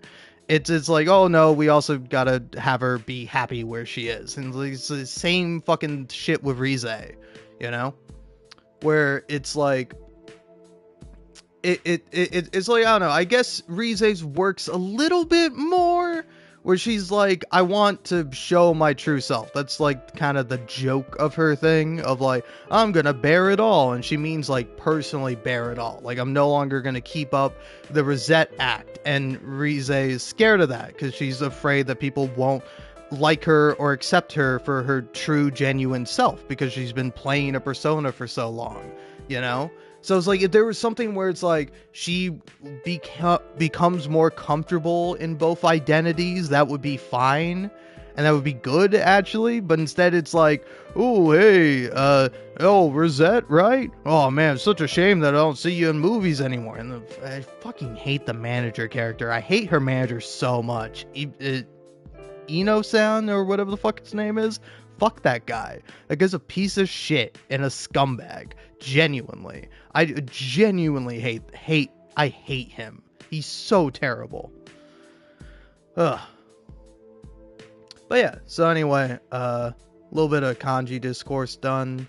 So moving on to Naoto discourse, where it's like, for me, it's like, also with Naoto, it's like, her thing of wanting to be a boy, she associates with being like a child. Of like, what she really wants is for people to accept her and take her seriously. And she lives in a sexist and misogynistic society that does not value women as much as men. So she cross dresses and pretends to be a man so she will get the respect that she's deserved. It's like she could not have been the the detective princess if she was a woman, because nobody would take her seriously. Like, she already struggles with people taking her seriously because she is so young, and that's like kind of relevant with her arc of like her accepting her childlike self, where she's like trying to kill the child within her, but she accepts it and is okay with that. So it's like, I think Naoto works as a trans allegory. I don't think she herself, the character, is trans. Like, her story is like a Mulan parody, or it's like it's a play on Mulan, of like pretending to be a man so you're able to pursue your goals and your dreams, So it's like, I think Naoto works as like a trans allegory, but I don't think she's trans herself. But if you want to interpret Naoto as trans, I think that's fine. But the game does not agree with you there. While it's like, I think the game does kind of explicitly say that Kanji is bi. And anyway, fucking, I don't know about for the rest of the Persona games, but fucking Persona 4, swear to God, that this whole group, just have them all be poly. Just have them all date each other, all right? Do something interesting, man. They all like each other in one way or another. And I think it would just be really interesting, Because, like, Kanji and Naoto like each other. Rize likes the main guy. I mean, everybody likes the main guy. Everybody likes you. You is universally liked by everyone. But it's like, except for Teddy. Teddy is not included in the polycule. Teddy can go fucking kick rocks. But like, all the rest of them, I think it does work out. There is something there.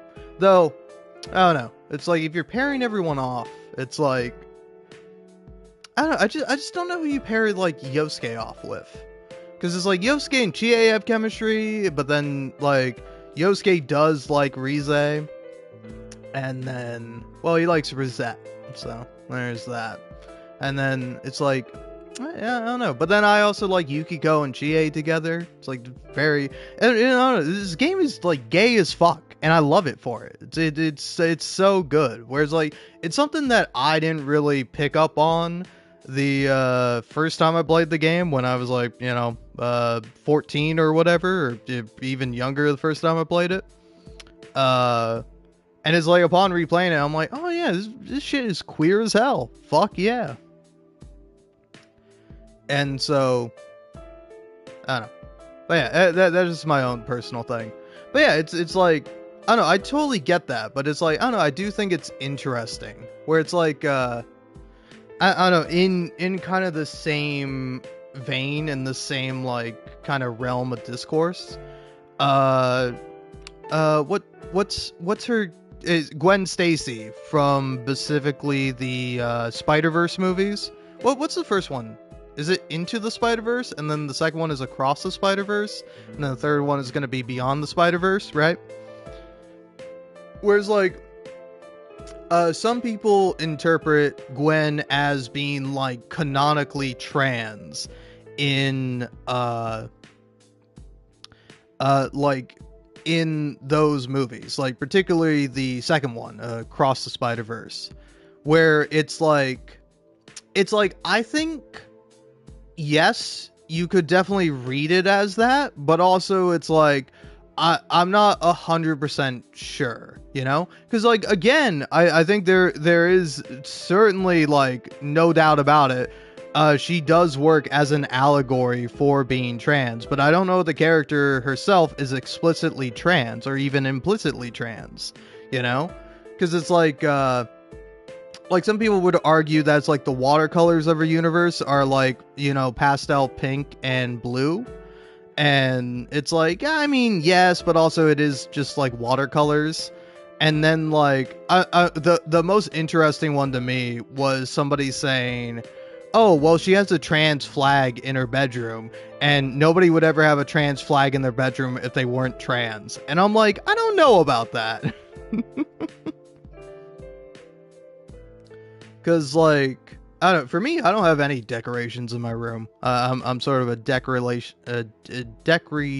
I'm a sans I can't say the word decoration. Jesus Christ. But yeah, I don't have any of that in my room. So it's not for me particularly. But it's like, I don't know. I do think it is like an interesting thing where it's like, I don't know. I would probably have stuff in my room that is like, you can have like a band poster up in your room, and like you might not even listen to the band at all. It's like just because you have something in your room, but also it's like, in the Across the Spider-Verse movie, a lot of people see like the Peter Parker of her universe as trans, you know? Whereas like I think there is like some evidence to that. Whereas like I think there's evidence for either one of the characters or both of them being trans, but it's not like, unless it is explicitly confirmed, which I don't think it will be considering like the political climate and stuff. It's like I'm perfectly cool with people being like, hey, I think allegorical, I think 100% I'm with you. But as her being literally trans within the story, it's like, unless it's confirmed, unless it's explicitly said, it's like, you know, she's not.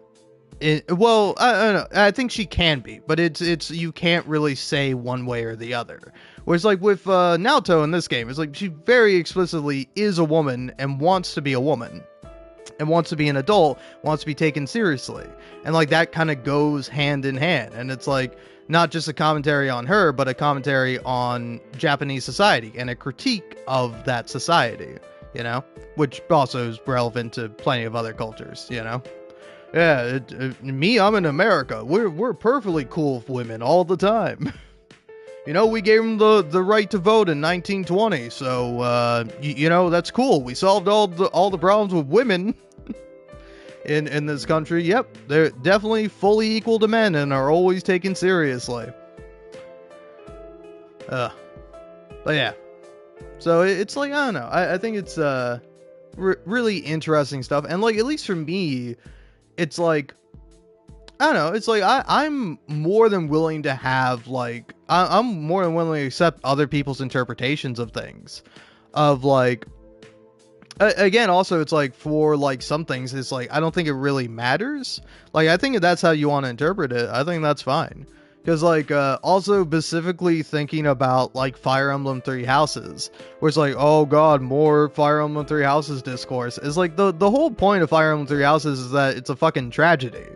Is that like ultimately all the leaders, all the factions are fighting for the same thing. That's why like when you're doing whatever route, like whoever you side with, whether it be Edelgard, Cloud, or Claude, or Dimitri, it's like one of them can survive and like be fine. Like if you pick either Dimitri or Edelgard,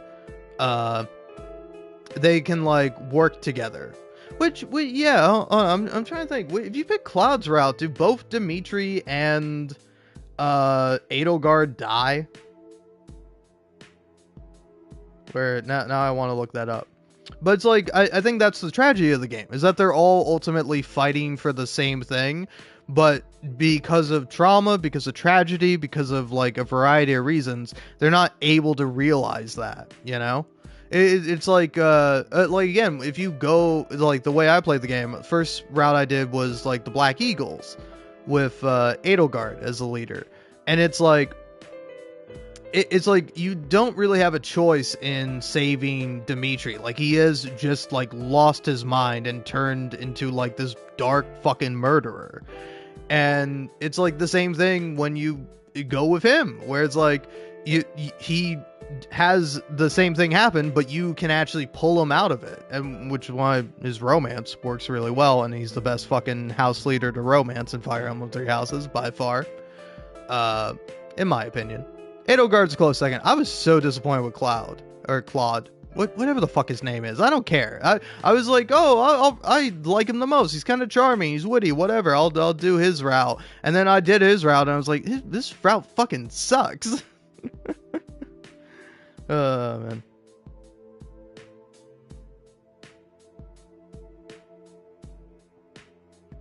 But yeah.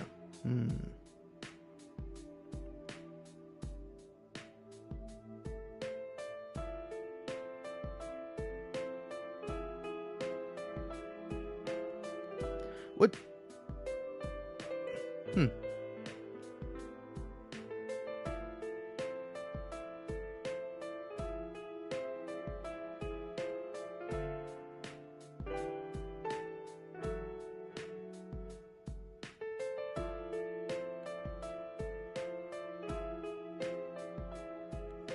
Also, maybe I'm misremembering, but you do not. I don't know. I looked up a fucking thing where somebody talking about this, and they're like, where they're like, if you pick Crimson Flower, you have to kill Claude. I do not remember killing Claude in Crimson Flower. I think, like, irregardless, he's an ally to you, right?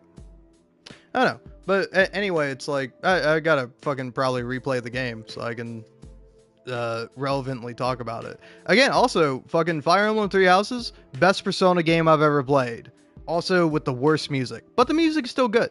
It just does not reach anywhere near the levels of any of the Persona games. But yeah, it's like,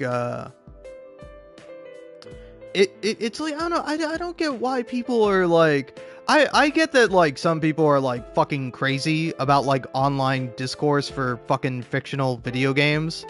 Like, they're very zealous or whatever, but it's like, you have a block button for a reason, idiot. Like, if somebody's annoying you or saying shit that you don't like or is, like, fucking egregious, where it's just like, it's like, you know it's a video game, right? Like the for me, at least, my interpretation of it is that, like, no route you pick is perfect. They all have their own particular kind of flaws, you know?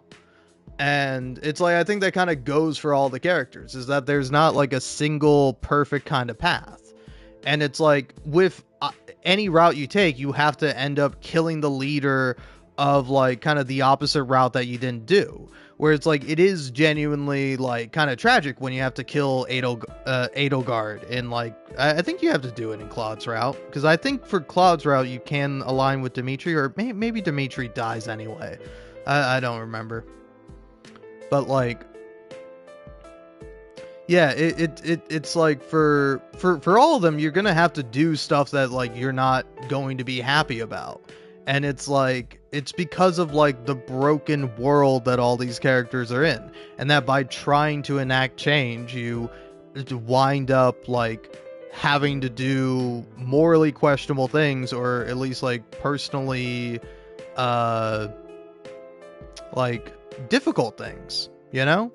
Where it's like, it's like, I didn't want to kill Dimitri, but it's like, he didn't really give me a choice when I was doing the Crimson Flower route. So it was just like, to me, it was like a tragic thing, but I was like, well, the guy's lost his mind, you know, there's nothing you can do. But then you play these Moon route, and you're like, oh, you can save him, you can bring him back, but then you have to kill Edelgard, where it's like, oh, I know Edelgard, I like her, if I'm fucking friends with her, you know? I fucking married her. She's the only house leader that is gay for some reason. Well, she's bisexual. But it's fucking annoying that they didn't make the rest of the house leaders bisexual, because it's like, now because of that, I've had to play every single fucking route as Lady Byleth, which is fine. I just fucking hate her default outfit. I think it's fucking ridiculous.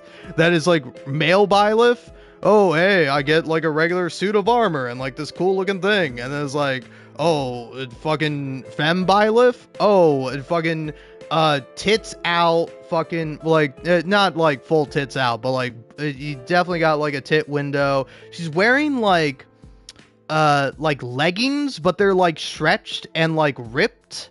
And, like, I think also, like, her stomach is showing, and it's like, what the fuck? What the fuck, Fire Emblem? What the fuck, man? But yeah, so anyway, last thing I'll say about Fire Emblem before I eventually get the free time or the urge to go through and beat that all again on my Nintendo Switch.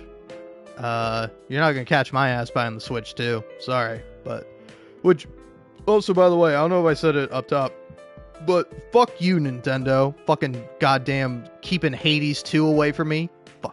Fucking sons of bitch. I will never forgive this. I swear to God, I'm never buying another Nintendo thing ever again. Unless it's like something comes up or it's cheap or I don't know, I need it for whatever reason. Save for extenuating circumstances, I am never buying another fucking Nintendo product a day of my life. Purely because they made Hades a fucking timed exclusive on consoles. Fuck you, Nintendo. Rotten hell. You're a piece of shit company, just like all the other video game companies, but you have personally fucked me, and I will never forgive you for that. Alright, you'll catch my ass buying a fucking Xbox when I'm like, I should really just save up for a fucking PC. But you will catch my ass purchasing whatever fucking Xbox dumbass name they got now before you catch me buying any fucking Nintendo product, man. I ain't doing it.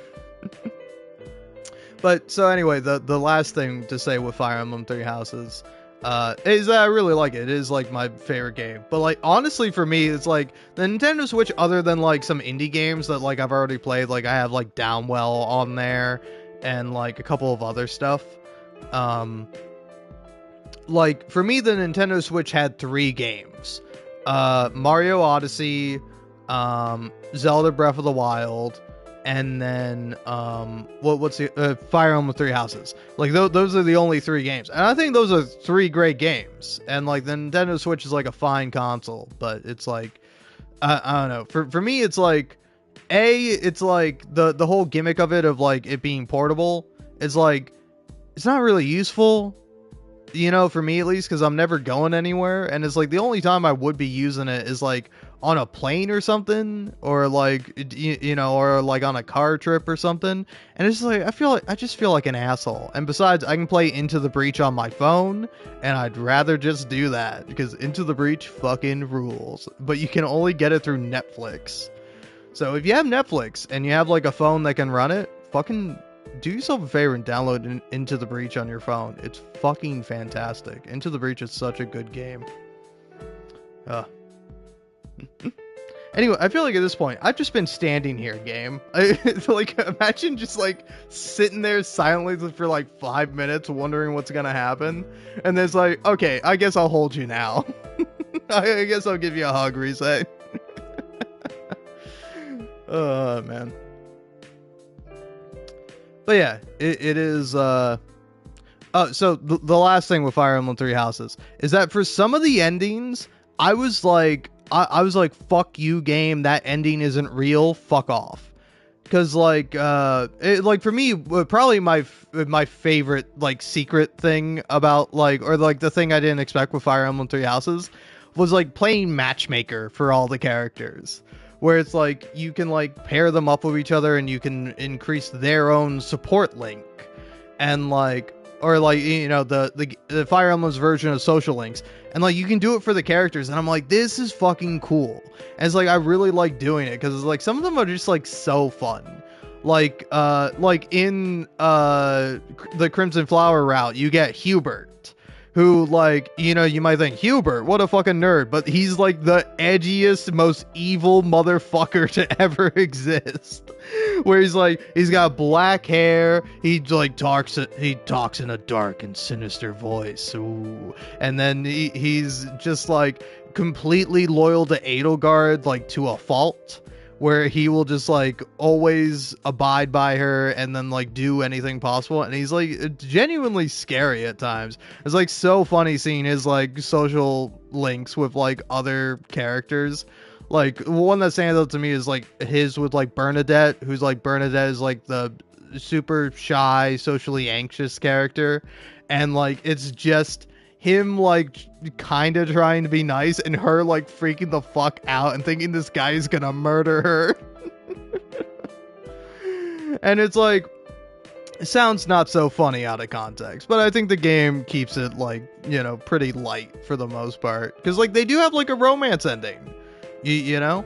And it's like there are, like, some romance endings that only work out if, like, the characters are, if you, like, pick a certain route, where it's like, who are my two favorite gay boys? Sylvain and Felix. Like, they only have, like, a semi-happy ending if you're doing the Blue Lions route. Whereas, like, if you do any other one, it's like one of them dies and then, like, sends the other their weapon. Which is, like, the fucking gayest shit imaginable. Like, fucking, Sylvain and Felix are so gay for each other, and it pisses me off that the game doesn't really want it to be canon. So I don't accept the epilogue ending. I'm just like, fuck you, they got together. I don't care what your stupid little epilogue blurb says. In my heart, in my soul, I know these two are together, alright? Because first of all, a lot of innuendo with Felix being into his swords and, you know, practicing with his swords, getting real good with them, and then Sylvain with his fucking lance or spear or whatever he uses. He uses lances, right? There's something there with that, and then, like, their like, support thing of, like, Felix just getting fed up with Sylvain, where Sylvain is like the playboy character, while Felix is like the I don't give a fuck about anything except for getting good at swords and being a sword master and fighting. And like, they're like childhood best friends, and then like their I think their final social link is like quite literally Felix getting fed up with Sylvain and being like, Sylvain, shut the fuck up. Stop trying to get me to go hang out with you, to go hit on girls or whatever. I want to spend time with you. I don't care about girls. I don't care about any of that shit. I just want to be with you. And it's the gayest shit ever. And the game's like, I don't know. I don't know about all that. It's like perfectly fine with making the women gay. Because like one of my other favorite ships is Petra and Dorothea. Like those two together, I fucking love. Like it might very well be my OTP. And then, if you'll forgive the Tumblr language, but then like another one I really like is Lysithea and Cyril, where it's like they're both like younger characters. Like I think they're both like maybe 15, where it's like all the other characters are like, I think all the lords are like 17 or around that age, and then there's like a time skip, which I will say, hey. This game's got one thing over Persona. It lets you wait until the characters are adults before you actually romance them. But yeah, but like she's like on the younger side, and so is Cyril, and it's like they have like a really cute relationship together. But then it's like it's like for the ending I got with them, it's like fucking Lysithea fucking dies. And I'm like, fuck you. No, she doesn't. All right. We can there's plenty of people who could cure her. Like if she, it like has an ending with like Lindhart, who's like a sleepy guy who's obsessed with crests. He will like find a cure for her and stuff like that. And like same thing with like Hanneman, the professor, where it's like she can live. So it's like, fuck you. I don't know why she dies in the epilogue. It's bullshit. It's not canon. I don't give a fuck what the game says. The game can go fuck itself. I'm right. The game is wrong. Oh man. So it's like, hey, if you want to disagree with me on like any of my interpretations or the Persona 4 interpretation, I say great. But you have to acknowledge that you're saying, hey, fuck the game. The game is bullshit. Like, you might go, oh, it's the game, it's canon. Who gives a fuck? It's all fictional and made up anyway, alright? I'm gonna live my happy life and my truth, knowing that these fucking characters who are adorable and sweet and nice and kind, they got their happy ending together, and if there's any other ending, if you come up to me and it's like, oh, actually, the ending is fuck you, go to hell. That's where you belong, you demon. Oh, man. Well, anyway, thanks for sticking with me for hour long. I'm surprised there's still people watching. I do appreciate it. But yeah, it's just like, I don't know, man. I'm excited for discourse. I like discourse. Like, The problem with discourse, like discourse, quotation marks around it, is that it's like motherfuckers take that shit too seriously and are like vicious about it and like don't want to actually have a conversation. You know, it's like I'm cool having conversations. Like I have my interpretation. I have the way I think a story is meant to be, or like the messages that it conveys, and I'm willing to hear what other people say about it. You know, and so it's like I'm perfectly fine with that. And it's like again, it's like ultimately at the end of the day, if you have to agree to disagree, then you agree to disagree. Like, it's fine. It's not a big deal. But I just sort of fucking hate it when it's like, it's like slightly less terminally online people than terminally online motherfuckers will be like, oh, great, here's some more discourse about this thing. Like, for example, Clair Obscur. I don't want to spoil nothing about Clair Obscur Expedition 33, but, like, the ending is, like, controversial in that game. And so, like, when I want to look up the ending and, like, or look up what, like, people thought about the ending after I beat that game, I like, instead of like finding people talking about the ending, I just found so many people talking about like, oh, how the ending discourse has got us, and it's like a picture of like two people fucking fighting, some shitty meme, or it's like, oh wow, man, oh great, we're gonna be discoursing about this ending for years, oh blah blah blah blah blah blah, oh how people are on here debating, oh man, it gets vicious out here. It's like, all you shut the fuck up. Let me fucking find people who are actually talking about the ending and saying something substantive, who are fucking saying something. Even if they're loud and wrong or annoying or weird, they are fucking saying something with their chest, motherfucker. You are saying nothing. You are blasé. You are uncaring. You are apathetic, and you will be forgotten. Fuck off, man. Oh, I'm all above this discourse. I'm the enlightened centrist. You're an enlightened fucking pussy. So enjoy your light, enjoy the fucking lack of limelight and fucking stage presence, because your ass is in the fucking crowd. Alright? I might be on the stage and nobody may be watching me, but at least I'm on the fucking stage, motherfucker. I have the audacity and the bravery to put myself out there to be judged. Okay? And if you don't want to do that, that's fine. But you shut the fuck up. I don't need to hear something from some motherfucker in the audience who is so done with the idea of a fucking play. Is so done with the idea of having a discussion and discussing things and believing in shit. Okay? Like, it's fine, but fuck you, man. Oh, man. Alright. Anyway. I think it's about time to stand there. Senpai. I'm being the same kind of motherfucker I hate. I have the others. I didn't lose everything. There are people who need me, right? Yeah, obviously. It's like so weird that Rize is like, I've lost everything. It's like, Rize, you've lost nothing. Also, fuck your manager. Go find a better manager. Ideally, probably someone who's a woman. Not that that would make them inherently better, but they would probably be more empathetic and less of a manipulative dickbag.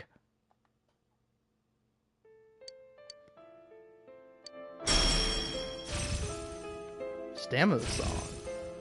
Ah. I'm going home now. My head's all messed up. I need time to think it all over. About how I feel now. I don't want to lose anything more. Goodbye, Senpai. Like, isn't this fucked up? Like, let her grow and change on her own. You know? Like, that should be the whole thing, is her defining herself and deciding what she wants to do with her life. Not being like, oh god, I feel so pressured and back into a corner. I feel like I'm losing everything, and I don't want to lose anymore. It's like you're putting her in a desperate position, and then you're like making an offer to her. It is fucked up what they do to Rize in this game, man. Ugh, Jesus Christ.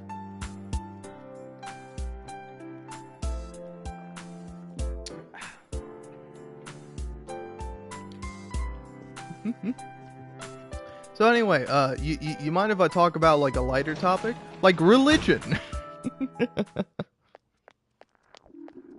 To be fair, if I wanted to do that, I would be, yeah, let's head to the shopping district. And then head to the shrine. But yeah, so... Oh, yeah, no, I don't know, I kind of just wanted to talk about something specifically that, like, I don't know if it's a common occurrence with, like, other people, or if it's just more of a, me thing. Where it's like, got the jewel beetle, got the grasshopper. Alright, alright. Plenty of stuff. Alright.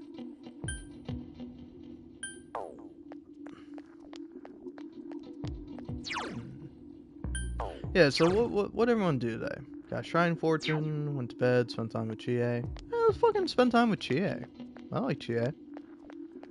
Oh yeah, but no, I was like watching a video by this like person I've seen before. Like I follow her on like TikTok. And like she was talking specifically about like a recent event that happened. You can probably guess what it is. It happened like the day before 9/11. But like before she got into it, she like talked about how she was a Quaker. And like and she went, I know what you're thinking, you know, the oatmeal religion, or like the thing that you associate with well, I don't know if it's oatmeal. I think it is oatmeal, right? Or is oatmeal, or like rice cakes or oat cakes or something like that. Or it's like Quaker Oats is the thing. And like it's like to me, I wasn't even like, oh, the fucking the oatmeal religion. I was more like, wait, people, they're still fucking Quakers? That's a real thing?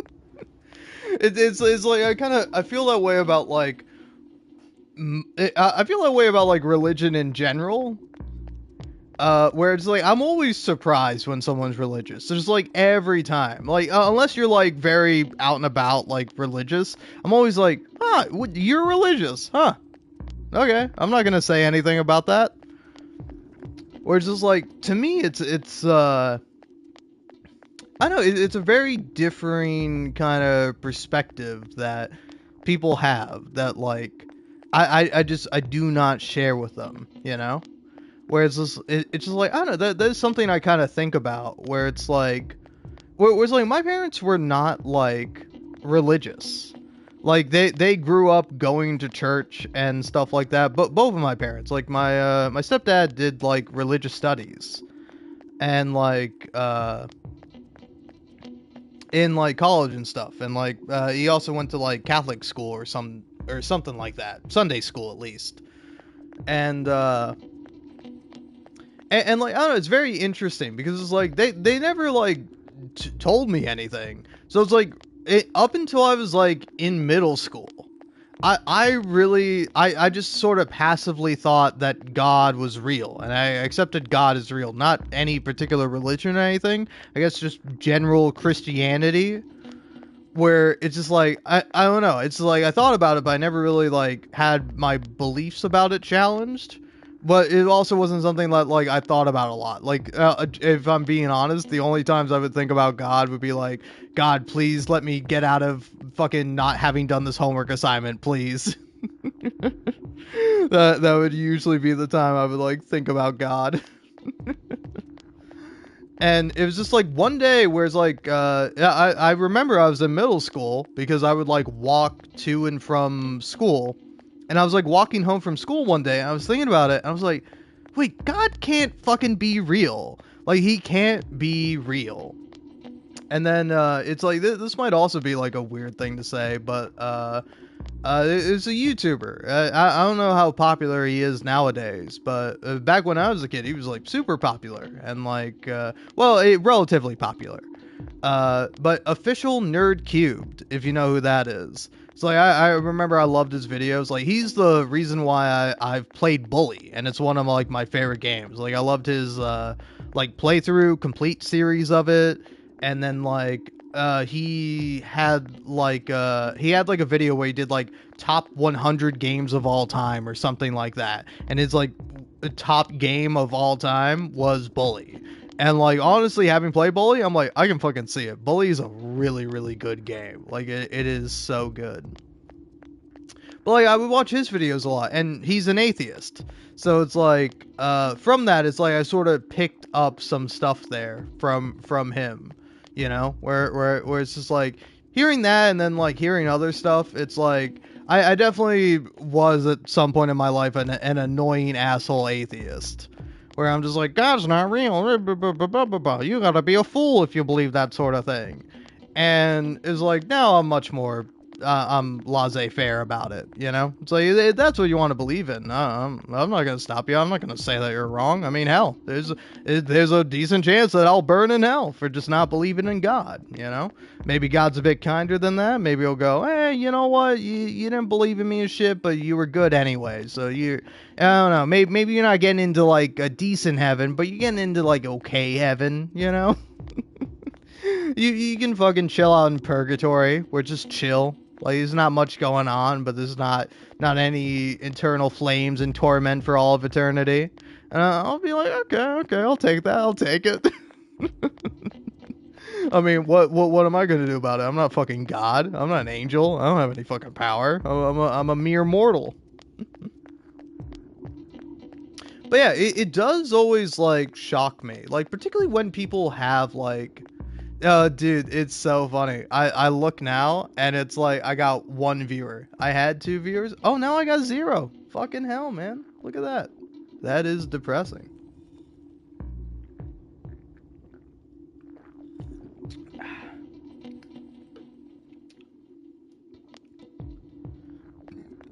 That's a good lesson, folks. Don't start talking about religion. People might not be here to listen for it. Or maybe they tuned out for unrelated reasons. Maybe they're just tired, or like, I got other things to watch, or I can't even listen to some good fucking Persona music, which, I mean, hey. If I can press the right fucking button. Hey, shut the fuck up, man. Alright. Let's see. Fucking play me some Heaven, bro. Yeah, ironically enough, let's listen to some Heaven. But yeah, it's like, I don't know, to me it is really interesting to like believe in a religion. Like, I think it's an interesting choice a lot of the time. And like, for me at least, it is kind of baffling, you know?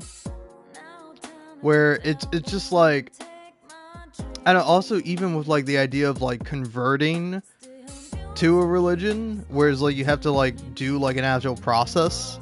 I'm just like, it's unbelievable to me that you would do that. Like, it just seems like a fucking hassle, you know? We're just like, I don't know, honestly, at some points in my life, I've thought like, I feel like I would make for a good preacher. I feel like in spite of my disbelief in God, I could be a pretty good fucking preacher. Alright? I feel like I have it in me. I have a preacher inside me. Not like that. I'll tell you what, man. I'm not any kind of religion, but I'm sure as hell not ain't no I ain't no fucking Catholic. Oh, man. But yeah, I will say that is just like a very odd thing to me. That it's like, just some people are really out there being religious. So I think that's cool. More power to you. You know, it is your right, obviously. But it might be your right. I just think you're wrong. Personally. Because yeah, it is like, I don't know, it's like just such a, it's such a strange thing for like so many different reasons. It's like, it makes sense to me why there's like so many different religions, right? Like, it seems like a very common thing to think about. to think that, like, hey, if we're here, there must be some creator, there must be some higher power, you know? Why would things happen the way that they did? It, like, is it really just random chance? Is it really all just some cosmic coincidence? And very well could be, but also very well could not be, you know? It's like, I think it is almost like a natural human inclination to believe something like that, to think about something like that. But it's like, for me at least, it's like, I don't know, I tend to like that there is no meaning to life, that there is no higher order, there is no, like, specific right or wrong way to live your life, you know? Because it's like, that just, it makes sense to me. And, like, with that comes the ultimate freedom, you know? You can choose to live your life however you wish. If you want to pursue being, like, I don't know, being, like, the greatest at some sort of skill or sport, you can do so. You want to pursue your time, like, trying to help as many people as possible, great. If you want to spend your time, like, doing nothing and only helping yourself, that's also, you know, as acceptable as everything else. Like, it's like, I still have morals, I still have philosophy. It's like, I don't need for there to be a ultimate punishment after I live or I die in order to be good. Which, like, that to me is something that, like, is weird. Whereas, like, some people will talk about, like, oh, we need religion because religion is, like, the only way that we can have objective morals or something like that. And it's like, well, yeah, man, that's the thing. We can never have objective morals. You can say that, like, your objective morals align with God or a Bible or some other religious text, but it's like, you know, don't you think that's a little narrow of a way to think about it? That really the only way that we can have objective morals is that there's some ultimate higher authority than humanity? Because it's like, I don't think so, right? Oh. Because I think for me at least, there's plenty of stuff in there that just I personally disagree with, and then I also think doesn't make any sense, you know? So it's just like, it is always, like, baffling to me, where it's like, somebody's like, oh, I believe in this, or I'm a this, and I'm like, you are? Really? I mean, alright, that's fine. Like, again, this will be the last thing I say about it, but I always think back to, like, high school, where it's like, I took, like, a class that was, like, online on, like, the computer for, like, one of my periods, and so, like, I was, like, next to this girl who was a senior, and I was a sophomore at the time. Or I think I was a junior. I was like 1 or 2 years below her. But, like, I remember we would, like, talk on occasion. And, like, sometimes I would, like, not do my assignments. Like, I was, like, way behind on the fucking... I was doing, like, an online Latin class, so I didn't really give a shit about it. And, like, I barely managed to get through it with, like, a C. And I was like, okay, good. But, like, I remember I would just, like, spend a lot of my time just, like, talking with her. And, like, it baffled me one day, where it's like, it came up because we were talking about, like, the 2016 presidential election. And, like, I was, like, saying, I was, like, pointing out the fact, I was like, oh, yeah, you were able to vote, right? And she was like, oh, I don't vote. And I'm like, oh, why don't you vote? And she was like, oh, I'm a Jehovah's Witness, and we believe that the government has been taken over by Satan. And I was like, oh, okay. And, like, to me, it was just like a very strange revelation, because it's like, she was really smart. Like, she was a very intelligent young woman, and I was just, like, very surprised to hear that. Where it's just like, it also made me go, it's like, it made me, like, think about Jehovah's Witnesses, where it's like, you know, it's like, you know them because they go around door to door, like, preaching about their religion. Like, that's really the main thing I knew about them, and that's about all I knew about them.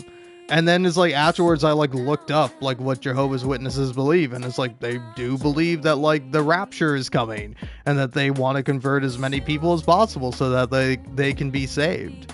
And that like the government is like currently being run by Satan. So it's like morally wrong to participate in the election. And it's like, yeah, I mean, I guess if the government was being run by Satan, I guess it would be kind of immoral to participate, but still, I was just like, it's fucking wild to me. Oh.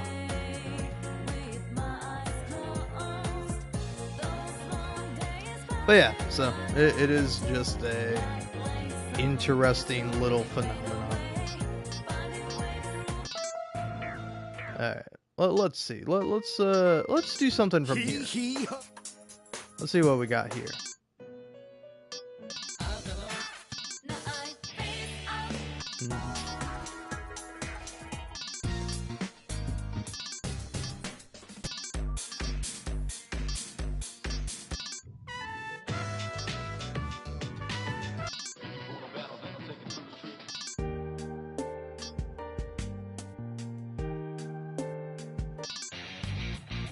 Oh, okay. I was like trying to figure it out. So these are all from. No, yeah. Where are these from? So are these all ones with like vocals? Yeah, I guess they are.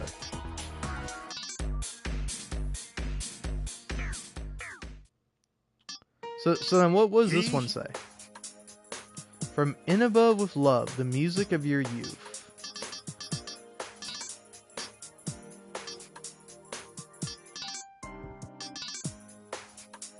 Oh, okay. Yeah, so these are like most of the songs in the game. I do love Youthful Lunch. Oh, that one's called Specialist. Ah, the opening credits. Or the main menu music. I do love that. How much for the shop theme. This has got such good names, man.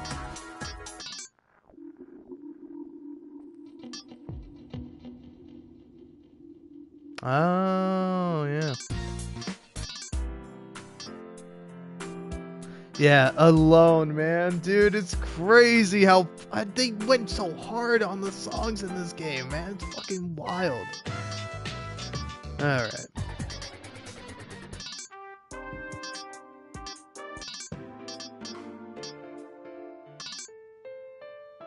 Yeah, honestly, I'm going to leave you with Deduction, another version. I'm going to leave you to go take a piss.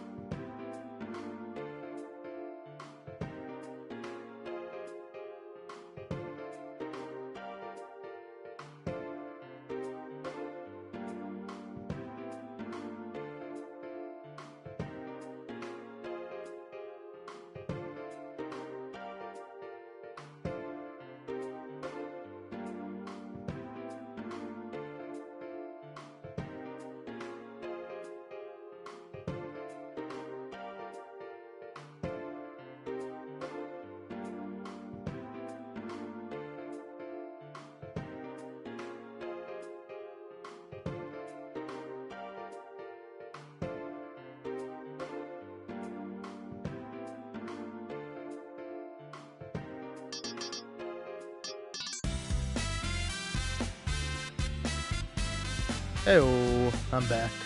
Damn, it's been a minute. So we're fucking 5. Holy Jeezy Louise. Aw, dude, Girl of the Hollow Forest is good. Aw, Sky Full of Stars. God, man, the names hit, the songs hit. It's all so good, man.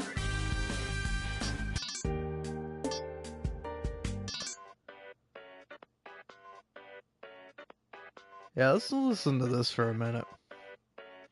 Because I don't even know when this plays. But yeah, anyway. I think I'm going to go grab a drink. But I will say, TikTok is such a funny place. Because it's like, TikTok is a place I can go on. And it's like guaranteed I will be able to hear somebody say the C word. You know? Whereas like, you can also hear it on YouTube. But it's also much less common. And like... I think YouTube is becoming more cool about the C word, where it's just like, I don't know, frankly, it's something I think about, where it's like, I always want to replay The Witcher 3, but I'm like, am I going to be able to replay The Witcher 3 and have it be monetized?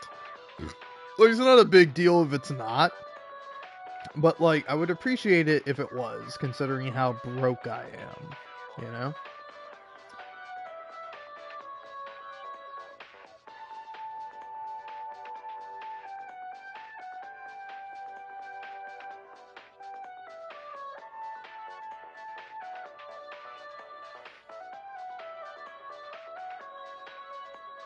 But like the Witcher 3 does make excessive use of the C word, so there's that.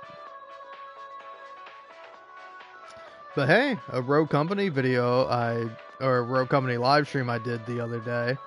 I said the C word in that, and to be fair, I was quoting the show Vice Principals. Which is like, also, I was kind of surprised watching that show. I mean, I was surprised, but also was not surprised. When, like, one of the characters says the D slur. I was just like, whoa, alright. To be fair, it was said by Walton Goggins, and Walton Goggins, he is serving C in that fucking show, you know? I don't know if his character is necessarily supposed to be gay. I think part of the joke for his character is that he does act gay, quote unquote, like he is flamboyant, but like, he's also like married.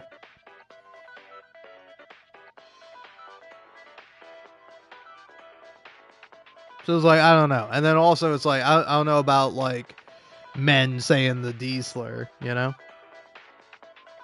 Just in general, regardless of your status of being gay or not. I think some people are cool with it, but, you know. I think it also depends on the context, for sure.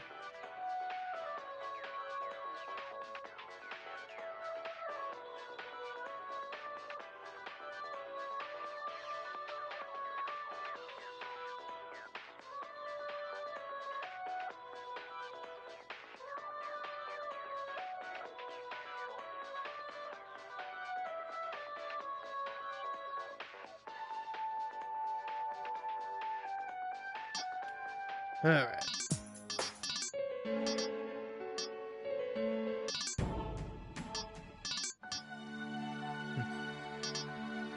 So, a lot of good stuff here, but let's go back here for it.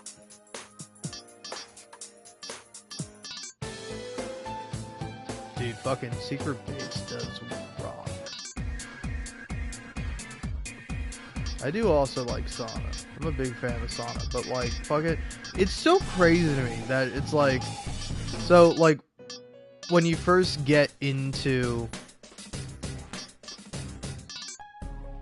oh yeah. It was like, when you first get into the Shadow World, this is like the first song you hear. And it was pretty good.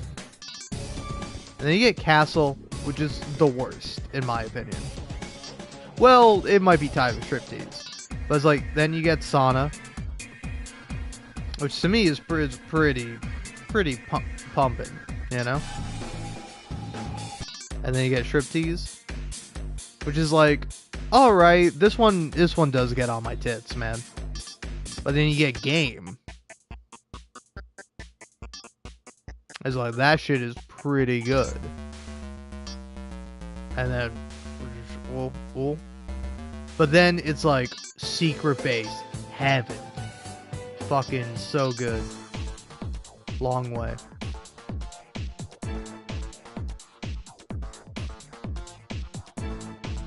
Yeah, I'm forgetting when this one shows up, but I remember that one. Corridor is a fucking great one, man. Memories, and then time to make history. But yeah, I'm gonna hit you with Secret Base while I'm gone.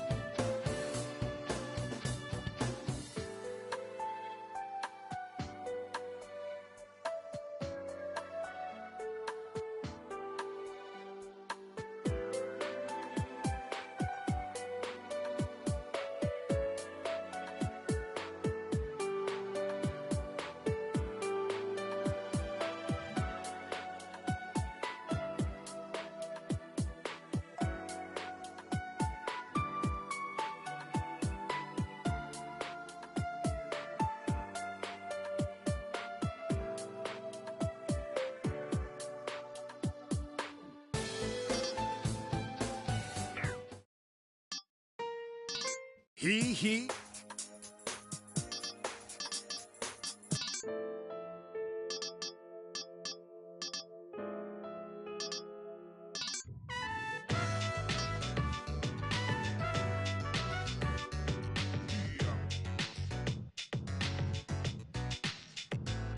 Alright, hello, I return with another drink, of course. Because I don't know, man, there's something about like drinking and playing Persona 4 that to me, I vibe with it heavily.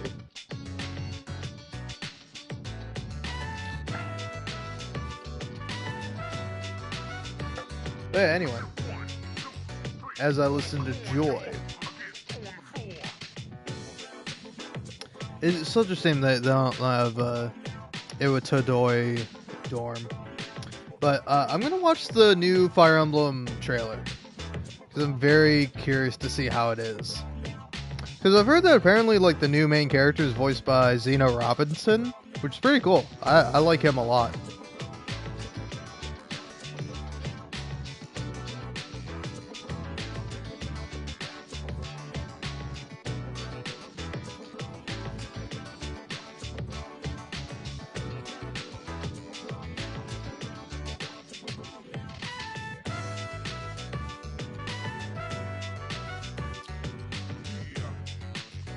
Apparently they got like a Rome Coliseum thing going on with games.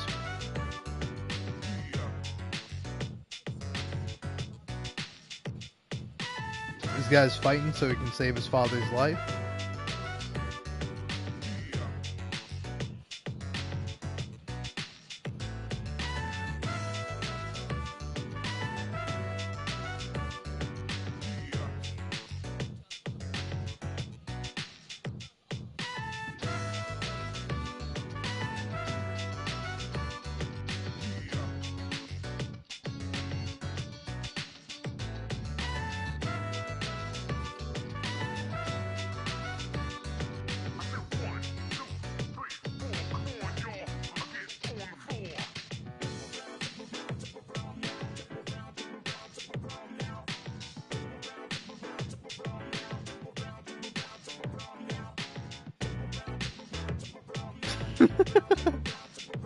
That's pretty sick.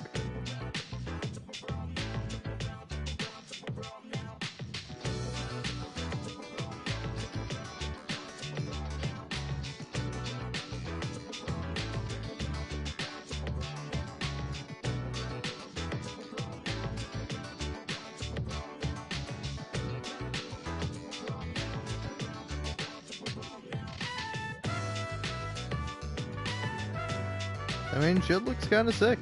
Too bad I won't be able to play it.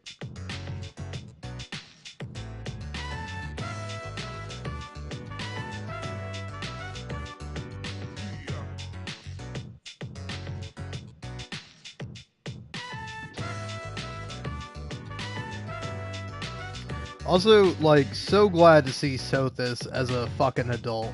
Alright? This statement was fact-checked by real adult women fetish havers.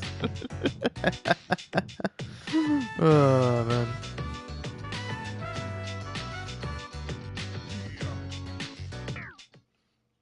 Alrighty. So, what the fuck am I even doing here? Oh yeah, let's go hang out with GA.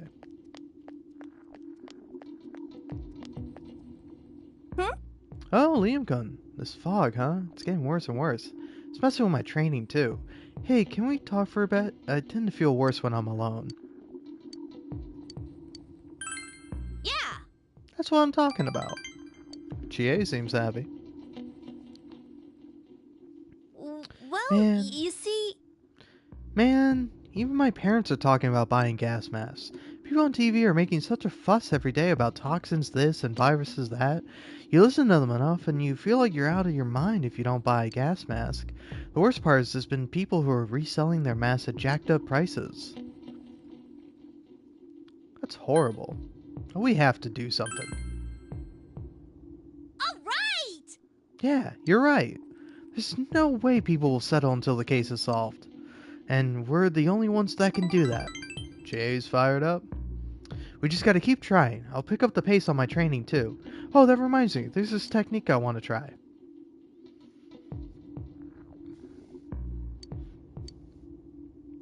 Oh! Yikes, is this late already? We should really be on our way home.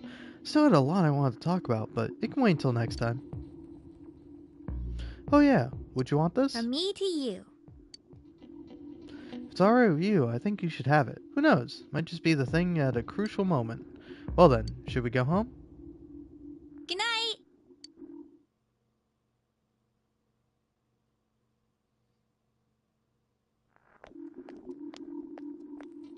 Yo.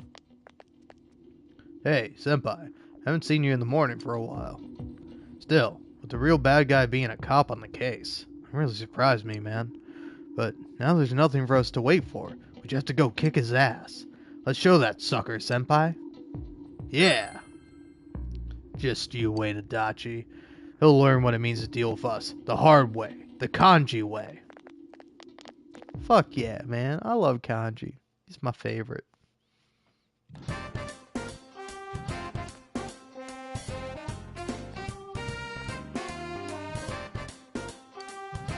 Liam-san, are you free after school today? Yeah. Thank you. There's someplace I really want to go. I'll meet you after school. Hey, if I can complete his social link, I'll be very happy.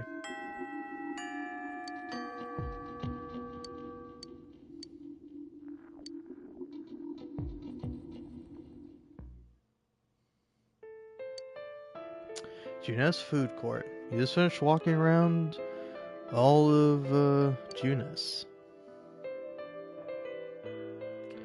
Fog has enveloped the area. Grocery department downstairs was incredible, and they had so many kinds of liquor. Prices much lower than ours. There's no way we could win. But we've been doing well lately. After Sis's murder, there are some people who want to buy from us out of pity. Ironic, isn't it? Charge them extra. Good idea. We make the money, they get to be hypocrites. Naoki is looking the other way. But it's over for us. Our family's in shambles. My parents won't even speak a word about Sis. They try to act as if she never existed. Then, at night, they cry. What can I do? Hey! Huh, Liam? Aren't you Saki-senpai's? Oh, hi. This is the first time I've been to Junes. I don't really have anything to do with our store, and I don't hold any grudge against you, but just that my parents and the neighbors would have said something, so I never bothered. We're in the same boat, buddy. I see. It's incredibly huge, huh? I'm full just looking at all the food here. It's like its own country. Your sister said that too. You two do kind of look alike. You have the same chin, the nose, and eyes too. Stop it. My sister isn't here anymore. Lonely, huh? Shut up. Just stop it. What do you know about me? She told me she was proud of you. She boasted about you. I liked your sister. Past tense, huh? I'm doing what I can right now for my sake, and your sister's. You just sit there crying, you're just troubling her, you know? I'm not crying. Alright! Today's grilled steak day. I'll go grab 3. Oh, Liam, you'll have to pay for your own.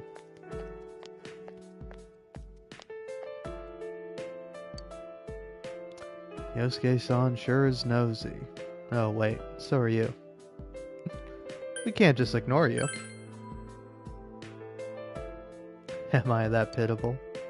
Pitiable? No, that's not it. It's different with you. You're not being kind to me because of that. I'm sorry. Naoki apologized sincerely. I'm glad I saw where Sis worked. I'm sure I could never come here by myself. I wouldn't even have thought about it.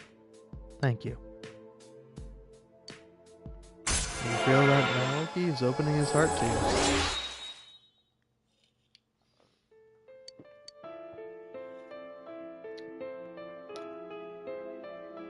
Is it good? It's awful. Then you're okay. Naoki silently continues to eat. Yosuke is warmly watching over him. Warmly? I'll see you again. He passed time talking about trivial things. He walked Naoki back to his house and went home.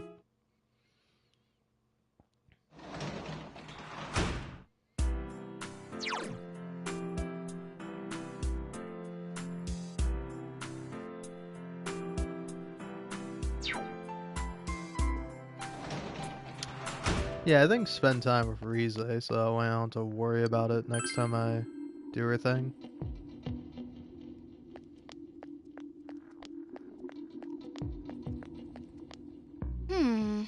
Oh, hi senpai. I hate how this fog feels. It's keeping away a lot of our customers, so we're closing up earlier than usual. Hey, you mind if we talk a little to help take my mind off things? Really? Yay! I get to spend time with you. Rize seems happy. I think I barely squeezed by on our math final. When I was working, I had to get tutoring on the side all year round since I didn't get to school much. My grandma doesn't nag me to study, but I still gotta try harder. I know. Next time, I'll have you give me a private lesson. I wouldn't mind that at all. Yay. You're smart, reliable, and nice to boot. I like you. Rise is laughing with embarrassment. Alright then, I'll have you tutor me. I can't wait.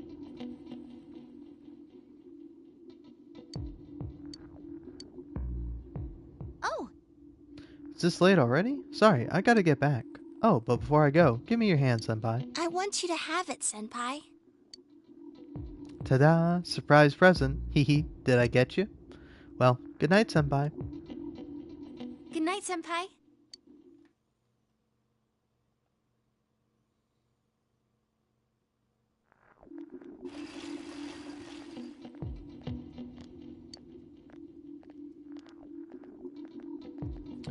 I'm getting kind of used to this thick fog now. I'm not worried about not being able to see anymore. Felt so relieved once I realized that only those right next to me can even see me. I used to freak out thinking that a teacher would see me in town and they stop and yell at me. But thanks to this fog, none of my teachers would know me even if I was 5 feet away. You're right. I feel kind of relieved too because of the fog. Some people get ill from it, but I'm alright so far. Plus, I'm kind of excited that it might be the end of the world. I might actually get to see it. I know! What's gonna happen at the end of the world? I wonder. It's like that variety show that plays at midnight. Nobody knows what's gonna happen. Recently, shows have just been kind of weird, but at least it's entertaining. It's like finding random shows that don't show up on the programming guide.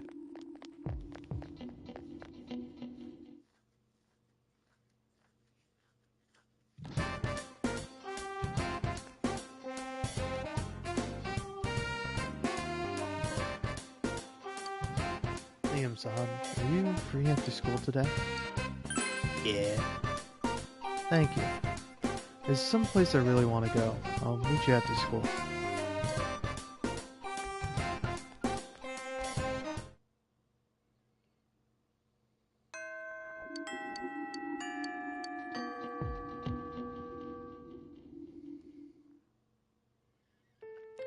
Scene of the second victim's discovery. Fog has enveloped the area. This is it, where they found Sis. This whole time, I could never bring myself to pass through here. I was afraid of remembering Sis and thinking about how her body ended up. Now, I feel like I can finally accept the truth. You know how it is in TV dramas? People cry for days on end, or their sad memories come back and torment them. It wasn't like that for me. I was the same as ever. So I thought I was a cold human being. Because I wasn't able to cry like the actors on TV. Thought that maybe I didn't actually like Sis.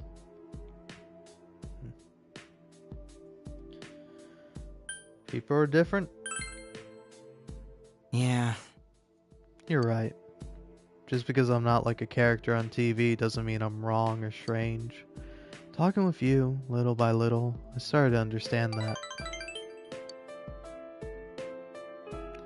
I was just trying not to think about Sis. It was easier for me to tell myself that I was a cold person than to think about Sis and suffer. I kept running away from the pain. I never let myself think about her. She must have wanted to live more, huh? Yeah, I'm sure of it. Poor Sis. Naoki finally let go and started crying. I wanted her to live more. I wanted her to live. Naoki's biting his lip.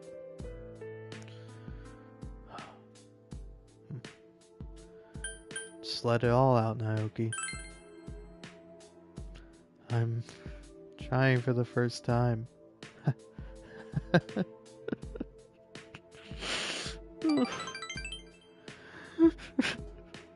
Naoki is crying and hiccuping. Thank you. I finally feel that I'm sad. Seems Naoki has released the profound sadness he had buried. I feel like your relationship with Naoki has grown stronger.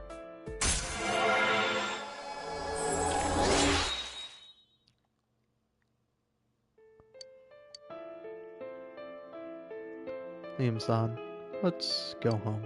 I'm going to talk with my parents. About Sis, about me. I'll see you again. Parted ways with Naoki and went home.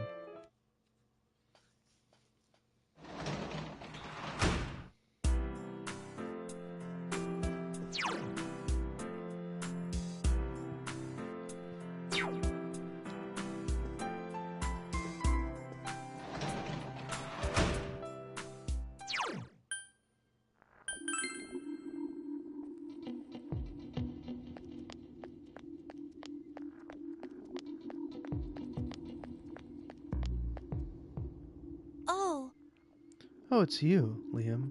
This fog is insane, isn't it? When I was in Okina, it was totally clear, and I came back here and I can't see a thing at all. Hey, I don't want to think about this fog. Mind helping me out by chatting with me?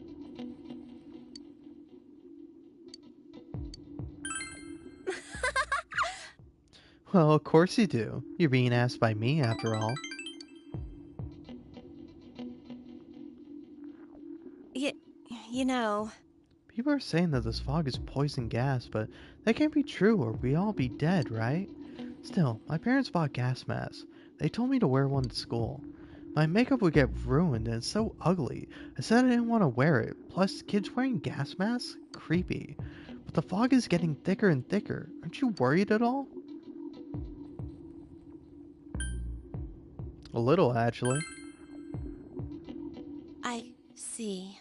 Yeah, that's what I figured. I think people are making it into a big deal, but you can't just ignore the situation either. So, I hear Juness is going to start selling gas masks. The place sure knows how to do business. Those guys are sharp. Damn. Really messed up.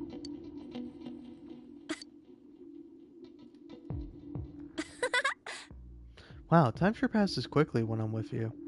Just a little something for you. Here, take this. I know it's not much, but it's the thought that counts, right? Well, let's go.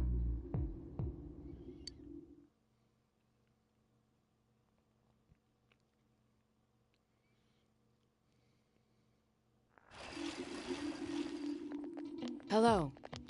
Good morning, Senpai. We've been running into each other quite a lot, haven't we? Do you remember what Adachi said? Inaba will disappear into the fog by the end of the year.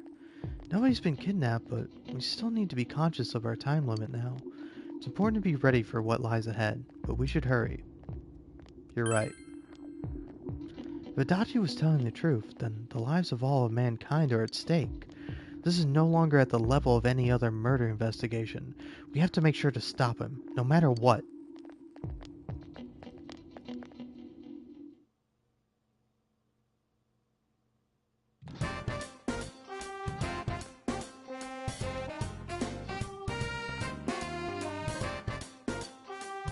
Would you like to walk home with me?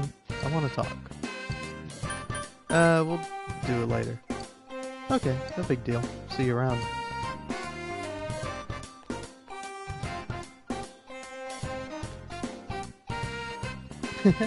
Fancy meeting you here. Hey, you're free today. Want to hang out? I see. It's too bad. Well, see you later then.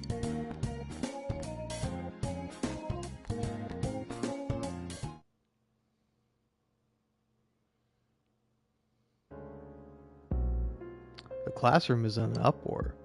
Hey, did you hear? The fog made someone faint.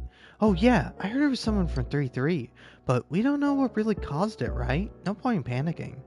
I'd worry more about getting a gas mask. If you don't, you could be next. Hey, be quiet everyone. Class is still in session. No talking. The uproar continues. People are freaking the fuck out, man. Is it possible the frog will shroud the entire world by the end of the year? Regardless, you must defeat the one behind all this before then. Spend time with I, spend time with Kanji, spend time with Marie. Alright.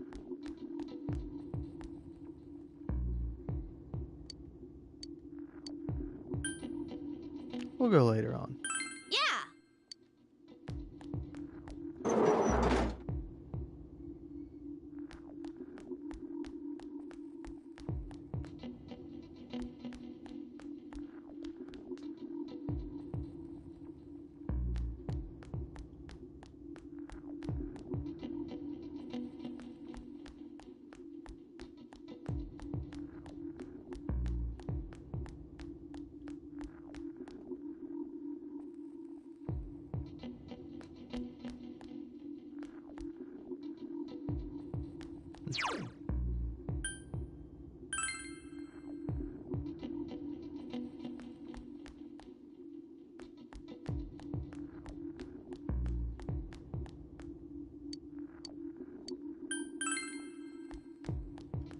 Let's see here.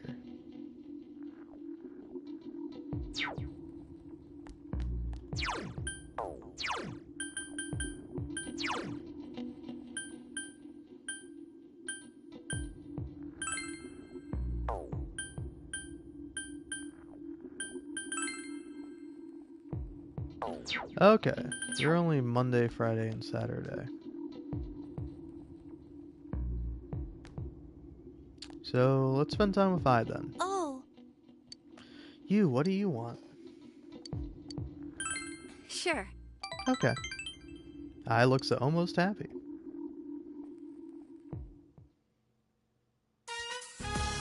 Asagami High Shoe Lockers. You decided to go to Okina Station with I.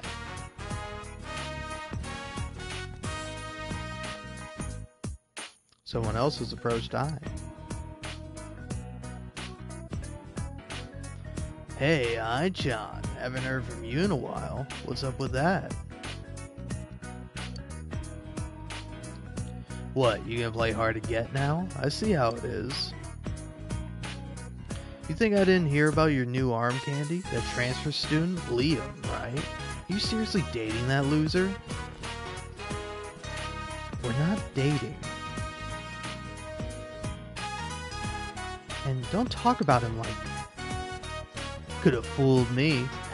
Not that I'm worried or anything. I mean, come on. Me versus him? Not even a contest. I could show you stuff you never even dreamed of, babe. Huh? Stop it. Jeez. There's nothing going on between you and me. Never has been. Hey, listen.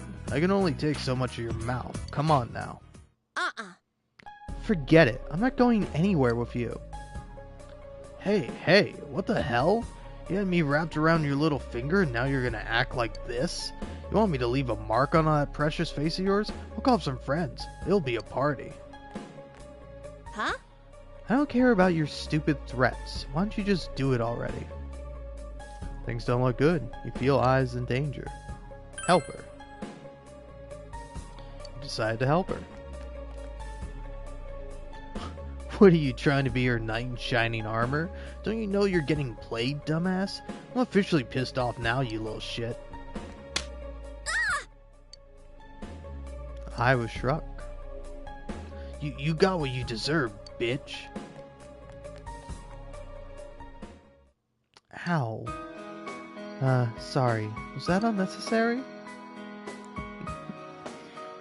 That was reckless of you.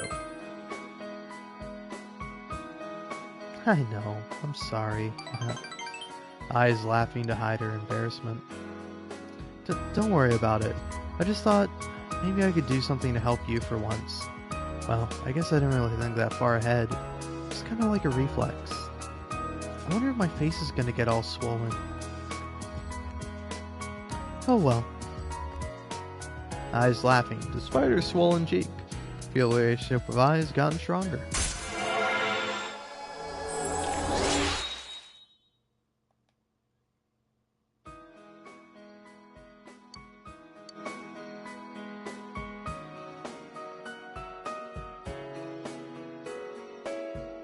Let's go somewhere close by.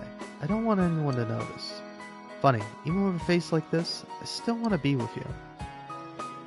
See you again. Talked with I at school and parted ways after walking her home.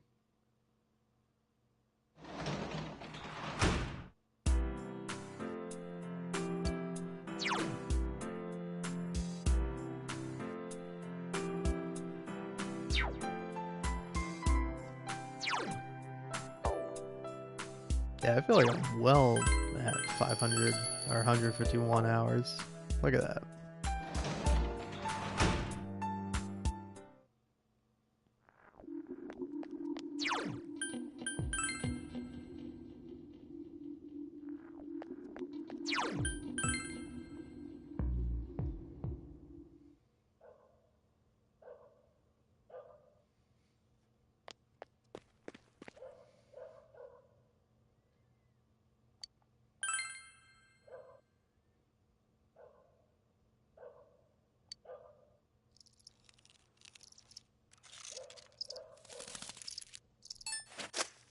Damn.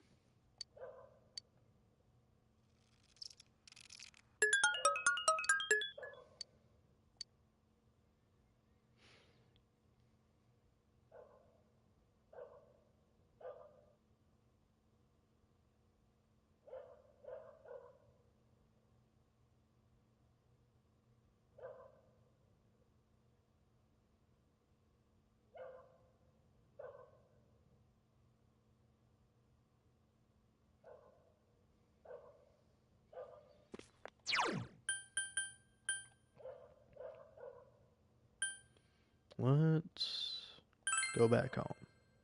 Oh no.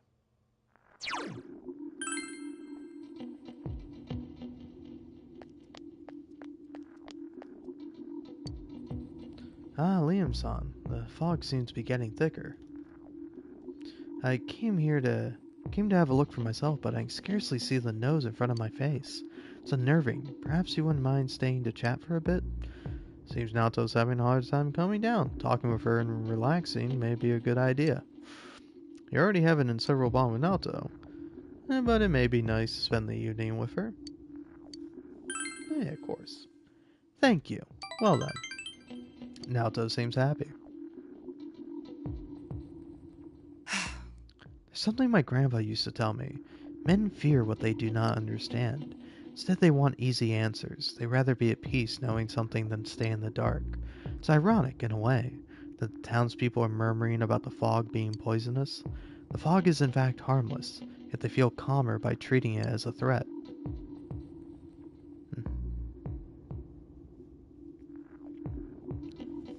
I can understand that. Yes. Oh, I agree. By convincing themselves that one is safe so long as one wears a gas mask, the town's peace is maintained. Naoto is nodding. I'm planning to ask the police for their cooperation on this matter in spreading accurate information to the townspeople. It may only be a drop in the bucket, but it's better than doing nothing.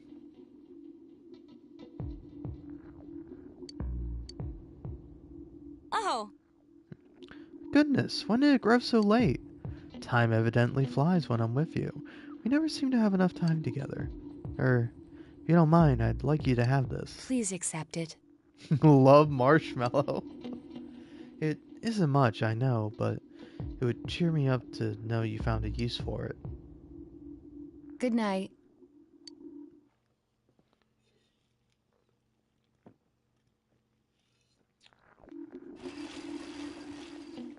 Just flying through the days, man. I saw it on the Midnight Channel. Countless black creatures crawl out of the fog and infest the town. The town gets overrun by them, and the people who inhaled the fog turn into them too. The last person that appeared looked just like me. What should I do? I don't feel good. People turning into monsters? That sounds awesome. It's like some kind of anime. I wonder how it feels to turn into a monster. Huh, how it feels. Well, I guess, if everyone was turned into monsters, that'd be okay. If everyone's becoming a creature, why should I worry about becoming one? Aha, it'll just be like we're evolving to another species.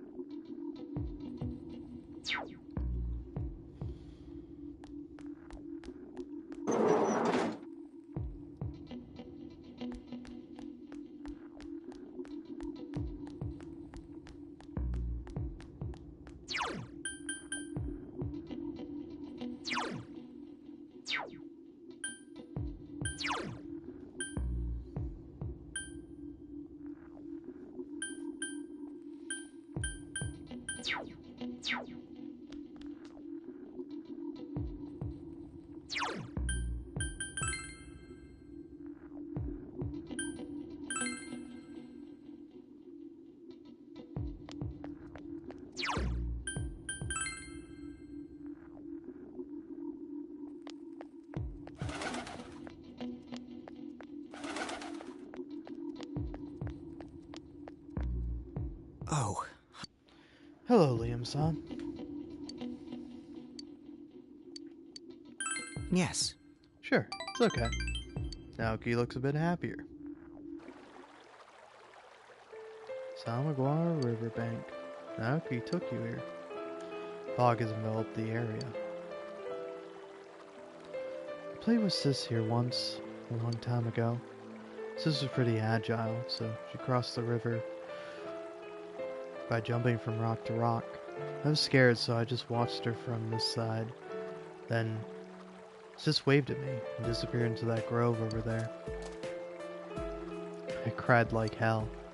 While I was crying, Sis crossed the bridge without me noticing and yelled right behind me. I pissed my pants. Lately, that's all I've been remembering. I think it's the same way now. It's a river separating us. Sis is gone and I'm still here. Sis has crossed over to the other bank and I'm still on this one. No matter how much I cry or piss my pants, I know she isn't coming back. I've been trying not to think about it all this time. But I finally feel like I can face reality. It's all thanks to you. I didn't do anything. Yeah, I didn't do anything. No. You did everything. You talked to me, you listened to me. Naoki started talking seriously. I thought that there's no point to my existence. But I was really happy to find that there was someone out there who would actually devote time to me. That's why I was able to do this. Here, check it out.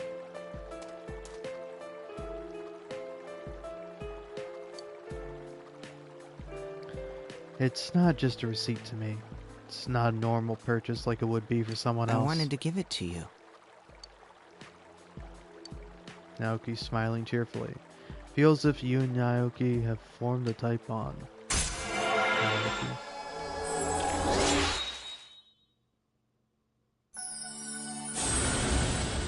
Thou art I, and thou hast forged a genuine bond. Now thou art I, and I am thou. Thou hast established a genuine bond. Genuine bond should be your eyes to see the truth. We bestow upon you the ability to create Addis, the ultimate form of the Hanged Man Arcana.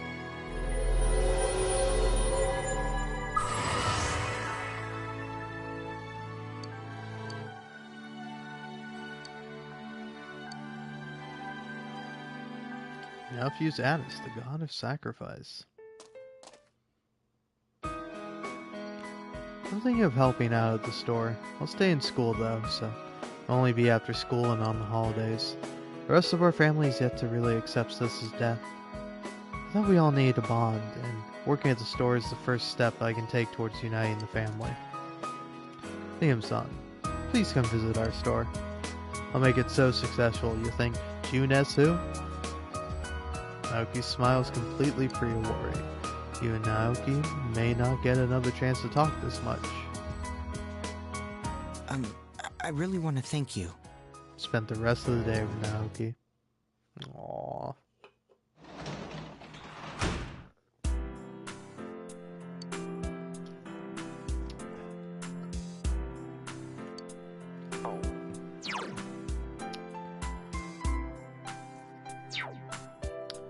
So yeah, I guess I'm gonna go get a shrine fortune finally.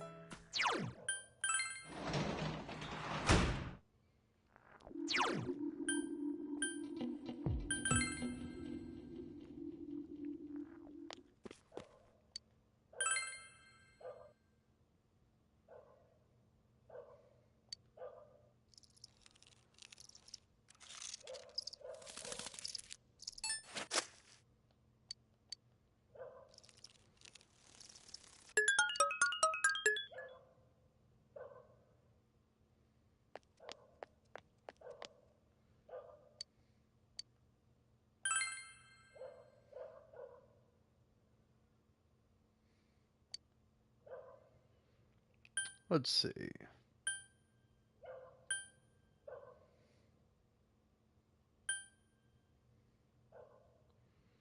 I know, I'm thinking about who's left.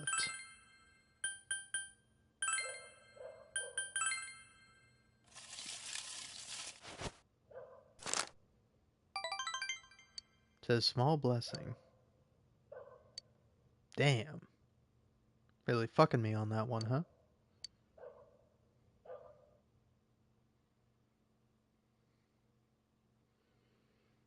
Alright, 6 more days I got. Really 5. Good morning. Oh, morning, senpai. So, this is gonna be the final battle. Finally, huh?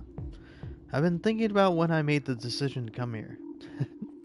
I came here thinking that I could find myself in the peace and quiet of a little country town, but I have no regrets. I'm glad I met you. Me too. We can't lose to that Adachi. Let's beat him and bring him to justice. I'll do my best to help you until the very end. Let's win and give Nanako-chan something to smile about.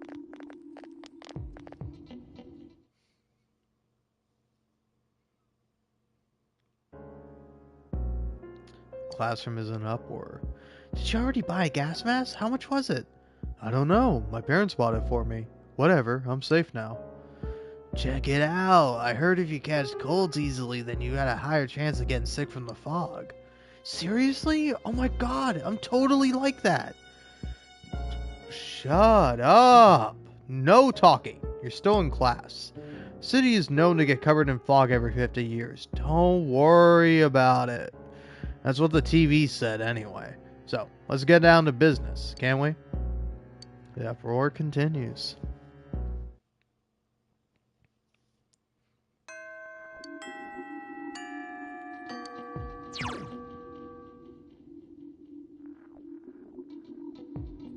Nope. I think my game crashed. Well, not much you can really do about that. I wonder if I'm still live streaming. Yep, seems I am. Well, shit. Oh, fuck me, man.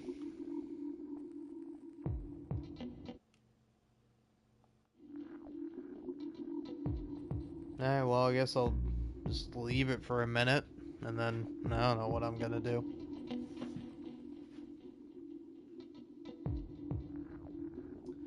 Yeah, actually, you know what I'm gonna do? I'm gonna reset my internet, so live stream's gonna end here, but hopefully I can save my progress, and if not, no biggie.